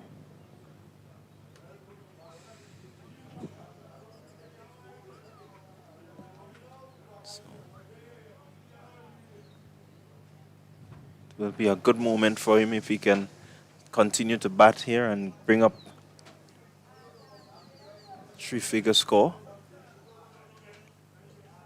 I think once he gets that, Grenada may just decide to declare and maybe have a few overs to this Vincent and the Grenadine batters. Just to see what they will do. Maybe give them a last 15-20 minutes to bat as Demba continues.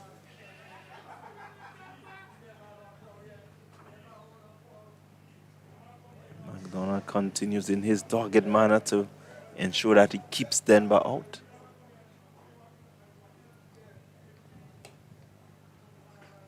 Well stroke, but can't beat the fielder.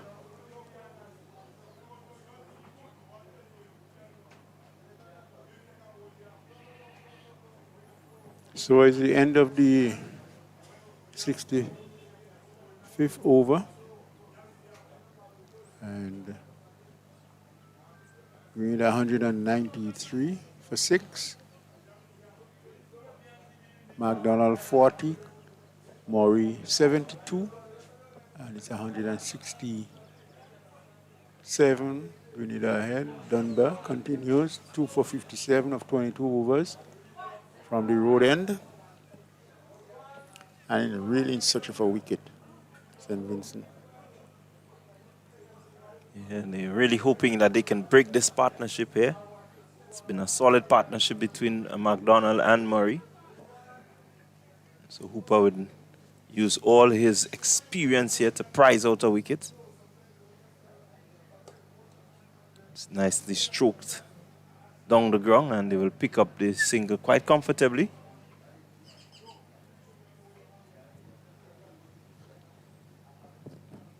This is really good, solid batting from this pair.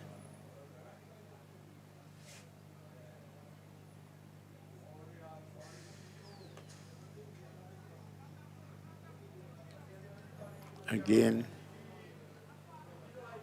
McDonald playing it back on the onside where Hooper fields. As he comes in again to bowl to McDonald. McDonald playing it back along the ground. Hooper fields again and there is no run.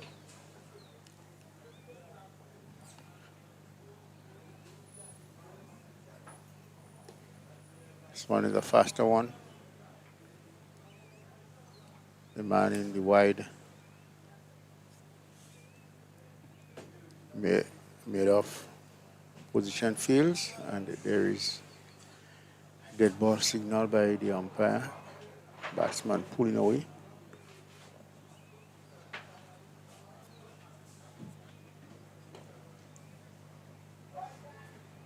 McDonald playing this one again back to the bowler who fields. And there is no run.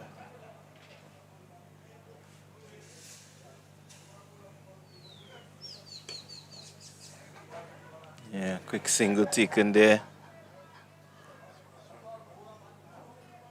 Good field. The fielder just caught sleeping. Good cricket there on the part of the batters. As we come to the end of the over, it's 194 for 6. 66 overs gone. McDonald going to move on to 41. And it's 195. 195 for 6. Morris on 73. And the lead moves on to 168.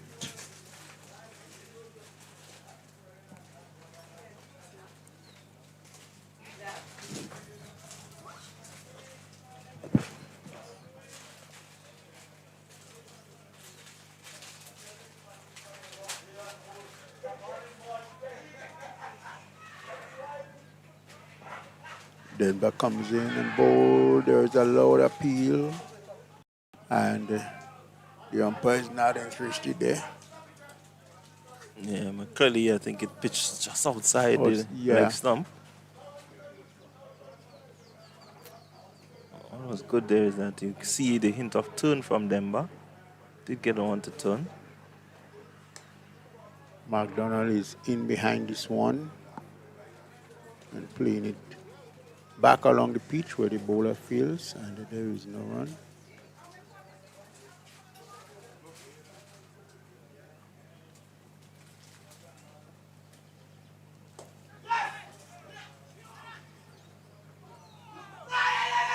Well, the fielder again catch sleeping, the batsman cannot continue to get the second run. Yeah. Is McDonald. McDonald is down. Taking the quick single there, just seemed to be holding on to the hamstrings.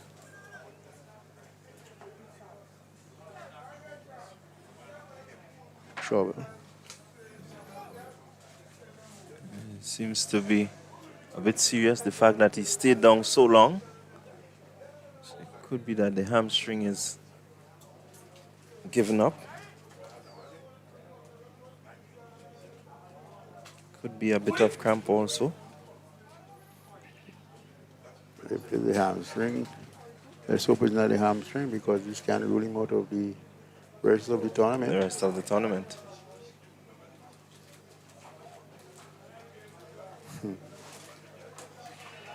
It takes me back to many moons ago playing for St. Andrews Anglican Secondary School. I didn't really prepare for the start of the tournament. And my first spell of bowling the fifth over, that was the end of the tournament for me with the hamstring. It's not an easy task, you know. Yeah, hamstring injuries are some injuries that you do not really want to get. 'Cause it does keep you out of the action for quite a while. Quite a while. Then you have to ensure that when you come back, it is ready to take the load. This is your mobility. It has everything to do with the bending, the straightening of the leg. Everything.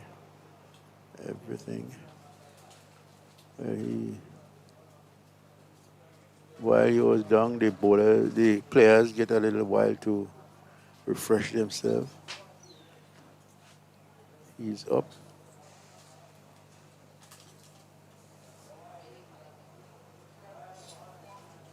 Would he be able to continue?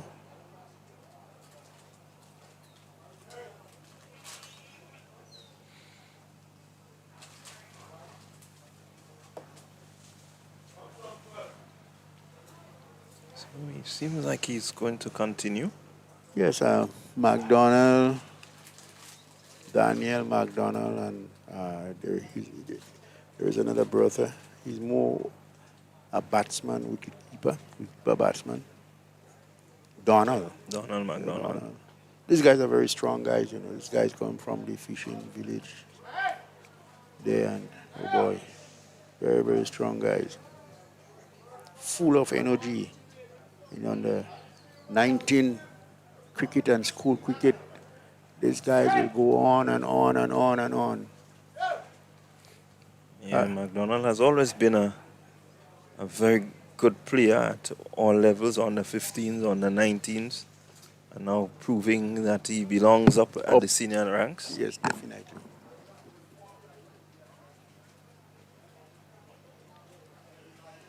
He's always been that sort of dogged cricketer, never gives up. He's always willing to put his hand up and try for the team.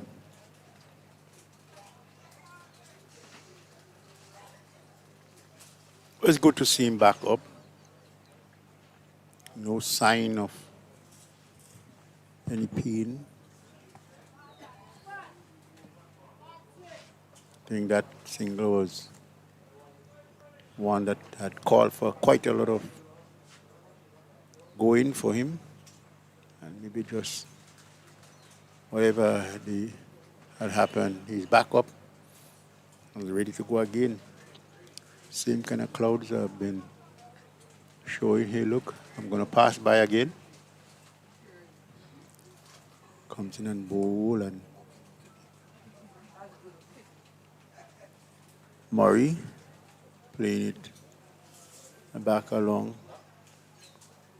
to the man in extra cover, and there is no run.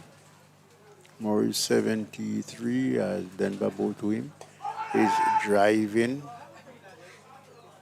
Katoy, the man there, half stopping, and there is no run.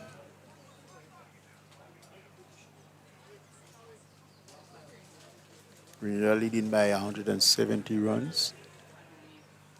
And just this time the batsman is playing it out in the cover. It's the end of the over, and at the end of the over, Grenada 196 for 6. 65 overs have been bowled, just 2.94 runs per over. In the circumstances, it's very good going. Murray on 73 of 135 balls. And McDonald 42 of 72 balls. So McDonald is eyeing another half century. This is good batting. He just ate away. Yeah, 8 very important runs for him to register his second half century. Cutson already registering his first. He got close. Very much close. But now he has registered, and from the way things look, they will be eyeing some big scores as Hooper continues. Hooper bowled some good spells. Not more difficult now. Ball has gotten a bit older. So Murray McDonald enticed into trying the cut shot there. McDonald seemed to me is on a little bit of pain still. Let's hope he doesn't give it away. Stay and grind it off. Yeah.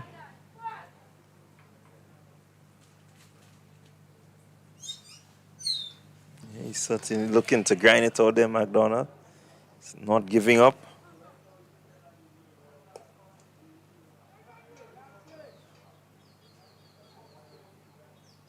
Picks up another single. I think he's determined to get to his 50. Maybe when he gets there, we'll see a different McDonald. Definitely so. But the 50 seemed to be on the cards. He will not want to come off at this stage of the innings.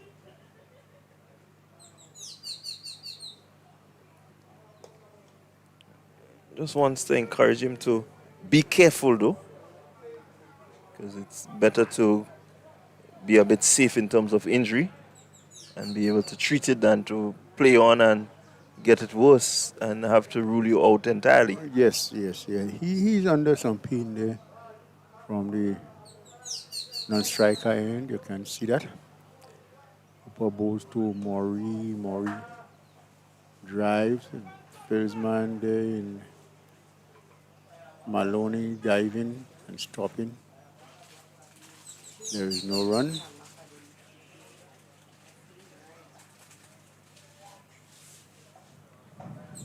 So the pair going really well. Murray 73, McDonald 43. And they've steadied the ship quite a lot. They've dropped anchor and ensured that they remain in the waters that are favorable for them. Although the condition of the weather has slightly changed, but they're going to continue. Seems that McDonald just getting a painkiller out there. As Dunbar continues to bowl to McDonald. And just an inquiry there from Denver. The umpire is not interested.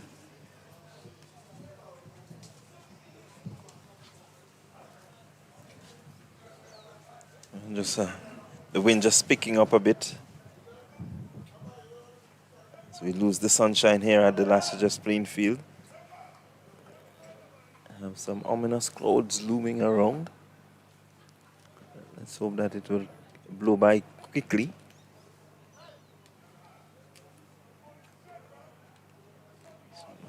Donna continues to soldier on.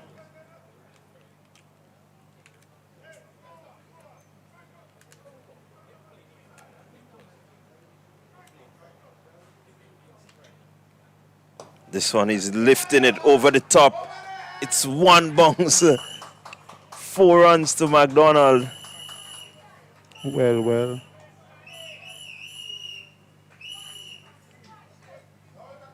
That was a good hit. Very good hit. When batsmen sometimes are feeling pain, they take the anger up on the ball. Well, I quite agree with him there. If that is the ball is the problem, then you beat the leather off the ball. Definitely so. And that prompts a change in the field. 201 now, Grenada. So the 200 coming up with that boundary.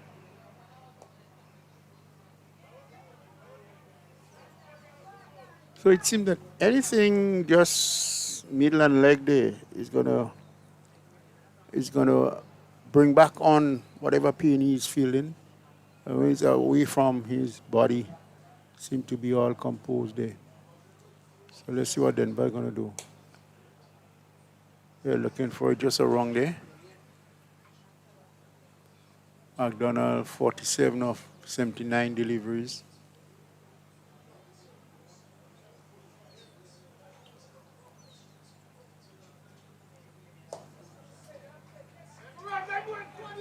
Yeah, you pick up easy single. That will take him on to 48. And they score 202. Grenada for 6. Leading now by 176.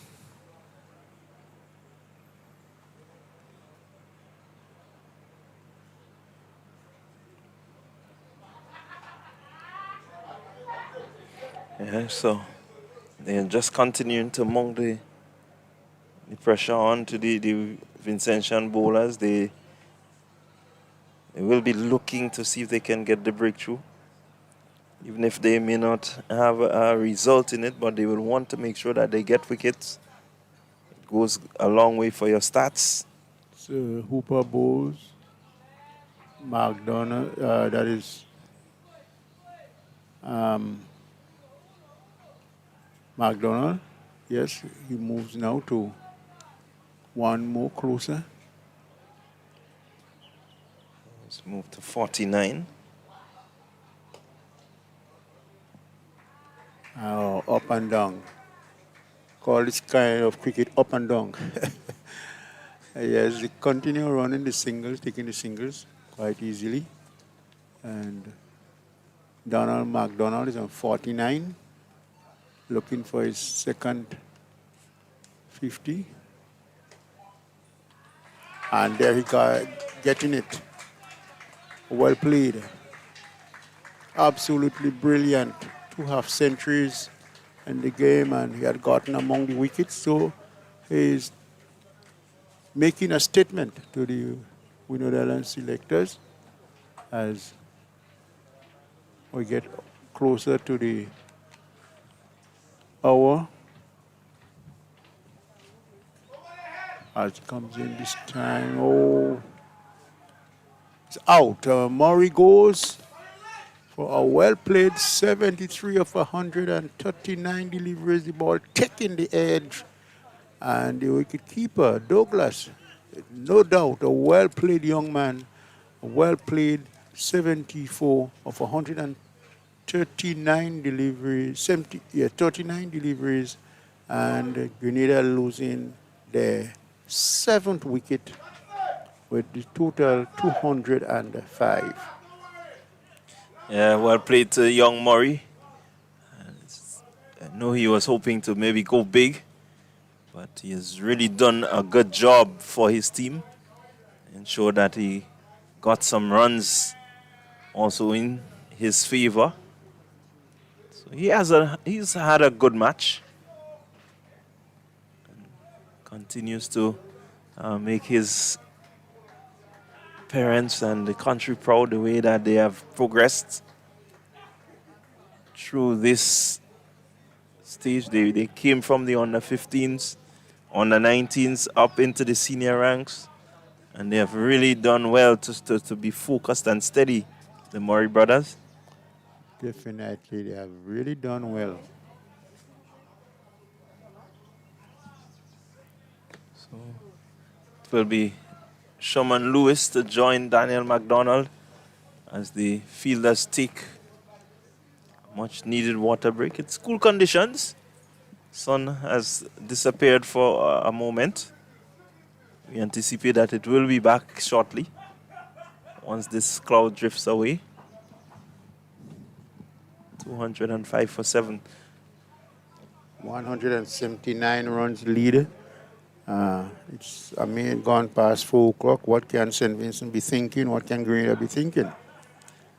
Yeah, well, being in this position, I would certainly maybe batter 2 more overs and give them a shot to see what they are willing to do. Yeah, definitely so. Do they have the the tenacity to maybe use a 15 overs to see what happens? But knowing that this game doesn't have much, you don't foresee that anyone will really go and try anything different.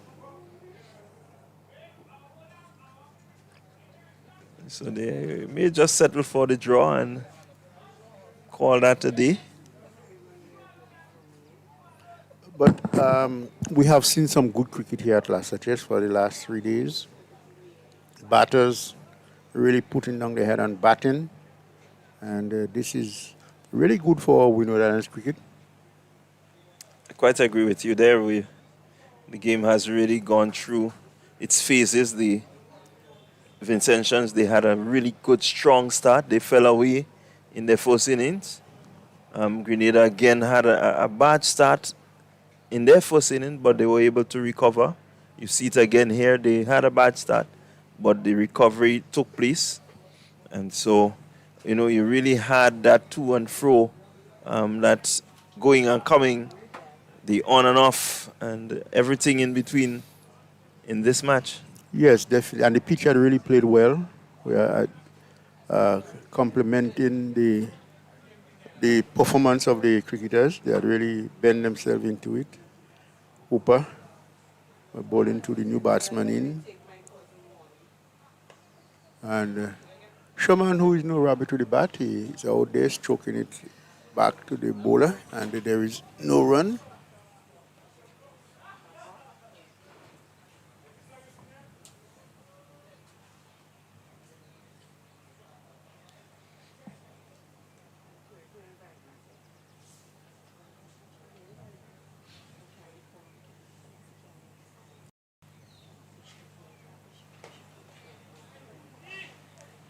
Lewis moving into line rather nicely.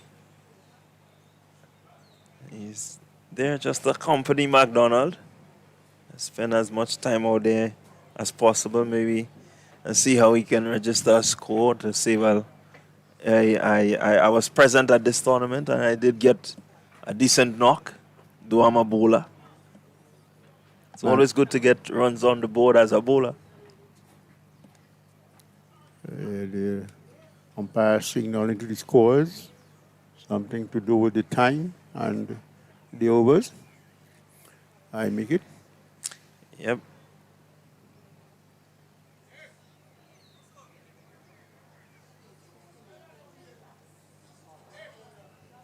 So we have the last hour, and it's 15 overs to be bowled within the last hour.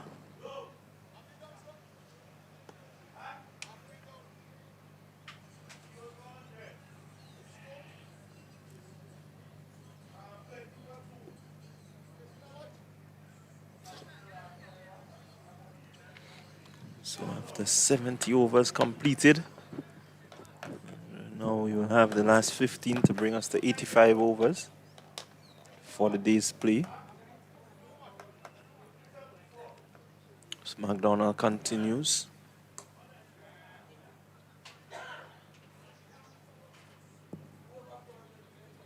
It's Howard who's... Haywood has the ball in hand and continues to just bowl that wicket-to-wicket line that he started with earlier today. Yes. Not a big turner of the ball.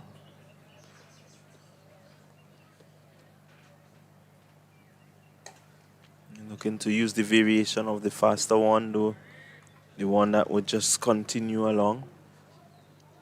Not really seeing much effort to spin the ball.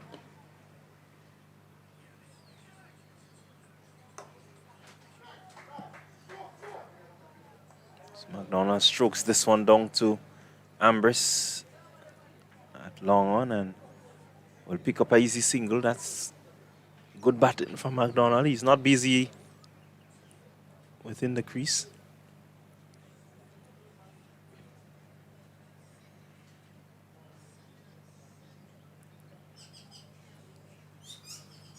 He moves on to 51, total 206 for 7.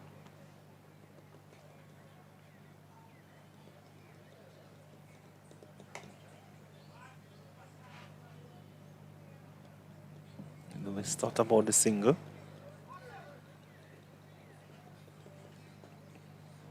You have to remember that McDonald is not as fluid as he should be. So right. Drawn into that one there, Sherman.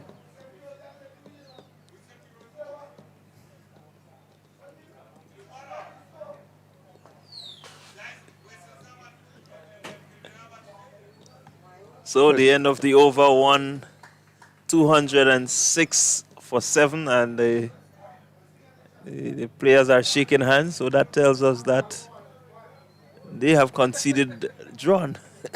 Definitely. Really no one to benefit here. But it's been a good 3 days of really interesting cricket. And we must commend both teams for the effort that they've put out. Players have really stepped up and played some good, attractive cricket. The conditions wasn't always the easiest. It's been tricky, but they've weathered it well. So this game ends in a draw. And Grenada will close the innings on 206 for 7, a lead of 180.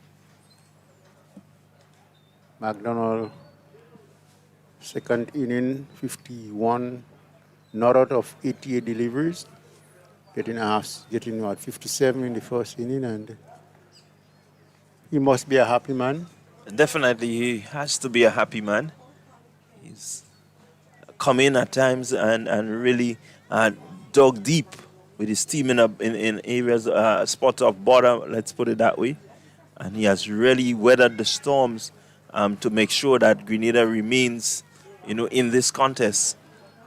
The Murray boys, Kurt getting 50 in the first innings, and Cutson getting 70 in the second innings. So this pair also did well in terms of helping, Grenada to really get to the totals that they did. Yes, definitely so. And we cannot leave out Gibson with his 93. Yeah, I think it was. 94. 94. And Desron Maloney with his 72. Also Denver picking up wickets. I think he has gotten the most wickets in the entire game. So we have seen good cricket. And at that level, we have seen the teams really putting it out outside there to make things happen. And we must say that indeed we have gotten good cricket from the two teams, Grenada and St. Vincent here at La Sagesse. And those of you who look at this game, you will always remember what you have seen here.